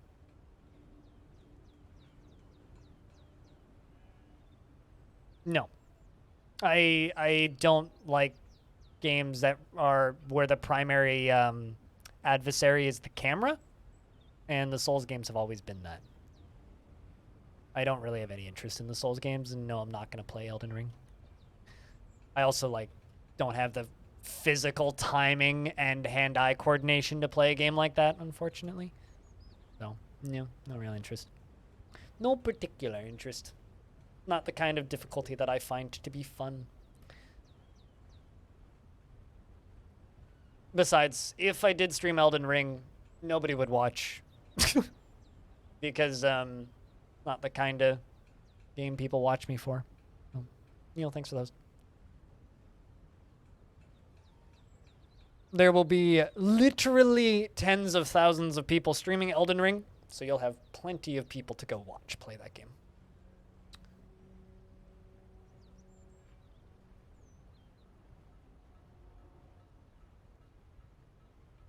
I mean, as somebody who is legally blind, I'm one of the people who would play Dark Souls if it had a difficulty mode.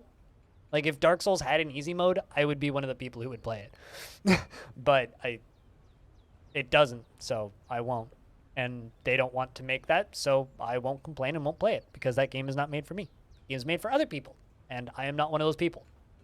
But I'm also, you know, the kind of person who plays a completely different kind of difficult game, roguelikes. So, you know, I fully understand why people who don't want games like Sekiro and Dark Souls to have difficulty sliders, so that's fine. I'm legally blind. Yeah. My right eye doesn't work at all, and my left eye works about as well as looking through a toilet paper tube after getting punched in the head a bunch. The reason I say that is, you know how if you get punched in the face, or like if you push your eyes and your finger into your eye, you see spots? I have a lot of constant floating blind spots that I can't get rid of. That I can never get rid of.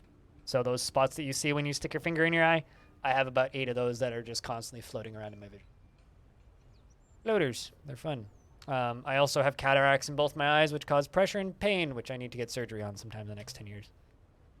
But they're not major enough to be worth pulling out, because there is a risk that when they do that surgery, I might lose my vision entirely. Whee! Yep, that's my life. So when I joke about my eye, it's because I only have one working eye. In fact, you can actually see it if I take the glasses off and look at the camera. Look at my right eye.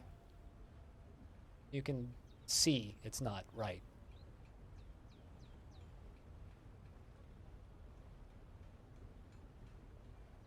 Please don't start that conversation, Manfredas, because that is such a fucking stupid conversation. Talk about subjects you are knowledgeable about, and not things that don't exist. Someone always says it whenever the eyes come up. Time to get bionics. Time to get technology that doesn't exist. Yeah, thanks. Fuck you.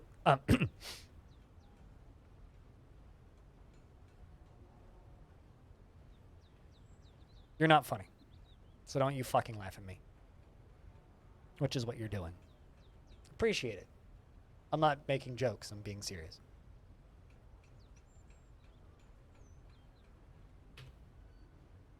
Hey, I'm disabled. Time to get a fix that doesn't exist. Yeah, that doesn't exist. I'm gonna laugh at you. Twitch chat on a Tuesday.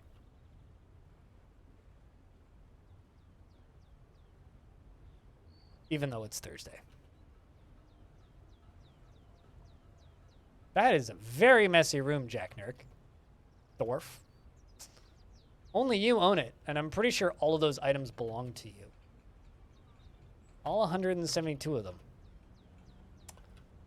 A lot of crap on the floor.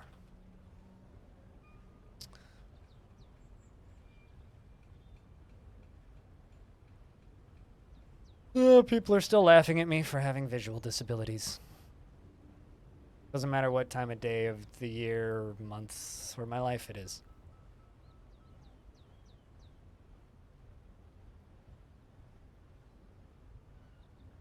Sometimes people ask me why I don't have Keck W in my chat.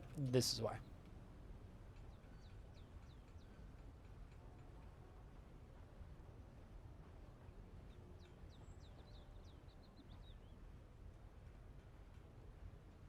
Although 9 o'clock in the morning on Saturday is my next stream, so.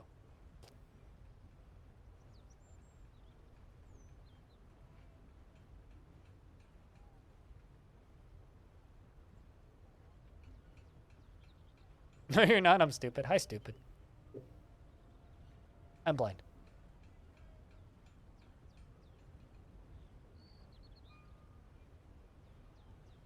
Although, I've talked about this many times, but my biggest mistake as a streamer was calling myself blind. Because everybody assumes the usernames are a joke. The most common assumption I get is that it's a joke. The second most common assumption I get is that I'm making fun of blind people. The third most common assumption I get is that I'm visually impaired, even though I have the tag for visual impairment and a command about it and openly talk about it whenever people ask. Most people don't ask. And then when I do talk about it, they're just like, well, time to get bionics. And I'm like, well, cool. I'll get right on that when the technology exists, which it doesn't. And then they point at the studies from 2016 that are of people getting cameras installed, which fix a completely different type of blindness and also don't work that well.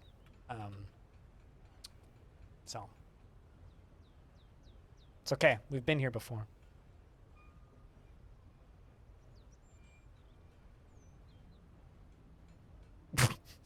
Can I say that is kind of falafel? Falafel. Honestly, your username is one of my favorites on Twitch because it's fun to say and it's a good pun, and I like falafel, so.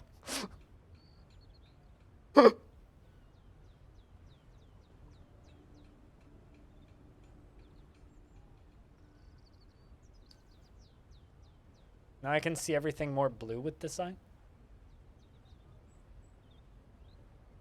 Really? Patient doctor explained to her, no, you were seeing yellowish. That's funny. Yeah.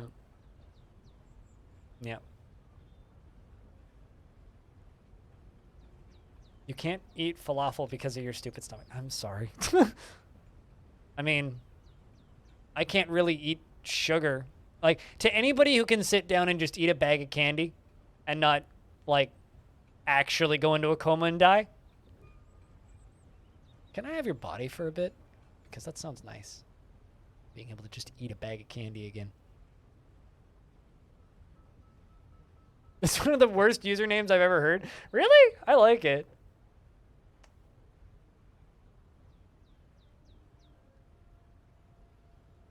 Then what is Axon?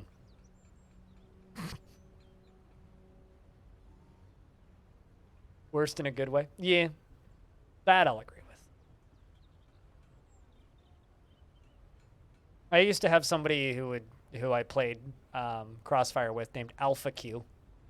ALPH Q, and I was always impressed that he was able to get that username.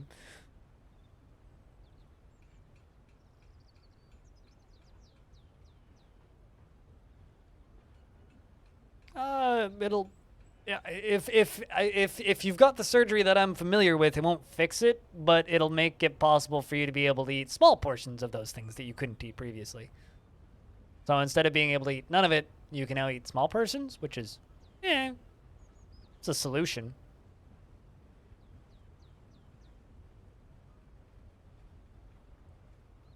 They got a concussion, went into a coma for a week, and suddenly they could see color. Orange, I'm offended by what you just said. The question is, can you figure out why I'm offended by what you just said?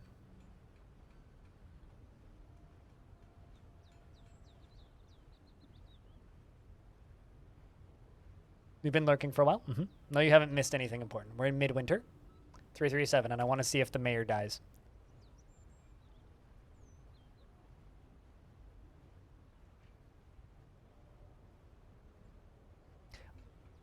So, Orange, you're from Canada. At least, yeah, there you go. He figured it out. Fuck yeah. You spelled color wrong. Color is spelled with a U. You live in Canada. You spelled C-O-L-O-R. You missed the U. You fixed it. I am no longer offended. Thank you for fixing the for spelling color correctly. I highly doubt that you did it on purpose, sir. I highly doubt that you did it on purpose. I mean, obviously they couldn't see color because that's wrong. But now they can see couleur, as it should be.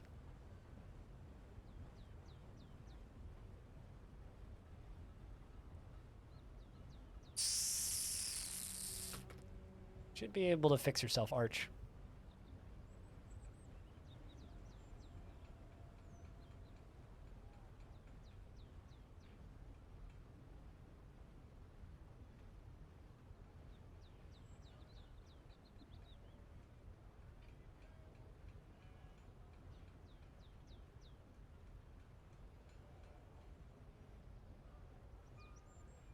I mean, even I make that typo sometimes. I miss the U.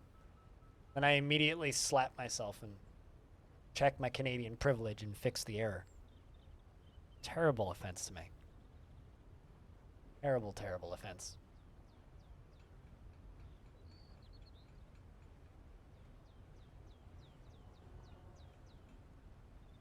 I mean, so we used to have a tube TV growing up. I mean, most kids my age did, and we had a VHS player for it, obviously. And sometimes the sound would cut out on the TV because we didn't have external speakers for it. We just used the internal TV speakers. Sometimes the sound would just like inexplicably stop working. So after a bunch of frustration, we figured out how to fix this problem. If you got up and you walked with the TV and you whacked the side of it, the sound would come back on. I shit you not. We had this TV for another 5 years. And like every like 40 minutes to an hour, the audio would cut out. So you'd get up and you'd whack the side of it and the sound would come back. But always fix the problem.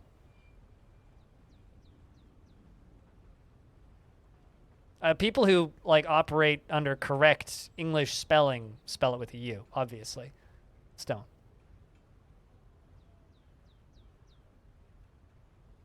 There aren't a lot of people in this chat that I know well enough to like throw that like fact at. You had a TV that would do that with its image? Really? You'd whack it and the picture would come back? That's funny. I love anything that can be fixed by whacking it is a good is good old-fashioned analog technology. Oh, also falafel. I feel like you might appreciate this aesthetic because I don't think I've shown you this picture. I think you might appreciate this aesthetic. Hold on.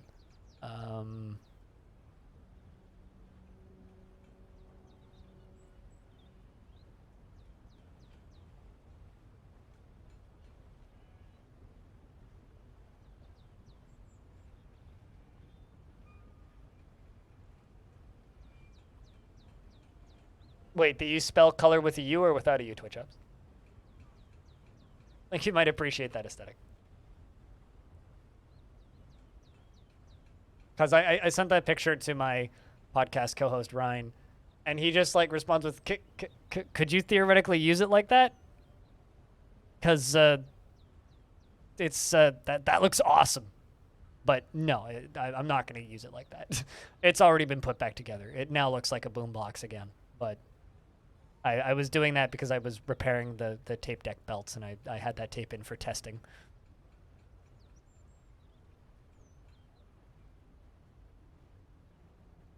Okay, fair enough. Twitch ups.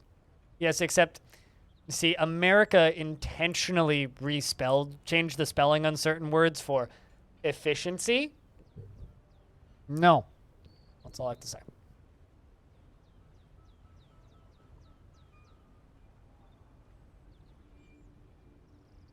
Mexican is almost a different language. I mean, that's like Quebec and France, right? It's like, are you speaking Quebecois or are you speaking French? Because they're basically two different languages at this point. Like, I can understand some Quebecois, but I can't understand French. But what's hilarious is in schools here they don't teach Quebecois, they teach French. French. They teach us the wrong French.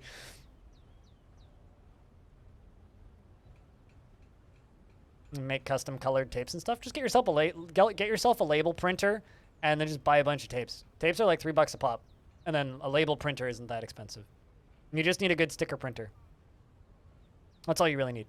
As somebody who has a couple of cassette decks that have record functionality, and has bought generic tapes, I'm considering buying a label maker.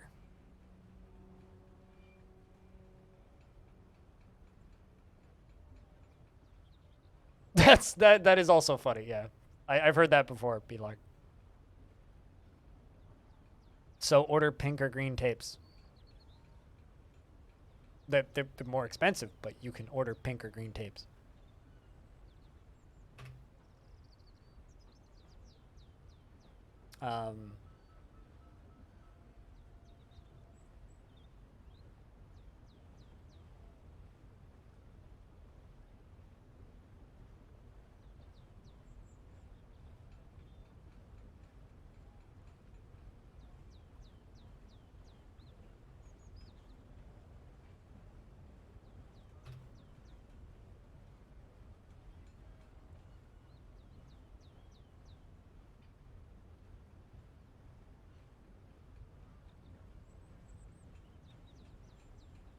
Like, there, for example. You just have to, you know, in bulk.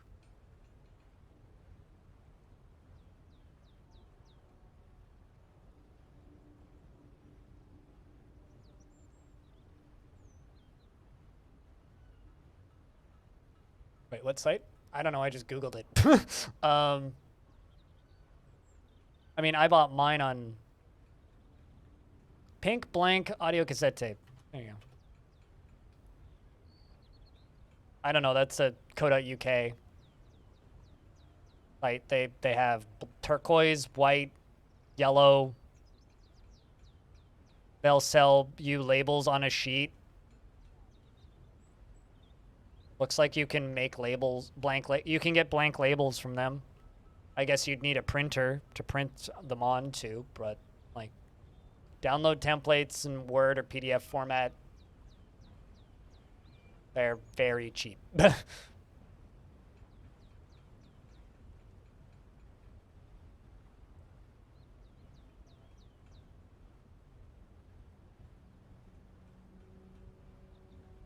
Yes, you'd have to record them onto tapes yourself.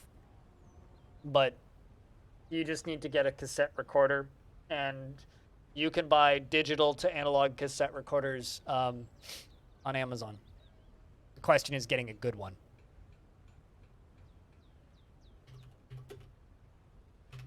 That's the problem at that point.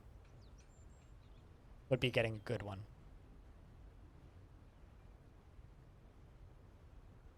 Because most of them are just like for recording voice, right?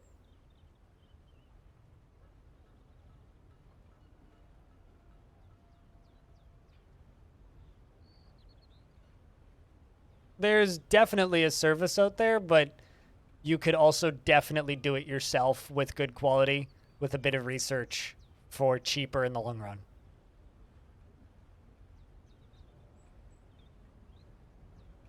But what time of year is it in game? Because I may or may not be making X-tapes with using Spotify. Don't call a house, please. It is midwinter, 27th of Opal. I'm gonna go get me lunch, chat, because I'm hungry. So I'm gonna go eat my sandwich. It's gonna take me 5 minutes to get my injections done and everything. So I will be back in a couple of minutes. Don't go anywhere too fast. Feel free to hang out and watch these dwarves. If you want to go get a refill on your drink right now, it'd be a good time to do that. It's 3 p.m. my time. We'll probably be doing another 30 minutes of dwarfs. But for the time being, I need food. So BRB, if you happen to have sound commands, now's a good time to use them. If I could get a round of beers and chat, that'd be rad. Back in a minute.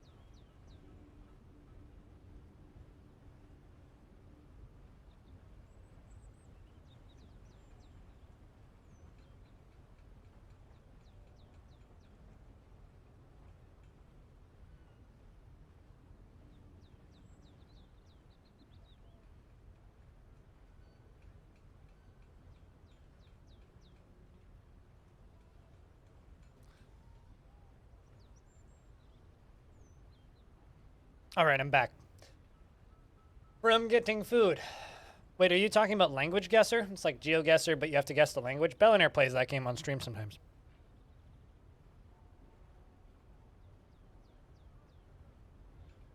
You ever just like eat food and then you're sad when it's gone?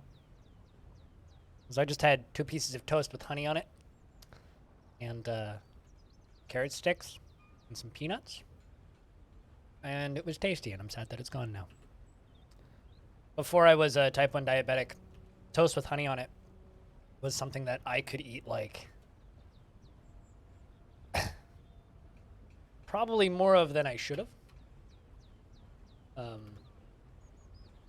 In one sitting. Like I could just like sit down and eat a whole loaf of bread with honey on it. Because of how much I like toast with honey. It's like a very rare treat. It's a very rare treat. Not something I get very often. You love blackberry jam, but it fucks you up. Yep. Yeah, similar situation. But falafel, in regards to like recording tapes and stuff, my advice to you is just get yourself a good quality audio recorder for like recording voice, from like digital to audio, digital to cassette recording device, and then record them off your computer. Use FLAC files. Get something with noise reduction, and just record onto the highest quality tapes you can afford. That would be my advice. You could get a service to do it, but at that point, you're probably you're probably going to do better with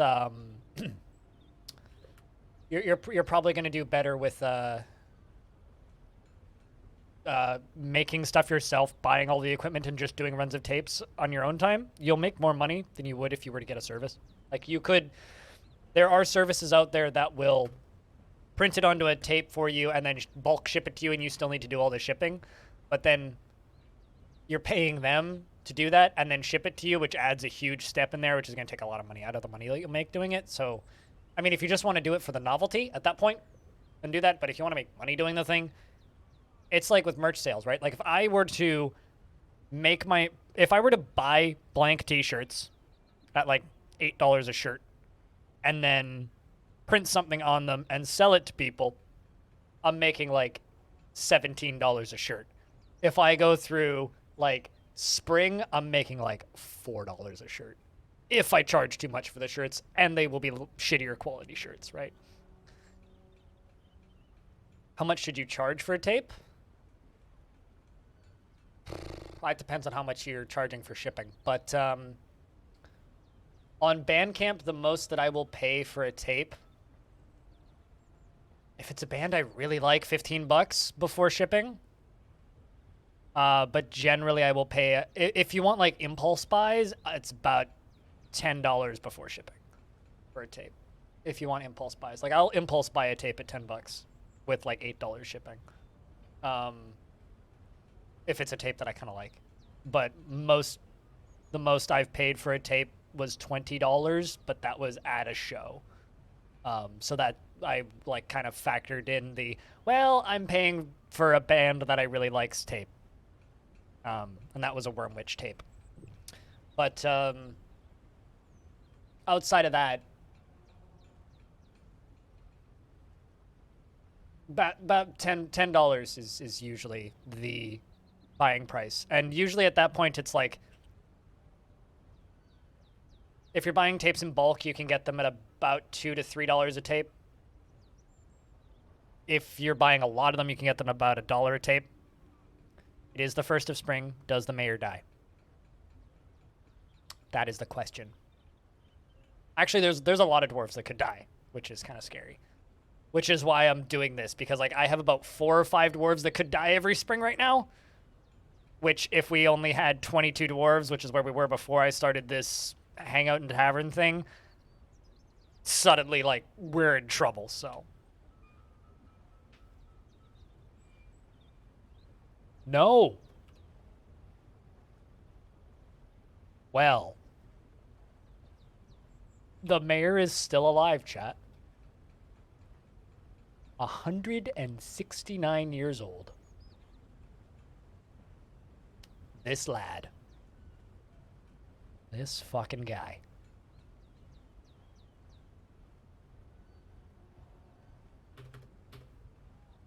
Against all odds, continues to live on the 1st of spring.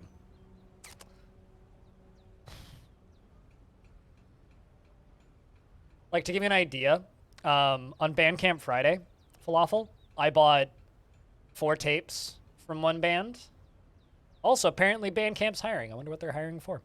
I bought 4 tapes from a band, a whole bunch of pre-orders that are shipping in January, and they were all $8 US a tape. But that's because it was Bandcamp Friday. Normally they're $10 US per tape. And shipping was $3 on all of them, because shipping tapes is pretty cheap. So, like, that's... and it was in a bundle where you get all 4. Like that kind of thing. But generally it's like...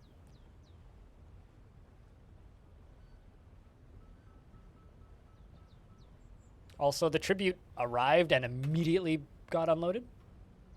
Well, Group of Alchemy is being efficient today.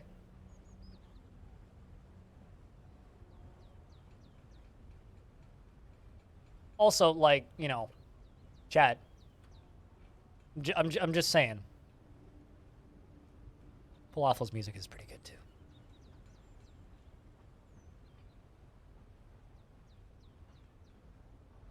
Since Falafel's AFK.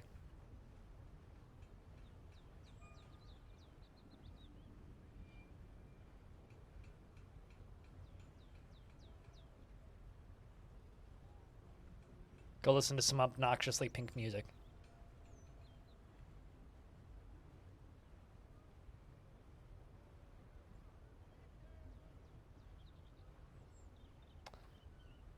Well, the mayor lives to demand another year of vests and stop me from exporting rings. What a goddamn dwarf. I will be so scared if that dwarf lives for another year. Like, if that dwarf hits year 170 and lives a whole year, I'm going to just be like, man, you've lived your life literally to the fullest.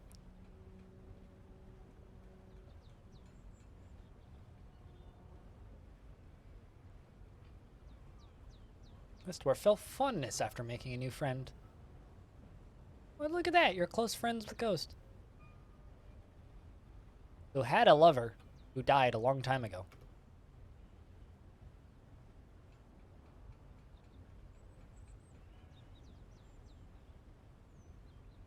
That'd be neat. Those two continued to be friends. Would indeed be neat. I don't know if Eggman's still lurking, but Eggman would probably like that Bandcamp link. Kind of music Eggman really liked back in the day.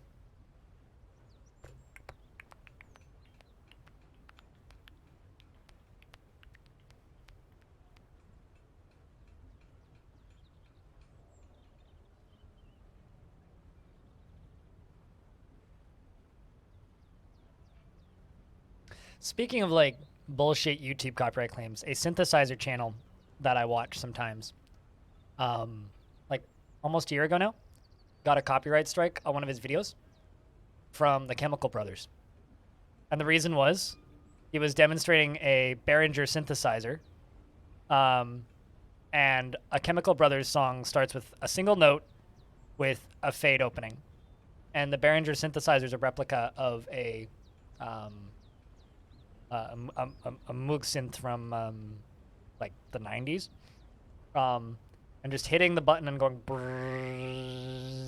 was enough to get a strike from the Chemical Brothers record label. And the official Chemical Brothers YouTube channel apologized for it, which I think is kind of hilarious. They're like, we're trying to get this sorted, apologies. Okay, well, we do get plum pits from plums. That answers that question. Neat. I guess those don't get planted or anything. The mayor has indeed a vested interest in surviving for another year. That is a pun that only people who saw what Stone said will understand.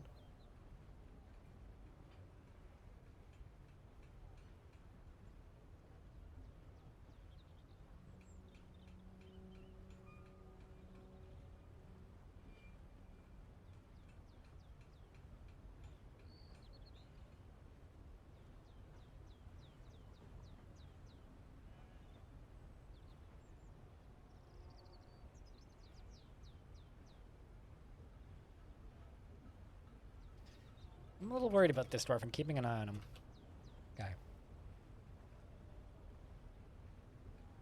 Let's turn that squad on and just see what you go do.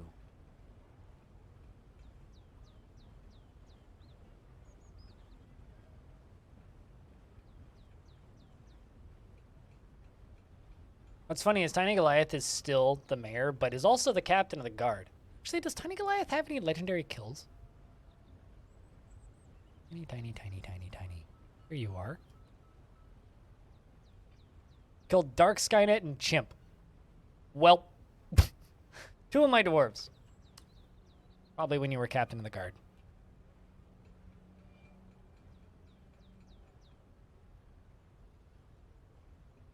Hey chat, we're a little lurky right now. Could we get a round of beers by chance? Just type in the word beer. Let's see how many beers we can get. I'm curious about how many people are listening to the stream. It's the first time I've done that today.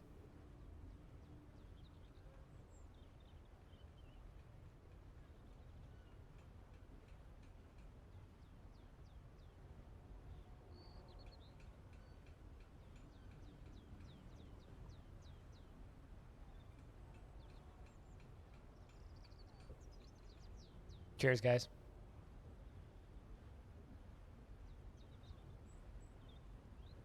One of these days, Orange will learn how to spell beer correctly. Just like one day he'll learn how to spell color correctly. Sheesh. This guy. Also, the elves have arrived to trade, because it is that time of year. I suppose this is the, what is the population? We're at 31! But total population, including merchants, is 51.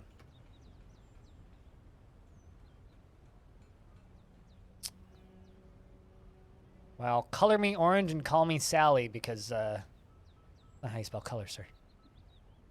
1, 2, 3, 4, 5, 6. Man, elves are bringing lots of elf power this time. Oh, hi, Zykram. How is you? What's up, man? How is thing? What you been up to?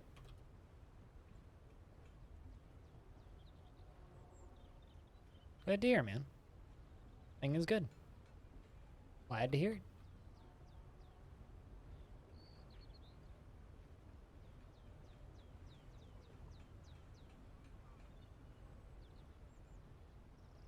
I'm gonna say new EU3 DLC? What? I mean, of course there's new EU3 DLC. There's always new there's always new EU4 DLC. Did I see EU3? I definitely said Europa Universalis 3. Anyway, there's always more Europa Universalis DLC. Oh. Is it good? What? I don't know anything about Europa Universalis, to be completely honest with you. Don't follow that game in the slightest, but I hope it's good. It's fine? Okay. That's probably why I haven't heard anything about it. Why no streamers I know are streaming it. Actually, is anybody streaming it? Anybody streaming Europa Universalis right now, kind of inconspicuously? Shenrir's playing Hearts of Iron, so that was my suspect, but... Yep, nobody I know. More people are playing Star Citizen right now that I know than Europa Universalis, so I take that to mean that Europa Universalis, not very exciting new DLC, supposedly. Suspect.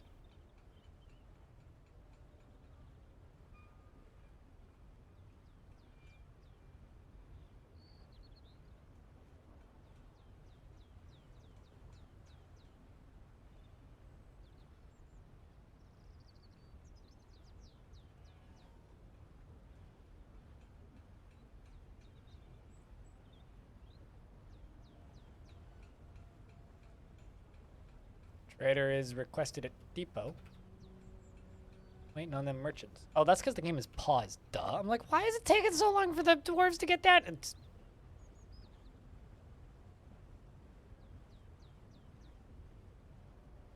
Hi, my name's Blind, and I still sometimes leave Dwarf Fortress paused, not realizing it.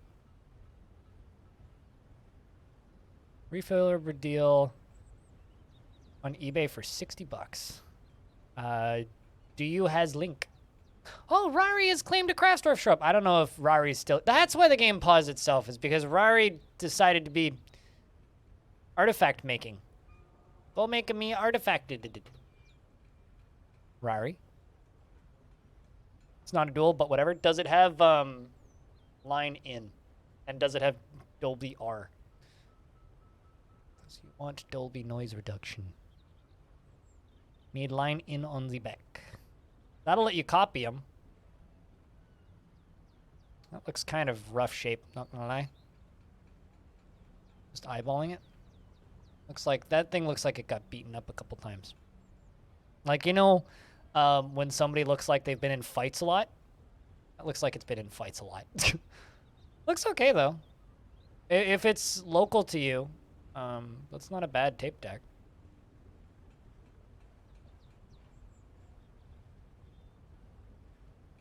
Does have Dolby noise reduction.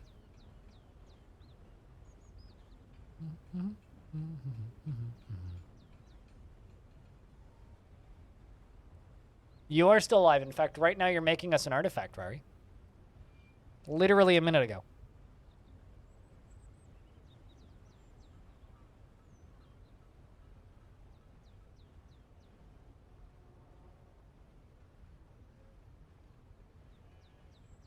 But yeah, if it's one of those things where it's like it's close to you, then eBay is not a bad idea. But yeah, that looks like an alright little tape deck. I'm not gonna lie. And it would be, like, for you at this point, it would literally be a work investment, so you could also write it off if you're using it to sell tapes.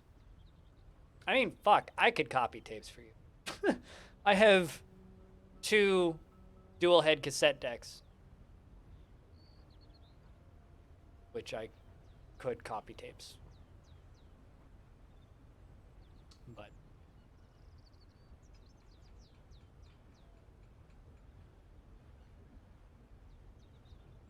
because everything is, you just know that you're probably gonna have to replace tape belts. I mean, that's with a proper cassette deck, that's a like 30-minute job. Like replacing a belt on a like a full-size deck, that's like, I could, but you're in Florida. Yeah, I know. I mean, I know a guy in Florida who probably has enough equipment to make you reel-to-reels for your music, but I doubt he'd be interested in doing that. I doubt he'd be interested in helping. I mean, he'd probably help you repair your own, but probably wouldn't want to do that for you. So I don't know if Crocodile's lurking. Probably ain't. Crocodile is the guy that helps me repair cassette decks. No, he's not actually lurking today. But he's in Florida, and let's see. He could probably make you a couple reel-to-reel pressings, let alone tapes. Although one of these days I will coax Crocodile into shipping me his Nakamichi Dragon. One of these days. Then I'll repair it. Damn it. Yeah, no, absolutely. Like, it's not, like, the reason cassettes still exist, especially in the indie music scene, and the reason they've kind of never gone away is because there's 3 very simple reasons. They're cheap as fuck, and they're very easy to make yourself.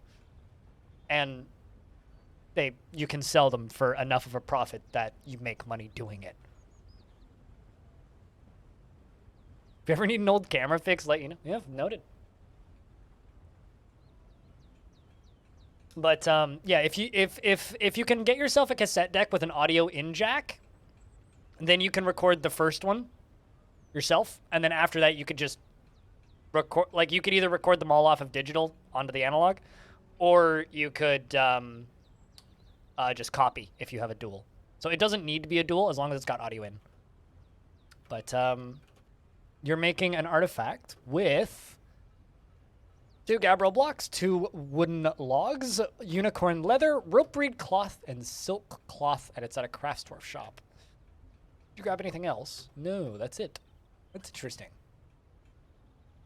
I think that the cloth is at the top.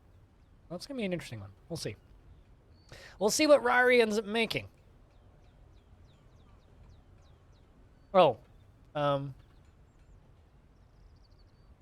Also, I don't know if this is a good thing or a bad thing, Rari, but we realized something after inspecting your Your parents. Okay, never mind. Not your parents. Yeah, not your parents. Never mind. One of the merchant couples that we have is swingers. And the mom has like 11 lovers. Not like 11, 4 accurately. But still like kind of a lot of lovers, which I think is fun to follow. It's not your mom though. Somebody else's mom. Basically, you could quite literally sing Stacy's mom in this fort. And it might be accurate.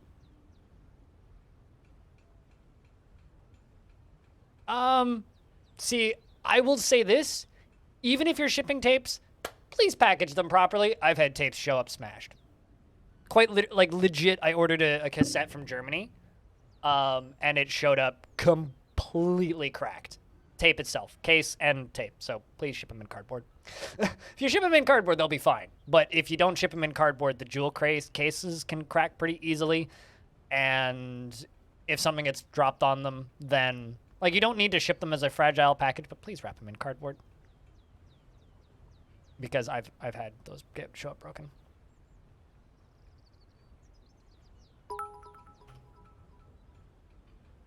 Orange is making me feel left out of the Pink Badge Club. Of the Pink Badge Club. So are you getting the Pink Badge now?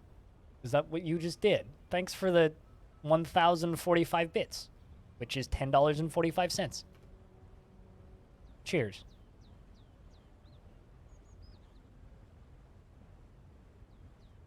Testing pink. 3, 2, 1. Hell yeah. Welcome to the Pink Club. Also, Rari has created Uzul Gib. The dwarf, Rory Uzul Gib, the dwarven child, has created Oslan Mizir, a cowbone helm, and claims it as an heirloom, and and offers it to the eternal adventure of time. So you made a helmet out of cowbone, and you've donated it to the fortress. Which means we can do whatever we want with it. You don't care.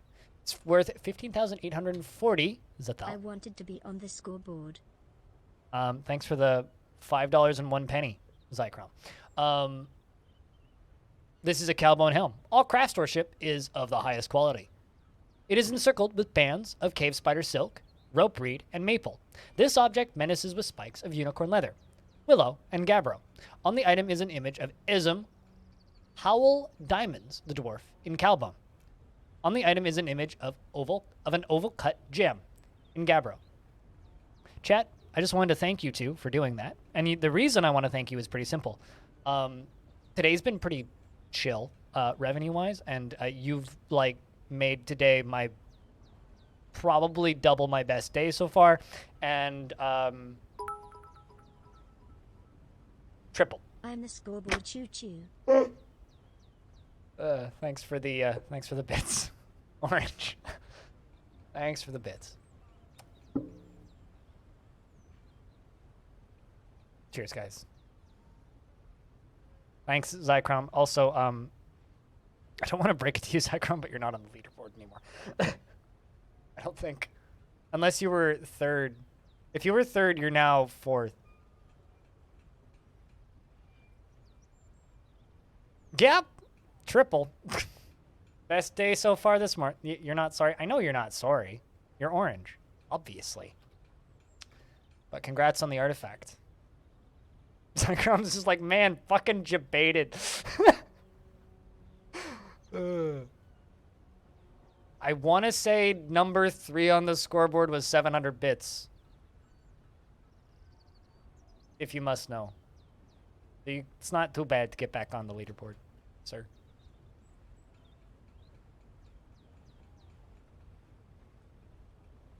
Which means it's time to trade with the elves. Done yet? Orange just like barged in and just like wrecked everybody. Surprise Orange when nobody was expecting. Seriously, thanks for the 50 bucks, Orange. Thank you so much, man.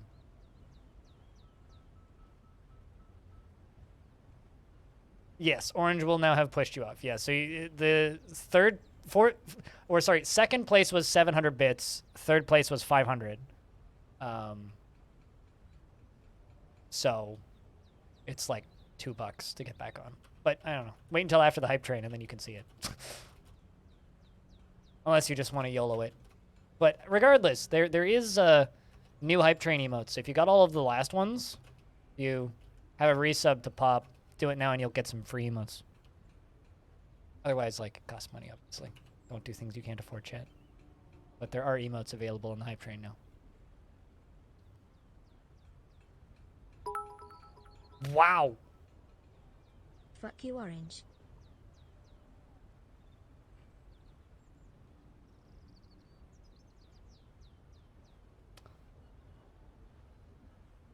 Damn. Or he's just like, what the fuck did I do?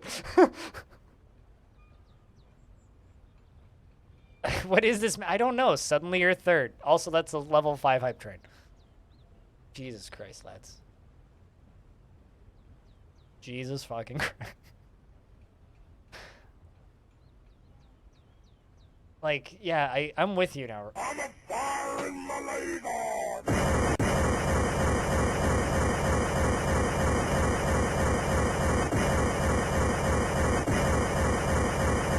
At Zakrom, yes please, daddy.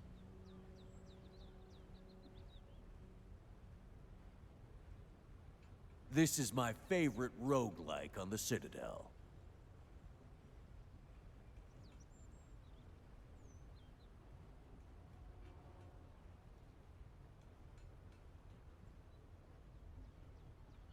Orange, I know that at a glance looks orange, but it's actually red.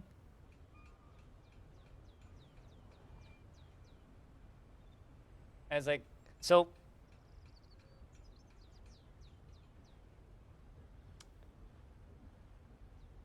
I think you guys just doubled my revenue on Twitch this month. Woo! Not just like my best day, but like I think you guys just doubled my monthly revenue actually.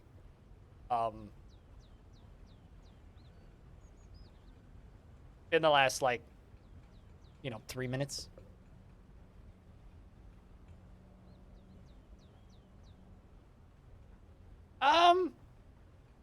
I mean, that would be a lot of bits, and that would mean a fourth person would have to dive in, and I don't...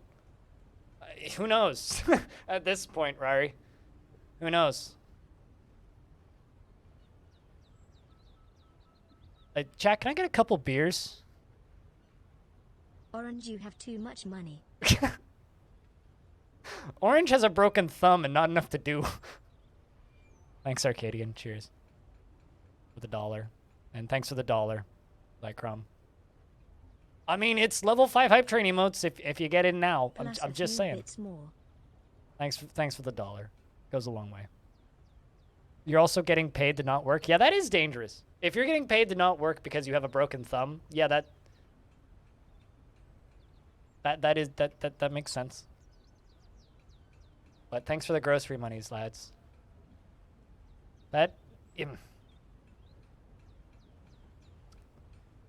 Can you join the paid to get paid to not work club? You have to get a work injury to do that, I think.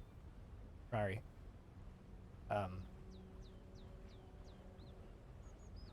I have a question, Orange. How close are you to the next bits badge? Because you're almost catching up to Animal at this point, it feels. Because Animal's been silly and gift subs these days, instead of, like, doing that. Thanks for gifting a sub to Ivan! Stupid. Cheers, man!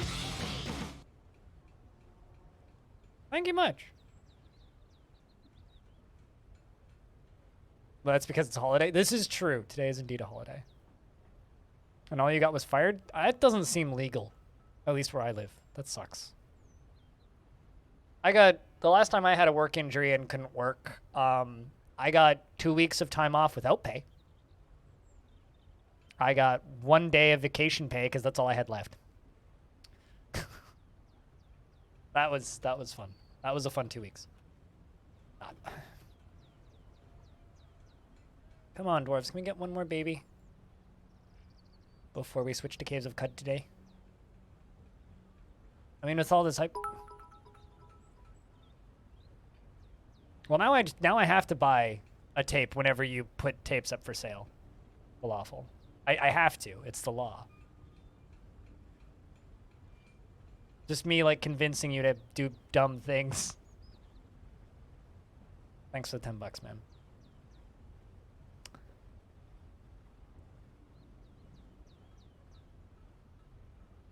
Your wife gets 2 paid days off next time you, Yeah, that's...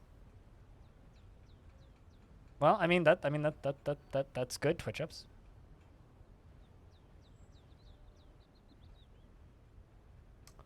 So, I received a hype train emote.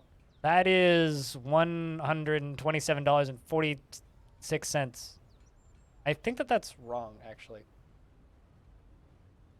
But that's a lot of bits. Because that was 5,000, 5,000, plus 10,000. So that's $200. Yeah, add another 10K to that because the hype train didn't register it, apparently, on the credits there. But Orange, thanks for a ridiculous amount of bits. Rari, thanks for a ridiculous amount of bits. Falafel, thanks for a ridiculous amount of bits. Zycrom, thanks for a ridiculous amount of bits. Choo choo, I guess. We all have popcorn emotes. That's actually a good emote. I like that.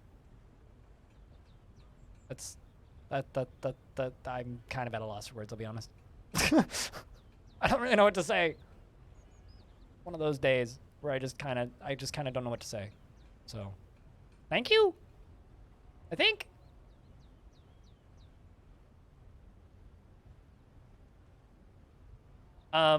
I can actually confirm, now that I can see my Twitch revenue for the month, that you doubled my revenue for the month today.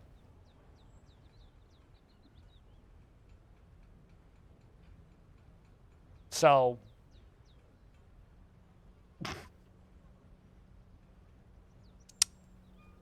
yeah, that.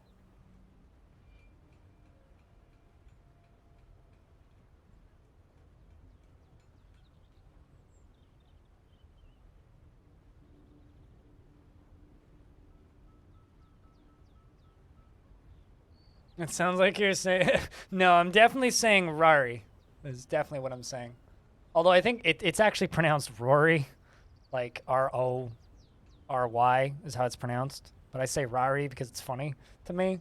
It's sort of like how people call me Blindy all the time, ironically.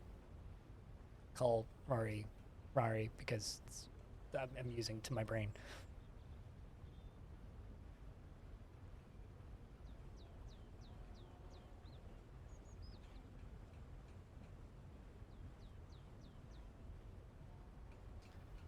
How long are hype train cooldowns? 1 hour, but the streamer can set it up to 8 hours. My name's actually Blind in real life. That is...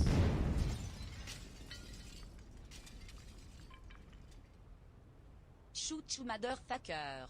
I'm the front train driver.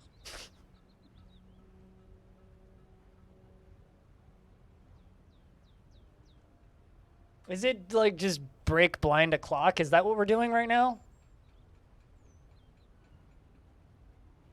Because damn. You were waiting for Orange's bit badge to change?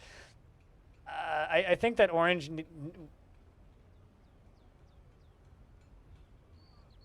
I mean, I could turn on the all-time leaderboard and then turn it off if you guys want. You guys could actually see. What happened? Look at the leaderboard. And B-Lug just tipped me $100. That's what just happened. Thanks for the beer money, B-Lug. I'm going to go get drunk. Not actually, but thanks for the beer money. That's actually groceries money. I swear. It's definitely groceries money, not beer money. But thanks for the beer money. I'm a fire in my ladle.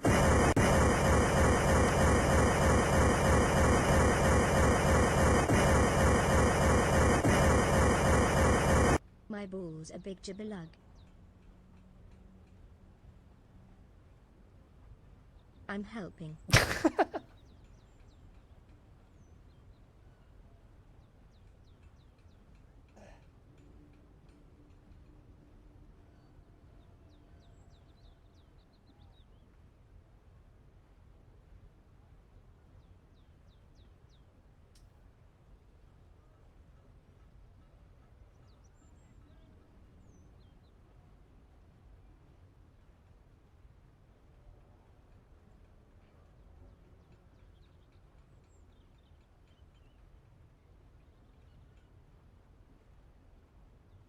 I'm not crying, to be clear. I just don't know what to say is the problem.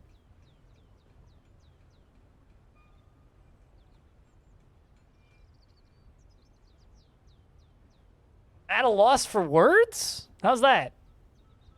Good thing I don't like baseball, Orange.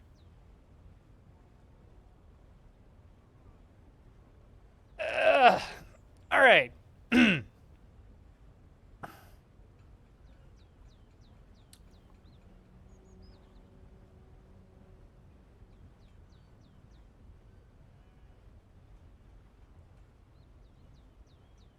Now your badge is orange. This is true. Your badge is indeed orange.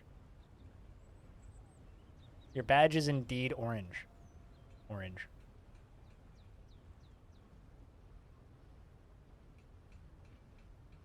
I'm like scared to say anything because I'm scared you're going to increase your credit card bill. Orange. Quit doing things you can't afford. Sheesh. Rather, I hope you can afford that.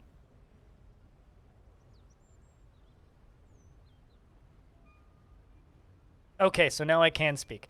Whew. Please don't. You've done enough today, Orange.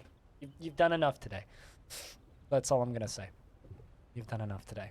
But the badge looks good on you. Expensive badge, but it looks good. Here's the thing that you guys actually need to do is, like, you guys unlocked some paywalls, probably. Actually, I know for a fact 2 of you did. 3 of you did, even. Can I get some paywalls in the chat, if you guys have paywalls? I only pay with debit. I only pay direct. You know that you guys can make like little functioning dungeons with the paywalls? Because like my goal is that you guys can make little dungeons for the dwarves. That's cool.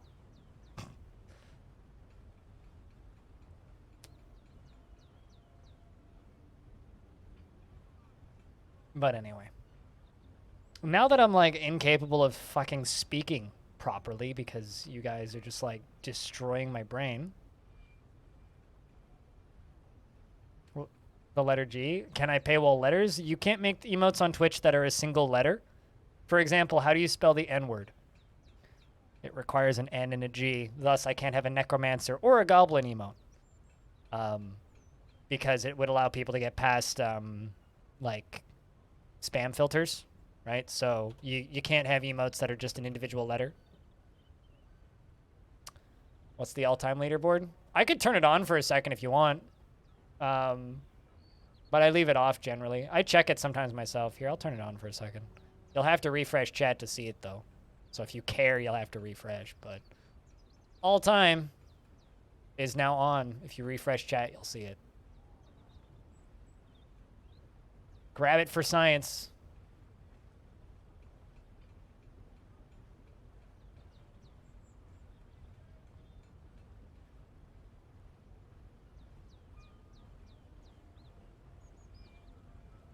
Here you go from number 3 to number 50? Nah. Not even close. To be fair, Hobo cheats. He pays me back for hotel fees, and he's stayed with me at TwitchCon a couple of times. And every time he pays in bits, Hobo cheats. Balinair, thanks for the raid. Today's been strange. Anyway, I changed it back now, so if you refresh chat again, it goes back. Hobo cheats. Balinair, thank you very much for the raid. How was the stream today? What were you even playing today? I haven't looked at anything. I'm like all over the place. Junk Punk. The heck is Junk Punk?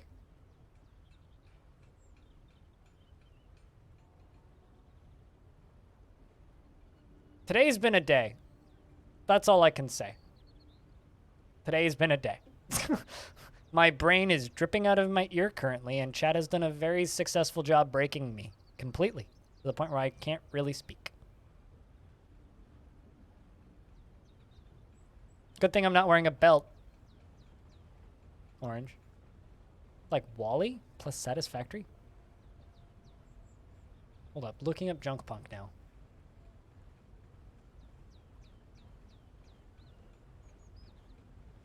Oh, it's one word. Huh. It does kind of look like Wally. Heh. Neat. Not the kind of game I'd play, but seems neat. Game where you eat junk food and you are a punk? Maybe? But chat, you guys should go follow Billionaire if you don't. Because Billionaire's good people. You played 5-player multiplayer? Yeah, it's not out until tomorrow, so I guess you must have gotten some pre-release keys for it. Seems neat. Yeah, it looks like a game that you guys would like. Dwarf Fortress has been kind of uneventful today, but that's good. I do have a dwarf who is 1 year away from being as old as a dwarf can possibly get before they turn into dust.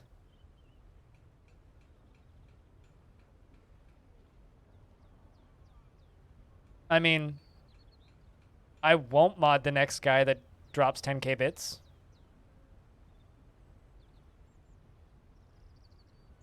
Because you don't buy mod. But I will gasp in shock when somebody does. Because that is too much money to throw at one streamer. And then I will shake my head in disappointment when he does it twice. Although I will say this, Orange.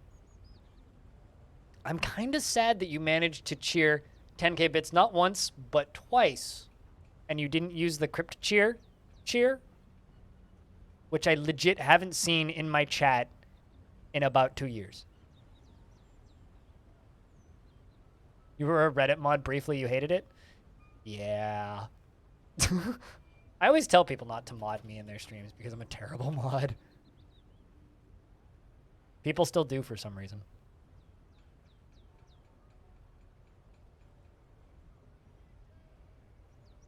Did you use it the last time you used it? Okay, I don't remember that. I don't remember you using it, but still sad that you failed to use it. It's a good emote, but thank you all the same. Doesn't really matter at the end of the day.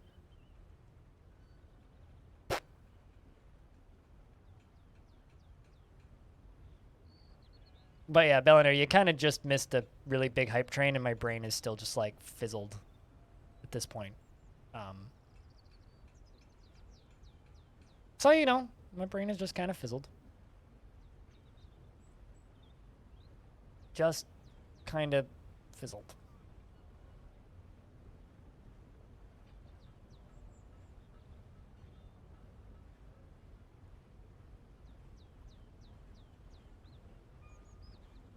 Just kind of fizzled. Words. How do I even use them? I don't even know. Yeah, that. I are stupid. Yep, that. Thanks for resubbing, Falafel. Cheers, man.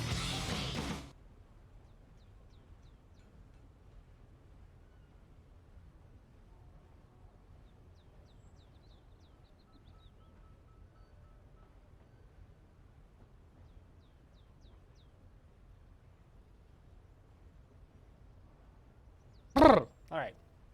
Brain. Work.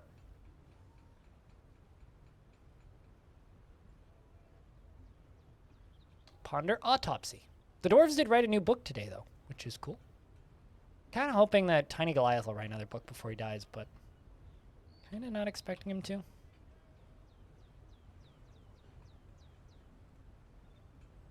Kind of not really expecting him to. You want us to make anything? Nope.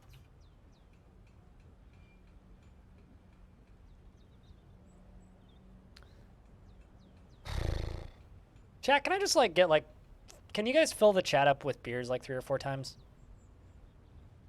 Because I feel like there hasn't been enough of that. Been more than enough reason for it, but not enough of it. Like,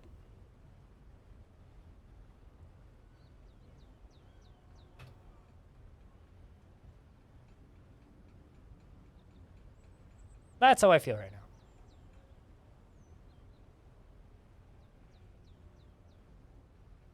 Beer's like, Jesus, I can't handle this kind of line.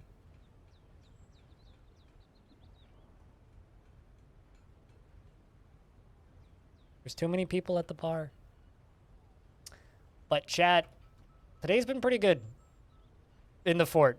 It's great for the stream. You're going to get global. Do you know that, right, B-Lug? And then you're not going to be able to talk without throwing money at me. And that lasts for an hour, I think. So just be wary. Don't get yourself global. And before he's global. But We have 31 dwarves in the fort. We gained some new children today. Rari and Chocobo the second, which is good. I'm a firing my leg on!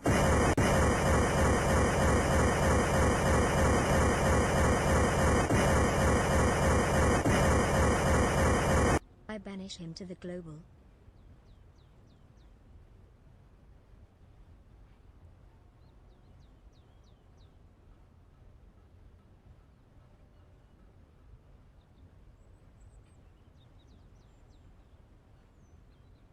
Bot is incapable of typing in fast enough to get global.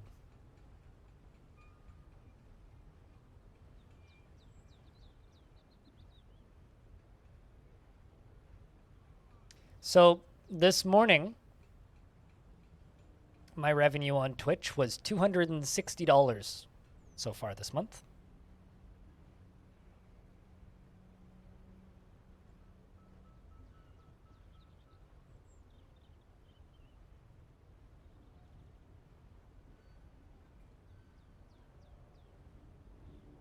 Just take that with what you will. So yeah, what Zycrom said is accurate, actually. Single-handedly funding the stream today, at least.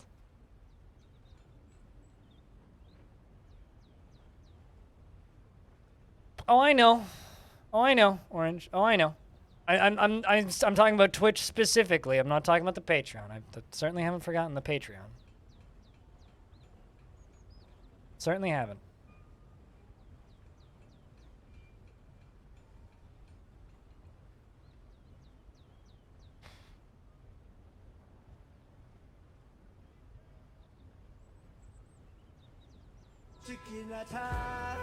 Could say that twice. Just like replace the word chicken with orange. Unless orange in this case is the elusive chicken that is attacking.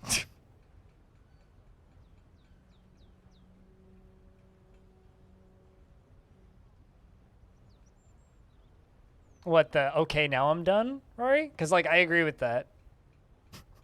That's also why I like, didn't want to say anything, because I'm like, just don't, that...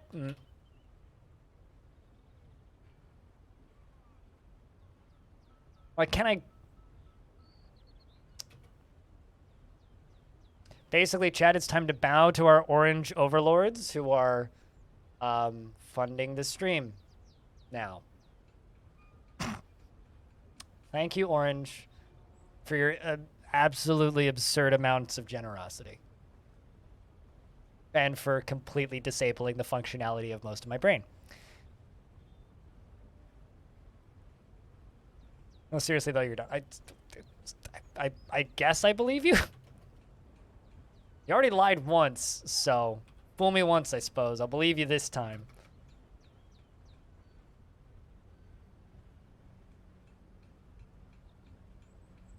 If he fools you again, it's fully your fault, damn it. By some... Orange is a bony boy. By some fucking miracle, Rari, and this is the actual surprising bit, you're still on the leaderboard. That's the impressive thing. Maybe he has AMD stock. I don't know. Orange, do you have AMD stock? Maybe he just bought a bunch of Sheeb and he's excited that it's going back up. Sheeb's back up 15%. This is not investment advice. Sheeb to the moon. What? I put $5 in Sheeb a very long time ago and now it's $300 in Sheeb. You sold your Sheeb? Ha!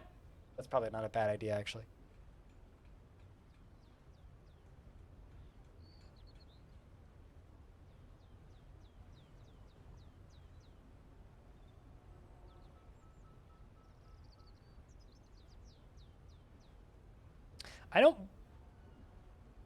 I mean, what's it at? Do I want to ask how much it's at now, Falafel?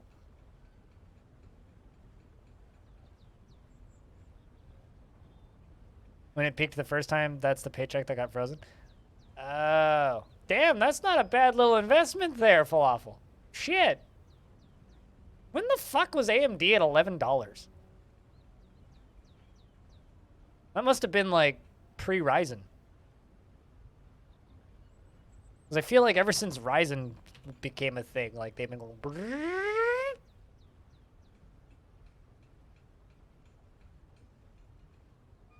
So that would have been like, what, 2016? 27? Like, quite a while ago. Damn, not bad. Good job. That's all I have to say to that. Good job. Well done. Get paid.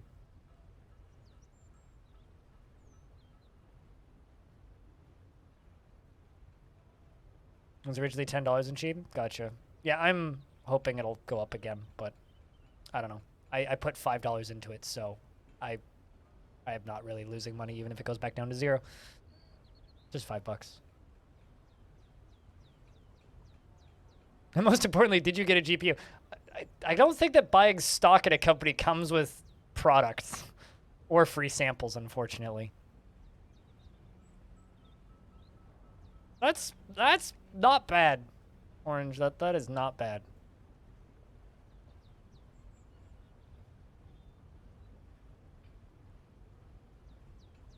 That is not bad at all.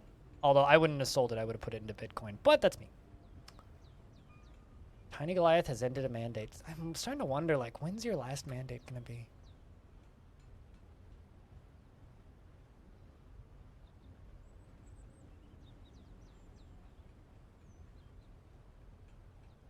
I've been using a 1070 since 2017, and I'm kind of sitting here going like, need a new graphics card by around the time that Stalker 2 comes out. I need a new graphics card about the time Stalker 2 comes out. Will they even be buyable? I don't think so.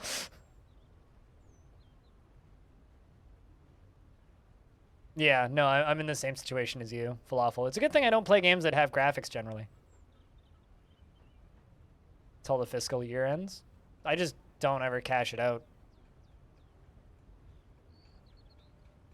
Stalker 2. Chrome? It doesn't even need to be a 30 series card. Like, even like a 20 series card would be fine.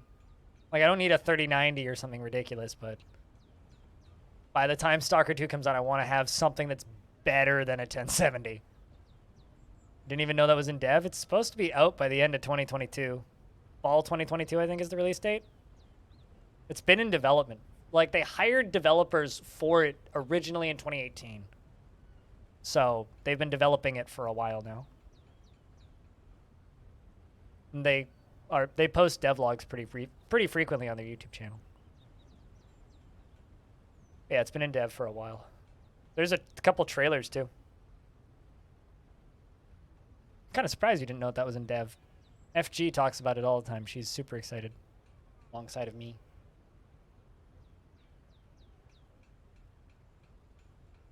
All right. Now that you absolute fucking mad lads seem to have calmed down a little bit, it is summer in the Dwarf Fortress game that I'm apparently playing.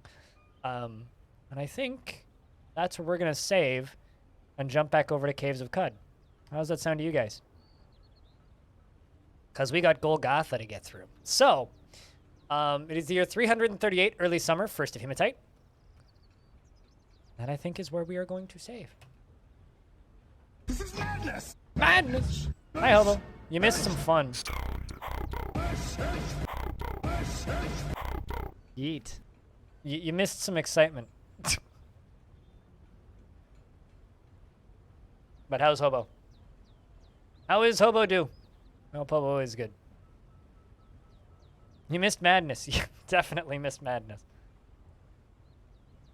Watch FG during your workday so you don't pay 100% attention. Fair enough. Yeah, touche.